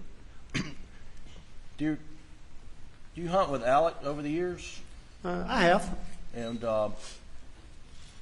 did he have a go-to gun, to your knowledge, that he would use? Not to my knowledge. When's the last time you ever seen him hunt with a 12 gauge? You know, I'd say that when he bird hunt, he's either shooting a 20 gauge or a 28. You know, there was a time, and please don't ask me when, but I would say it was a few years prior to this that we were turkey hunting on another piece of property down on the Savannah River, and I know he was hunting with a 12 gauge then, but I don't know whether it was his gun or somebody else's. Did that gun have a sticker on it? Do you remember? It did. And you remember what the sticker said? No, I don't remember what the sticker said, but I do remember teasing Alec that when you're turkey hunting, you don't want to be seen, and you know, big sticker on the side of your barrel is kind of like waving a white flag to a turkey. Did you serve as somewhat of a liaison or the point person with SLED and the family initially? I don't know that I'd call it a liaison or point person, but I absolutely, I'd become to know Agent David Owens, and I absolutely told David, I said, listen, if you need anything from me or anybody and you can't get in touch with them, you reach out to me. I will either see to it that they call you back, I will see to it that you get the answers that you're looking for, or I will put you in touch with the person you're trying to reach. So I did make myself available. And did Alec give, to your knowledge, carte blanche to law enforcement to search anywhere that they wished? Oh, he did. In fact, before I was going to just do something, you know, I knew that to be the case, but yes, he confirmed it with me. Anything they needed, anytime they needed it. And you provided consent to search the house the afternoon on the 8th on his behalf, did you not? I did. Okay. And I've consented every time they've ever asked.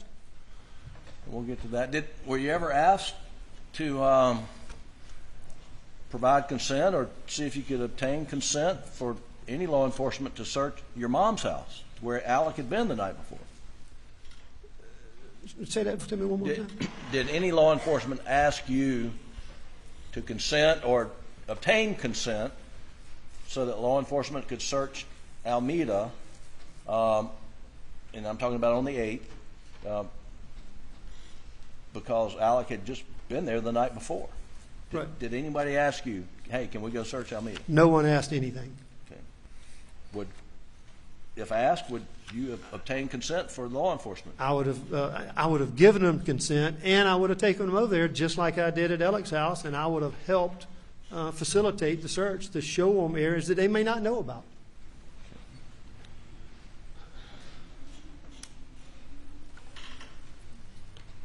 Do you remember law enforcement, SLED agents coming to your Greenfield property on June the 10th? Yes, sir, I do. And what was that about? I assume they coordinated it with Alec or Randy. I'm not sure who they coordinated it with, but yes, my understanding is they were coming to interview me, Randy, Alec, Buster. I think that's it. But they wanted to do interviews with all of us. And did everyone congregate there at Greenfield? Yes, sir. We were at Greenfield. Of course, that's we're staying there because of all this, and so it keeps me close to Hampton. So, but yes, we all congregated there. And when the agents arrived, did they come inside and sit down and talk with each other of you, or how did that work? No, sir. I offered them to come inside. It was, as you can imagine, it was hot. I said come in and offered them a drink of water, whatever, just being polite. And they said no. We would like to go ahead and start our interviews. And where did the interviews take place? In their cars. And were they all done simultaneously? Yes, sir. And how many SLED agent cars were out there? Do you remember? Well, there was one for each person they were interviewing, and I would go ahead and guess that there were probably 2 or 3 more. Okay. And I'm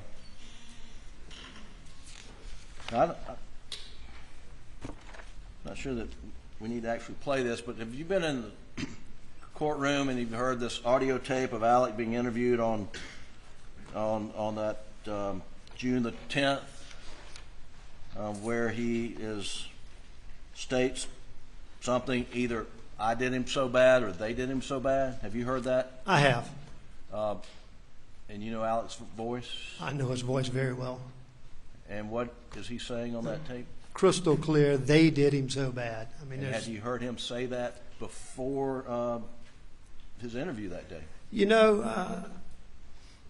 I think I heard him say it either the night of or the day after.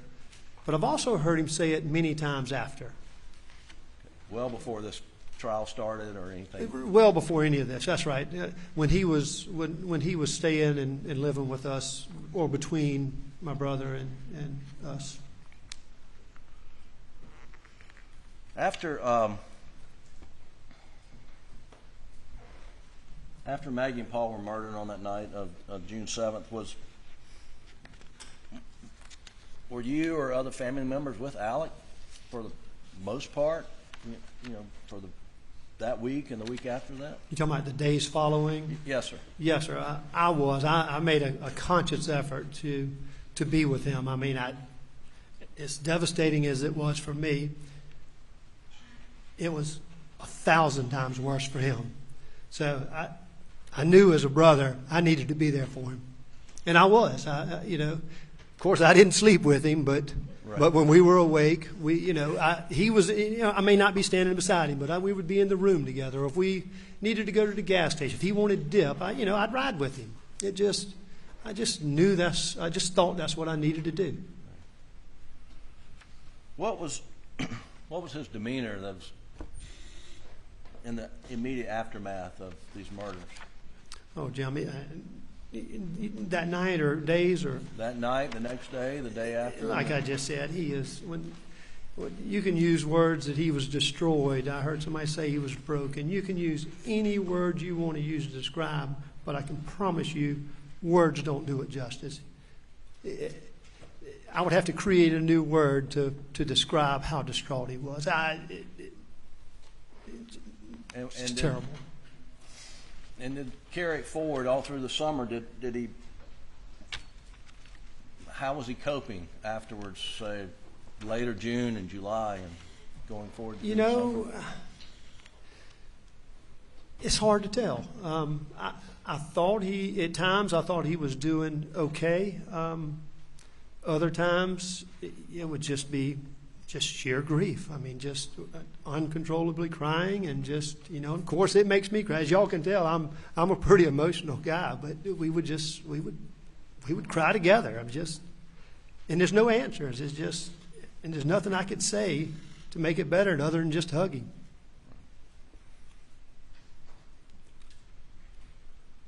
Did he start losing weight? Oh, yes, sir. Absolutely. Was he eating, sleeping? He was pretty heavy going into this. Right. And he lost a good bit of weight. I don't know how many pounds, but it became very obvious in a fairly short period of time he lost weight. Right.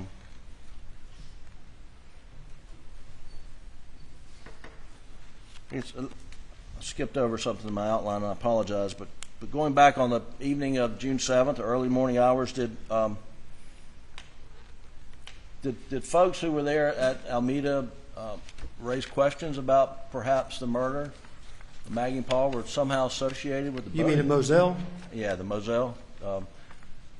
Going back to on the evening of June 7th and June 8th, did folks at Moselle raise issues or associate the potential motive for the murder to be related to the boating accident in some form? Well, I heard it numerous times that night. I heard it at Moselle, and I actually heard it by, well, Chief Alexander mentioned it. You know, once I got over the chaotic part of describing what we were doing, why I needed to get to Moselle, he asked me he's driving in front of me, and he asked me, do you think it's related to the boat accident? And of course, Greg, I don't know. I don't know anything about what's happened. Were you were aware of the boating accident and Paul's charges? Yes, sir. Weren't you aware? And was there a backlash in the community over that? Well, it was. It was a lot of backlash. I would not say quite as much in the community, but as on social media and media inflamed rumors is the way I would describe it. Right. That it was just totally blown out of proportion, and I don't want to downplay the accident, but what they were saying about the stuff about Paul and Alec, it was just totally inflamed.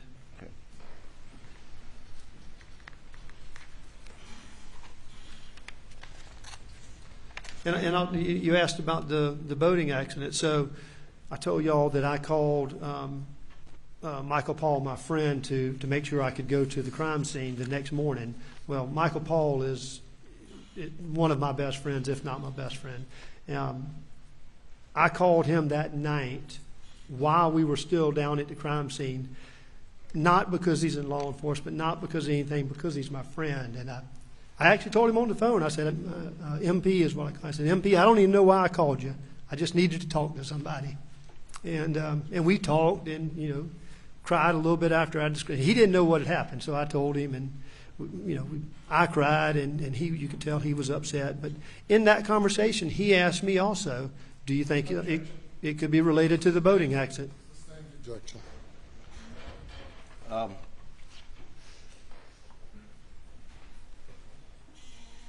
Switching gears a little bit, John Marvin, when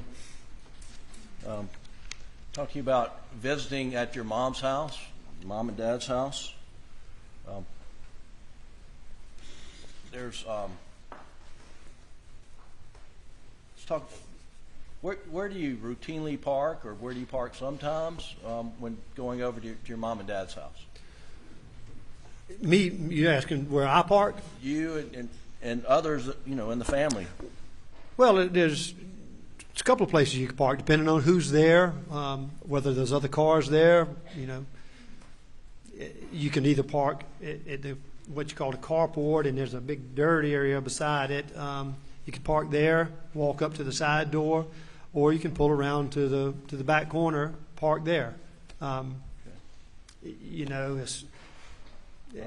We all use both spots.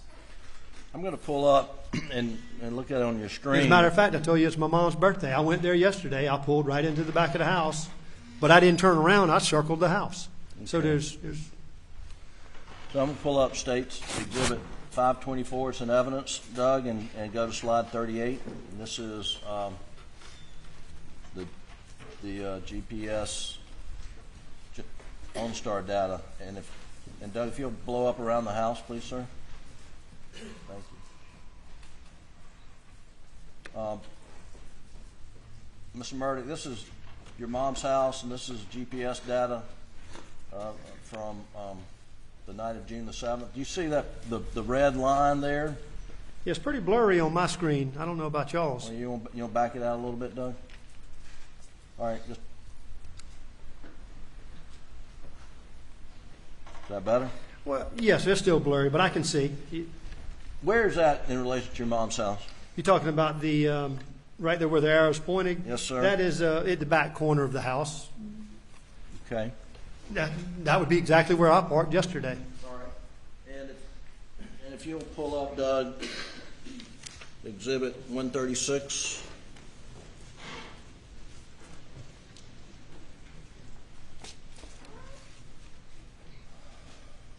And this would be Defendant's Exhibit 136 in evidence. And tell me where that is? That's the same area. That's what I'm talking about. Is that the same area that we just saw on the last exhibit with the red dots? Yes, sir. Okay. Generally speaking, I mean, it's such a wide open area, so when you pull up, you're not like pulling into the exact same spot each time to where you're creating a road or whatnot. It's just a nice grassy area. You pull up, go up to the back door, and you're right there at the back of the house. And why do you go to the back of the house? That's with my mom. When my dad was alive, there's a little breakfast room there with a recliner in it. He was either in that recliner, at the table eating, in the bed, or not at home. I mean, that literally was his. Right. So Doug, if you pull up Defendant's 135. So everything's at the back of the house. Right. I mean, it's just they don't use this. It's a large home, and they just don't. You know, as old as they are, well, my mom can't get out of bed, but as old as they are, they don't go to the front. I'm sorry, just skip that. 131, Defendant's 131 in evidence, please.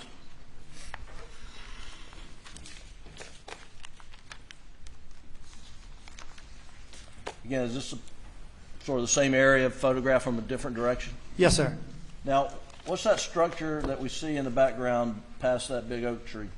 That was my dad's cookhouse, or man cave, as some people would call it. That's okay. Yeah. And how far is that from the house, roughly? You know, I would guess 60 to 80 yards. Okay. And that's and is it open around there? I mean, from the photo, is that accurate? Oh, it's absolutely. All right. That whole area is a grassy area with oak trees and pecan trees.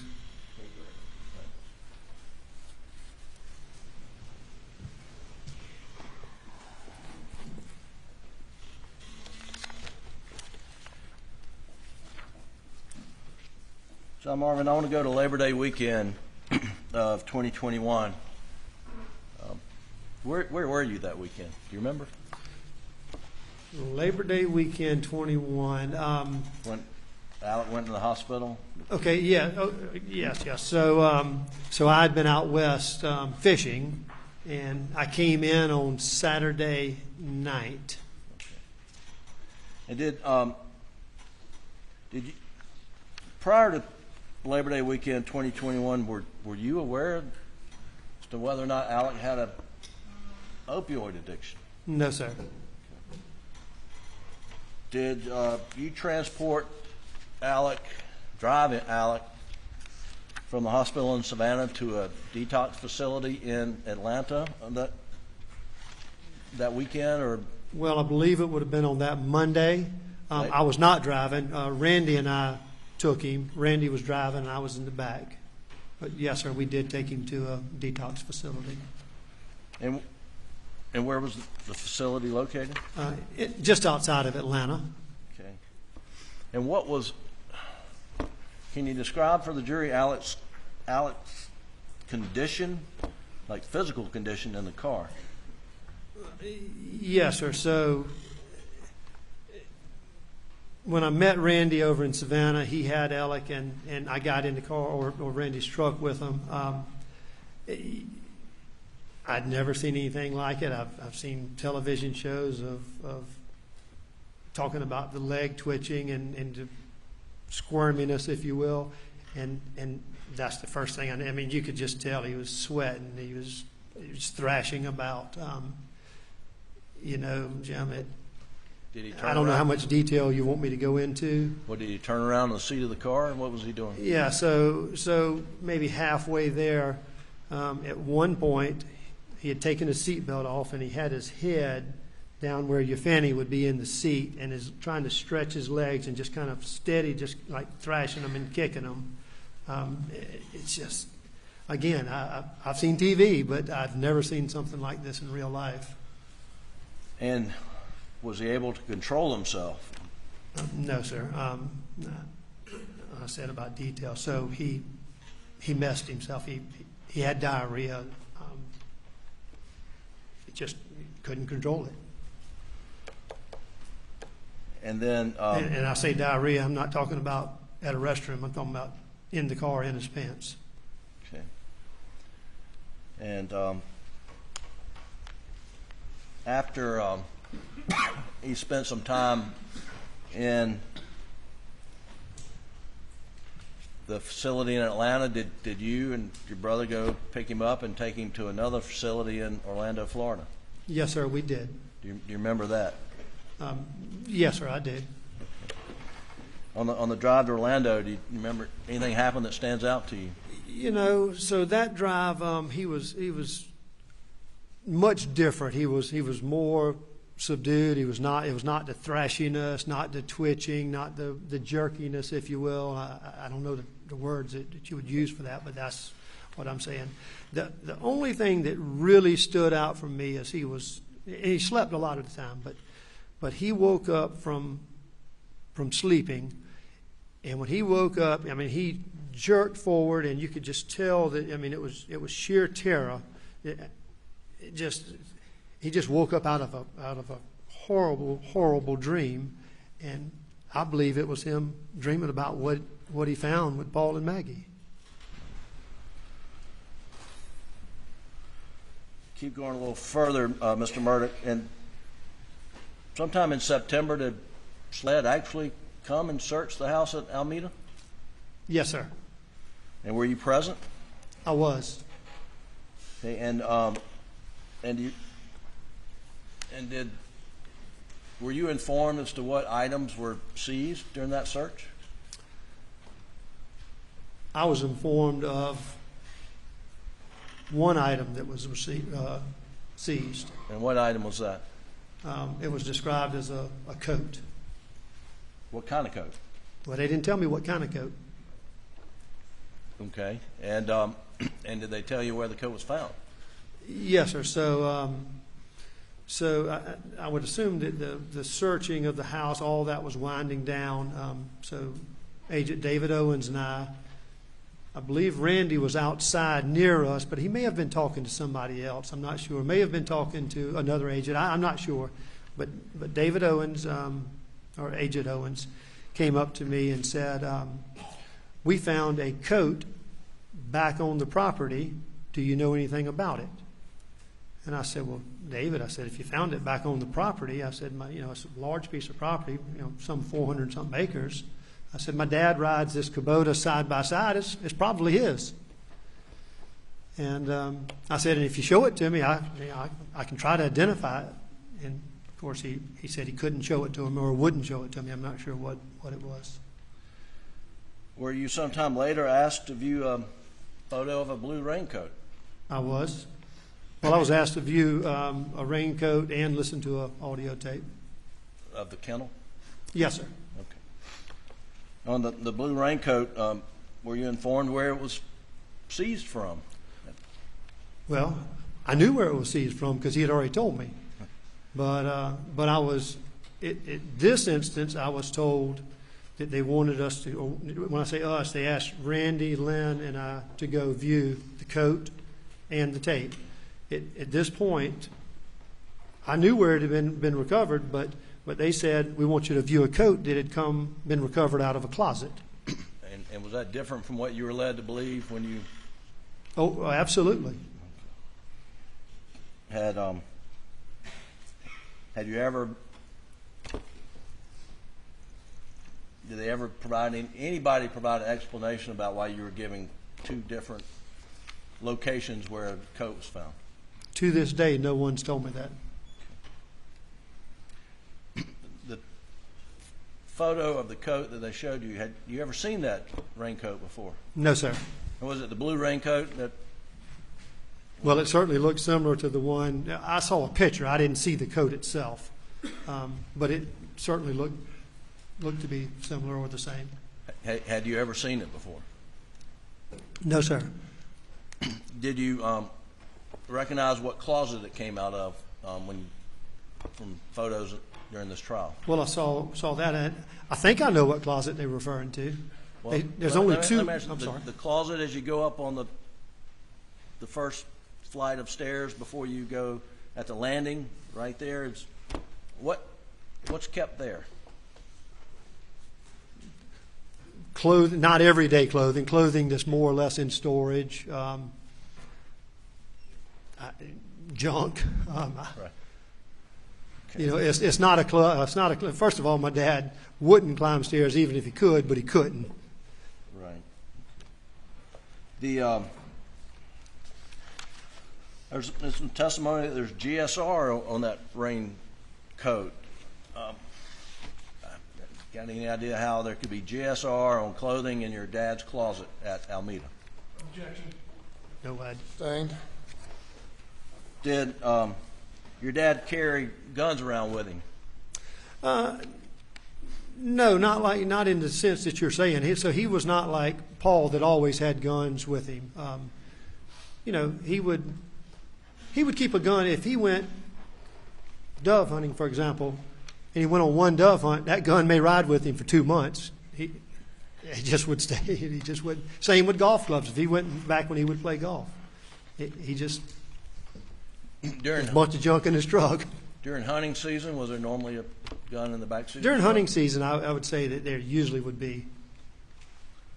And did he In have? fact, during hunting season, because he always hunt. He always loved to go on a bird hunt. And did he have a specific gun that he used frequently?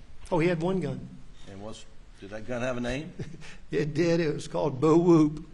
And did he clean it often?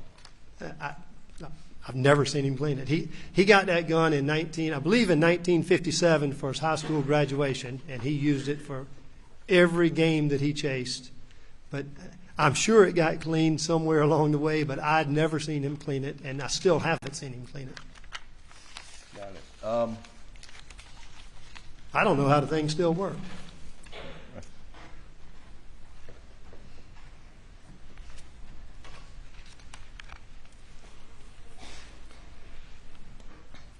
Along the way, have you been receiving updates from SLED on their investigation in the Maggie and Paul's murder?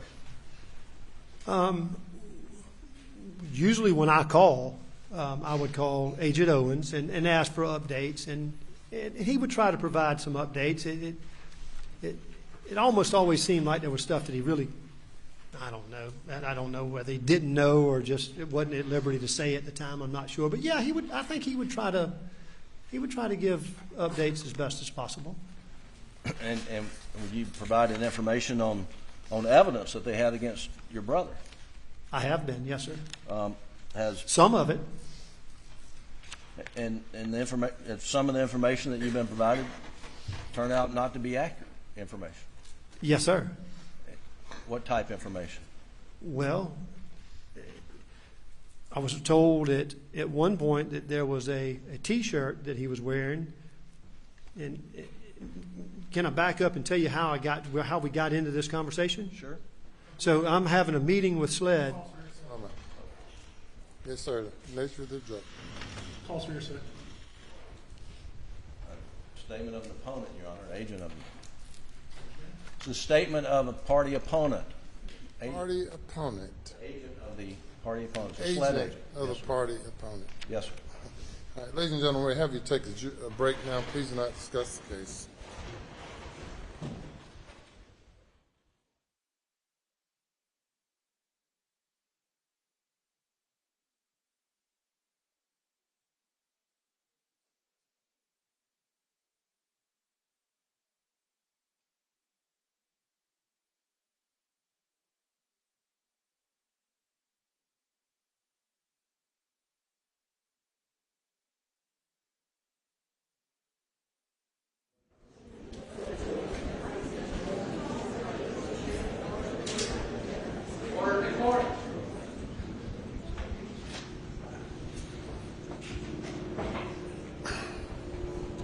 All right, everybody be seated.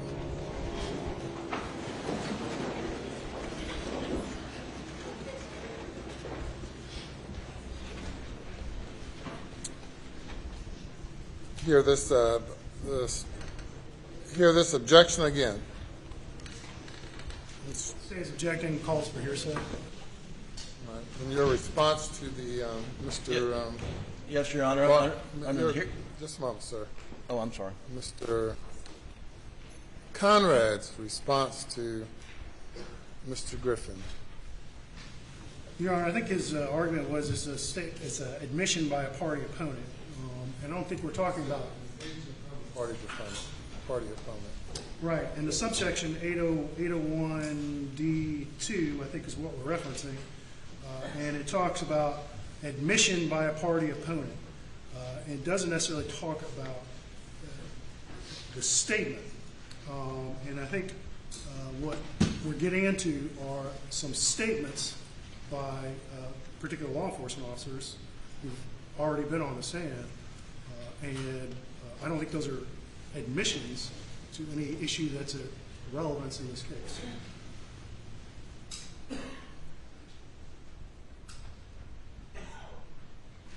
Mr. Griffin? Your Honor, they're directly relevant. The statements relate to evidence that they've told the family they have against Mr. Murdaugh. Directly relevant? Yes, sir. All right, so the objection not based on relevance. Oh, I thought that's what. So a statement of a party opponent is non-hearsay under the definition of hearsay. Your Honor, I don't have the rule in front of me, but under The state of South Carolina is a party opponent in this case? And SLED is the investigative agency. Yes, sir. If otherwise, the rule would not apply in a criminal case. I mean, it has to be the investigative agency. I'm not asking for Colleton County statements, or it's the. No, you've gotten those in already. The newspaper statements, Colleton County's call to the newspaper or whatever. Yes, sir. What else, Mr. Conrad? I'd also object for the relevance as well, Your Honor, because the state has not offered the shirt and evidence, and the defense is attempting to kind of backdoor here, and it simply doesn't go to any issue, anything that's issued in this trial. He's already testified to the shirt. Well, to the shirt, but he's trying to get evidence, and maybe we need to proffer it to see exactly what he would say, but my assumption was that he was going to start talking about a report by Mr. Bevel, which we've talked about several times in this case, and I'd object to the relevance and to, particularly with Mr. Murdaugh bringing it up. All right. Well, tell me again what you're asking the witness. Or Yes, proffer it to the witness. Yes. Yes. So, Mr. Murdaugh, what information were you provided by was it a SLED agent that provided you the information? Yes, sir. You were asking him about Agent Owens. He's a SLED agent. Yes. And what information were you provided that leading up to this that turns out to be inaccurate? Right, and it was okay for me to speak for you? Yes, sir. Yes, sir. So what I was asking, I was saying I wanted to back up to get to where I was getting this information. So I'd been called to SLED, not headquarters, but their office in Waldoboro to view the Blue Coat and to listen to an audio. After my interview with them, Captain Ryan Neal, I believe we were in his office, is the one that, and I'm going to use my terminology here, but described the white T-shirt covered in blood, even went so far as to describe that Alec took the bottom of it and wiped his face with it, and that's how they knew he was involved. That's how they knew he was there. And I don't know where the question goes after Can I that. answer your question, or are you trying to dig more out of him? That's it. All right, and what's your objection?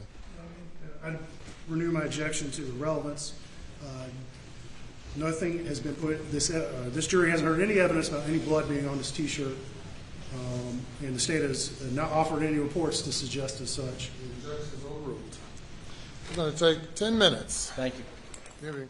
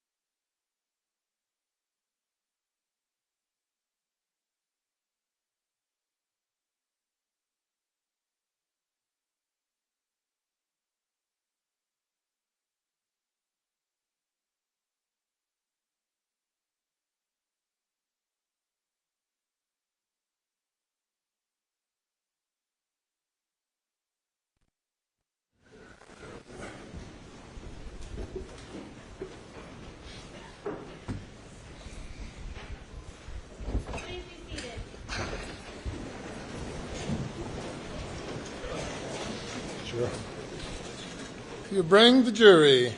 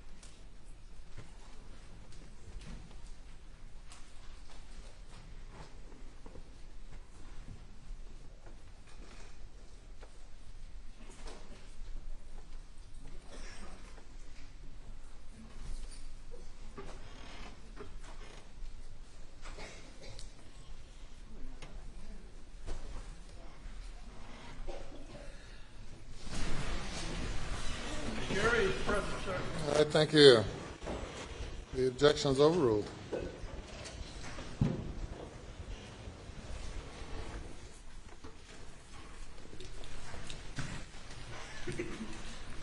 Thank you, Mr. Murdaugh. When we broke, the question on the table was about a conversation that you had with a SLED agent regarding some matter of evidence. Can you provide your answer, please, sir?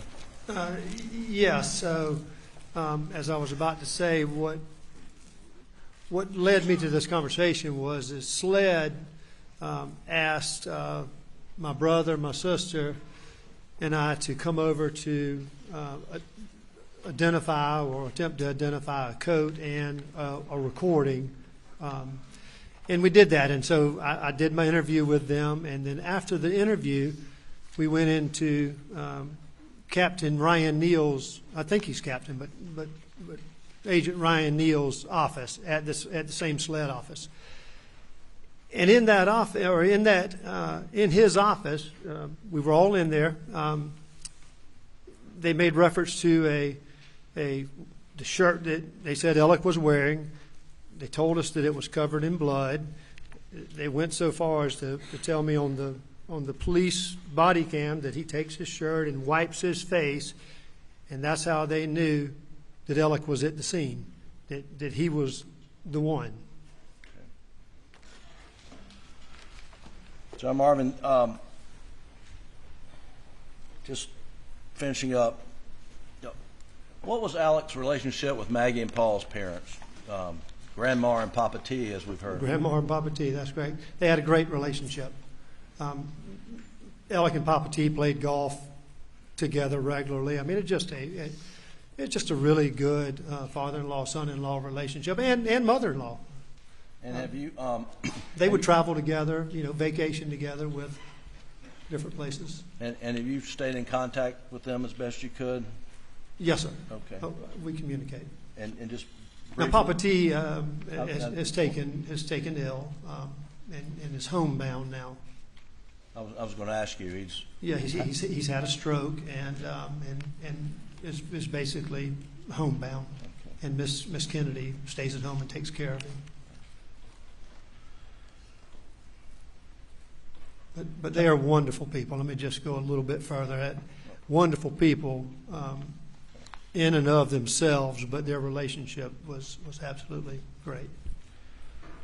Jamar, I want to go back to that morning of June the 8th when you were down at the kennel cleaning up.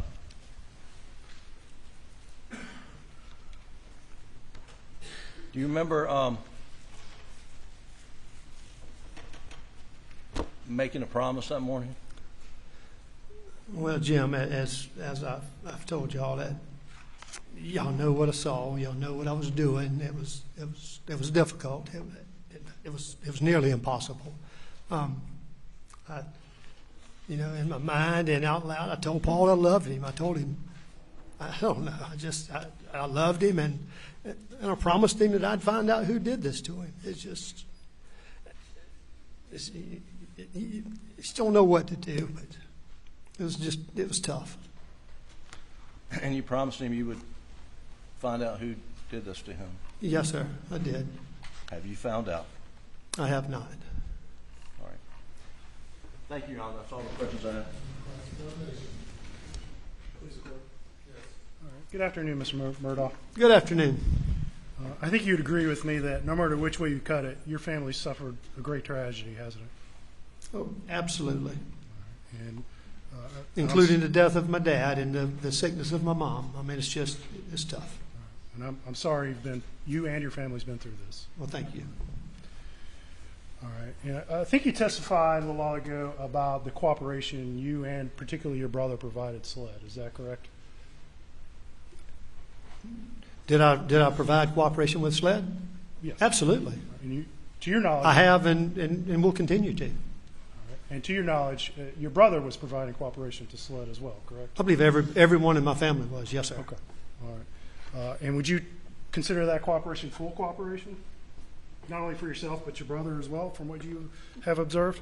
I mean, to me, full cooperation, yeah. I mean, it's wide open. You tell us what you need from me, and I'll provide it. And I told him I would provide it. And from what you've observed, your brother was providing the same full cooperation as well, correct? Yeah. So I believe any time that they ask to search something, any time they ask to do something, they ask for information, it typically came to me, and yes, I would provide it. Okay. I'm asking about your brother right now. I understand you have. But to your knowledge, did your brother provide full cooperation? Or did he tell you he was providing full cooperation? Well, he didn't tell me, but Okay. but it appeared to be obvious that by him giving them access to anything they asked for, that he was. Okay. So when did you first learn that your brother was down at the kennels just before the murders? 2 days ago with the rest of us? No.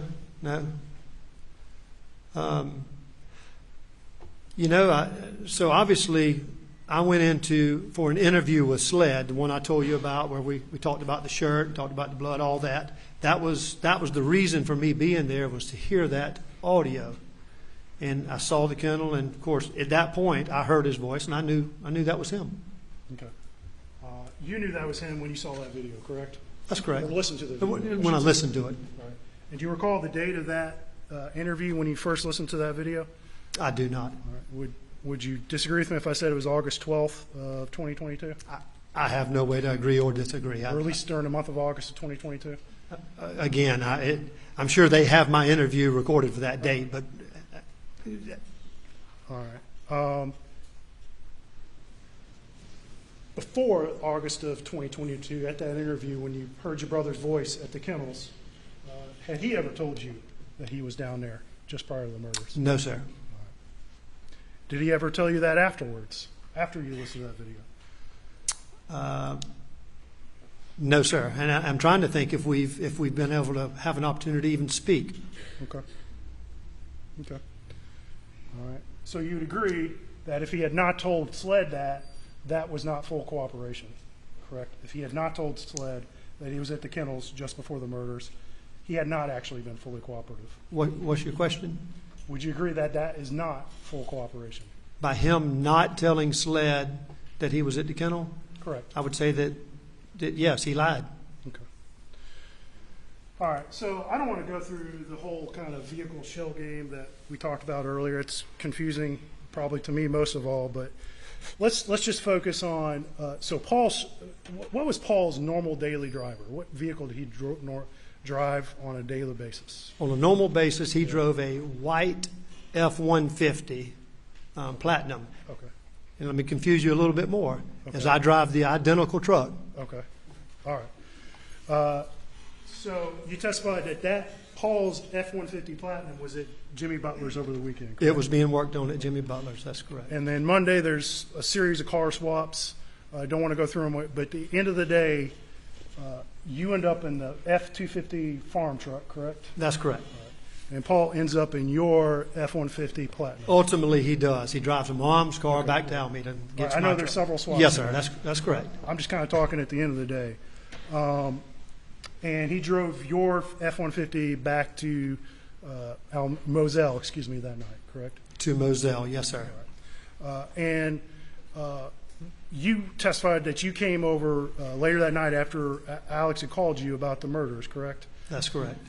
Where was your truck parked when you first got there? And we'll talk about how you got there in a minute, but where was Paul's truck? Well, so first of all, that night. Your truck, I'm sorry. That's right. I know what you're saying. So when I got there, we didn't go anywhere near the house. I went straight to where everything was happening. Okay. As we went to the house later that night, I saw my truck. So it's probably 4 in the morning, whatever time we were, 3 or 4 in the morning. It was parked in front of the house, normally where you would park cars. Okay. So just kind of straight out the front door? That's correct. And the keys that Paul had been using, do you recall were they left in the truck or have any recollection of where those keys might have ended up? Well, they were sitting in the ignition. I mean, Okay. same place I always leave them, Okay. because I drove it to Alameda that night. All right. And meanwhile, you were in that F-250 farm truck, right? For a short period of time. And that, refresh my memory, is that white as well, or is that a different? It's white as well, yes, sir. And it's broke down on you on the way to Moselle, correct? That is correct, on And you Highway left- 63. All right. And you left it on the side of the road, correct? I did. Okay. And I think, did you call Chief Alexander at that point, or? Well, we were riding, we were driving separate cars, but together. Okay. And so at that point, he had gotten in front of me, and I had to call him to tell him to turn around. Okay. And he came back and picked you up? Came back, and I jumped in his car. You or left the truck truck or there. whatever. It was Suburban. I'm sorry, I'm trying not to talk over you, my apologies. And you left the F-250 there on the side of the road? I did. Okay. All right. And rode with Chief Alexander to the property? That's correct. And were you aware that your brother Alex had loaned Chief Alexander money at several points over the past couple of years? I was not. All right. And you testified that you learned of your brother's opioid addiction the weekend of Labor Day of 2021. Is that correct? Well, that's when it started coming out, yes, sir. Okay. So did you have any idea that he had a opioid or drug problem prior to that? Prior to that, I did not. Okay. So from your observations of him on a daily basis, he seemed to be sober at most times, or not under the influence of any?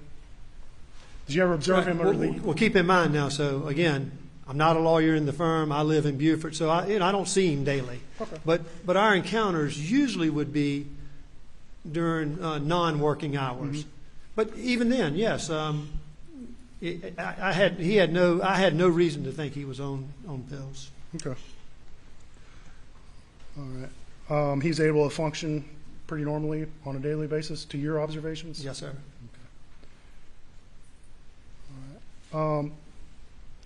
Okay.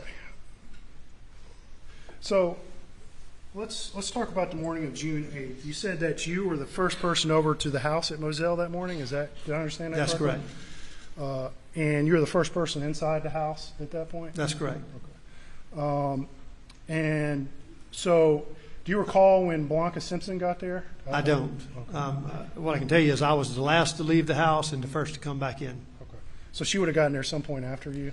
Yes, sir. That morning, And I've heard in testimony that instead of going to Moselle, she went to Alameda. But when she came to Moselle, it would have been after you, correct? I think the other folks were there as well. Yeah, but well after me. Well, okay. And you testified about being in that, I guess some folks call it the gun room, when SLED came in and started looking at some of those guns in the gun room, correct? That's correct. Well, I wasn't in the gun room. I was in the main part of the house. Okay. Did you ever go into the gun room while SLED was in I there? did. Okay. Because I think there's a video and evidence, and we're not going to go dig it up, but of SLED with body camera footage, and I think you do appear a bit. I think so. I think probably what best recollection I have is I was in the main part of the house with Alec and family, and someone came and told me they were there and that they wanted to look around. Okay. And, of course, I went to make sure that they had full access. When you were in there, do you recall who was in there with you other than the SLED agents? Because there were several other people, correct? Well, I don't recall. Without seeing the video, I saw the video. I saw Mark Ball. I saw Lee Cope. I saw the Agent McAllister. But I don't think I would have remembered that. Okay. But there are several attorneys in there, though, at a minimum, correct? Friends and attorneys. Friends. Yeah, that's right. Okay. Was Chris Wilson in there at that time? I don't remember. I don't have any recollection of him being there. Okay. All right, and then let's go to June 10th when Slade came over to, I believe it was Greenfield where they came? That's correct. To interview. It was you, Buster, Randy, Alex. I guess that's 4, right? Is that all who were interviewed that day to your recollection? Randy, me, Alec, and Buster. That's correct. Okay. I think you testified that they didn't want to come inside. Is that what you testified to? Well, I don't think they didn't not want to come inside because of any particular reason. I just think they wanted to get about their business. So you don't recall? I offered for them. I offered to come in, use the restroom, anything of that nature, drink water, anything like that, but they did not. You don't recall Lieutenant Gint coming in and introduce himself? Inside the lodge? Mm-hmm. I do not. Okay. All right. And you've either been interviewed or sat in several interviews by SLED over the last few years, correct? I've been in a few, yes, sir. Okay. And I'm going to direct your attention to October 12th of 2010. Let me make sure I have that date correct. Or excuse me, not 2010. That would have been 2021. And I believe SLED came to your house that day. Do you recall that?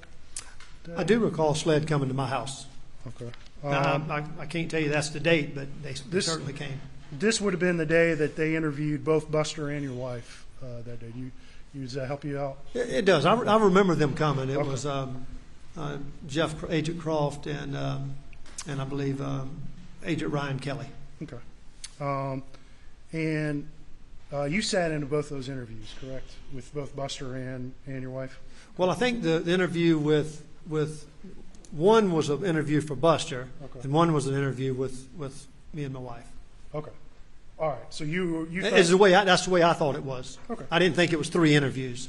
All right. And do you recall during that October 12th interview the subject of this blue jacket coming up with Buster? Specifically, I'm talking about the one with Buster.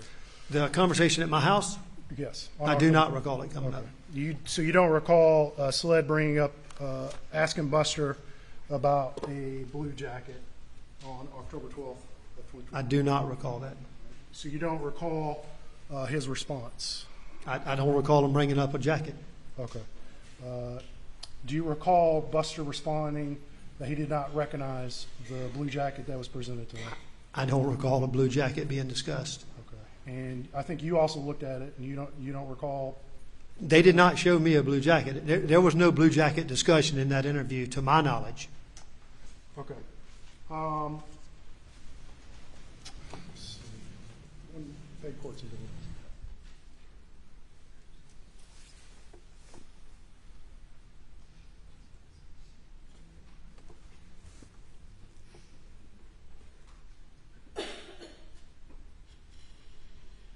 Do you recall what Buster's response in that interview to being asked if that could be Randolph's jacket, to him saying if it's over $15, no, it wasn't? Objection, Your Honor. Hearsay what Buster said. He's asking to recall what Buster said. I sustain the objection.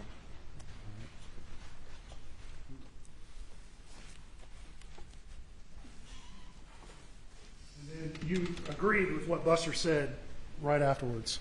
You don't recall that? No, Mr. Conner. What I'm telling you is I don't recall any discussions of a blue jacket in that interview. I just don't recall that. I don't. So you asking me that, I'm just telling you I don't know of any discussions about a jacket in that interview. Okay. All right.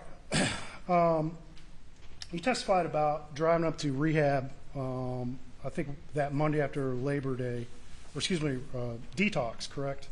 With It your was brother. detox, that's correct. And you said your brother kind of woke up startling as if from a dream. Is that what you testified to? No, sir. Okay. I said that when I was driving, well, Randy and I were driving him from detox to the rehab facility down, and that was down in Orlando, Florida, Okay. is when that happened. All right. And you said, and again, I want to make this as clear as we can.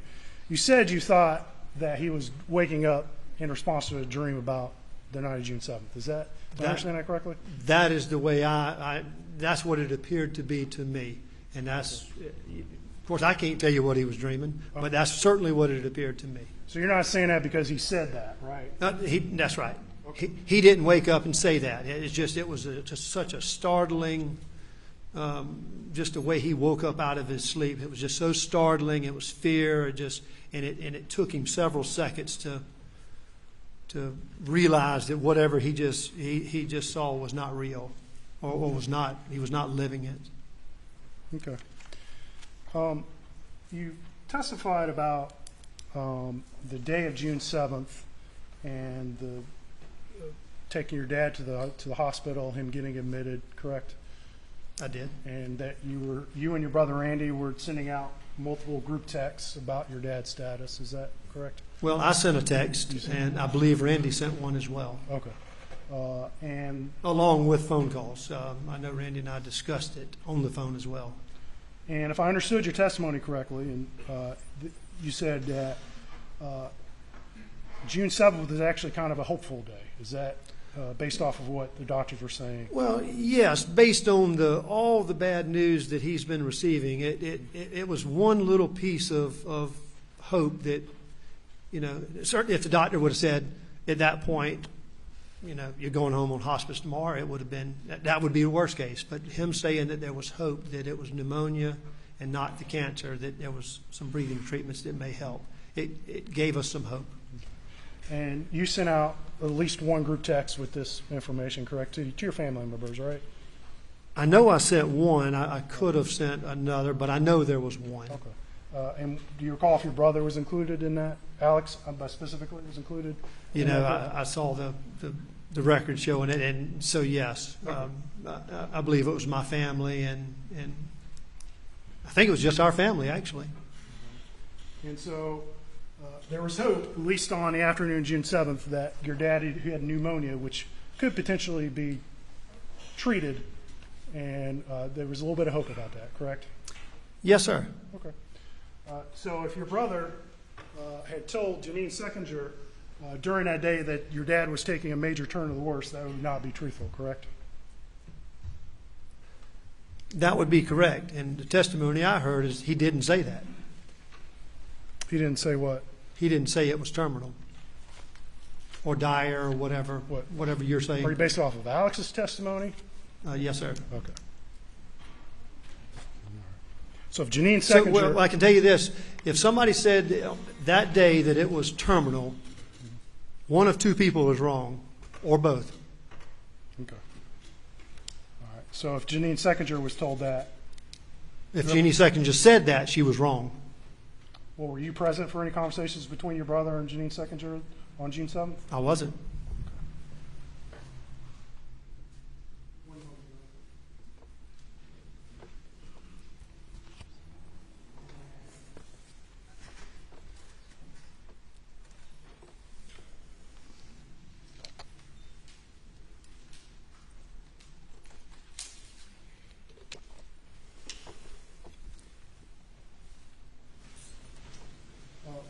One last thing, Mr. Murdaugh.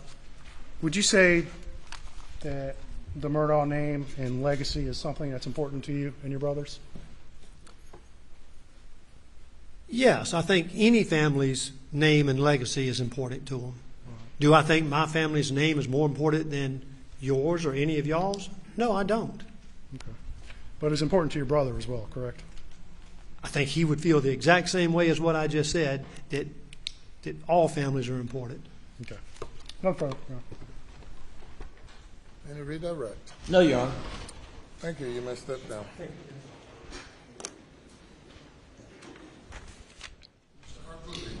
Defense rests, Your Honor. All right, ladies and gentlemen, that is the defense's case.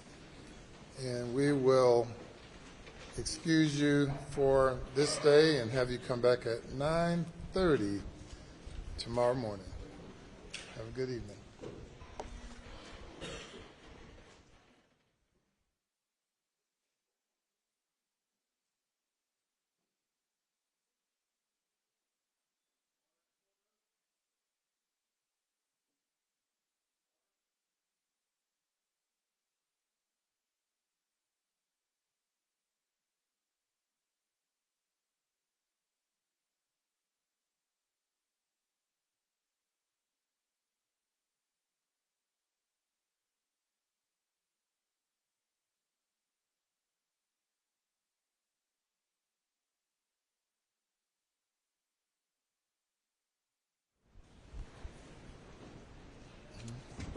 everyone will be seated. The defense has rested any matters of law at this time. Your Honor, we would, defense would just renew our motion for directed verdict on the grounds previously argued at the close of the state's case. That's all. Mr. Waters. Your Honor, again, we would rely on our arguments previously made that the motion should be denied. Be happy to answer any specific issues Your Honor may have, but I would rely on our previous arguments. All right. The motion is denied based on all the reasons stated at the close of the state's case. Now, with regard to reply, what do you have, Mr. Waters? Yes, sir. We have maybe 4 witnesses, maybe 5 at this point in time. I'm hopeful that we could accomplish that in a day. Obviously, as is the nature of reply, we will, assess that tonight. But right now, I have 4 definite witnesses and perhaps a 5th that, as it stands right now, that we would have. I don't think many of them, except for one, would be very lengthy.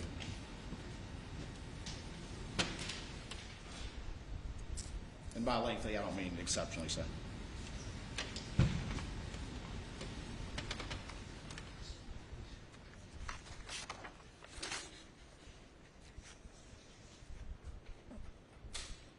Any comment, Mr. Harpootlian or Mr. Your Honor, I no way critical of Mr. Waters, but his estimate of time has been a little mushy, I think is a good way to put it. I'm not criticizing. I'm just saying this was going to be a 3-week trial, and now it's a 6-week trial. Mushy, I think is a good way to put it. I'm not criticizing. I'm just saying this was going to be a 3-week trial, and now it's a 6-week trial. I'm just a little skeptical that we'll get it all done tomorrow. I'm just saying I'll be happy, I'll be ecstatic if it happens, but for planning purposes, perhaps maybe midday Wednesday would be a better. Pardon me? Jury visit. Oh, and somewhere in this process, Your Honor's indicated you'd allow the jury to visit the site. At So the close of the reply. okay, so we're at, I guess, Mr. Waters' mercy to. Mr. Waters, are these witnesses who you anticipate will contradict issues presented by the defense or address the credibility of matters raised by the defense? They will be focused on issues that were raised during the defense case, yes, sir. All right. Okay. Well, 9:30 tomorrow morning. Have a good evening.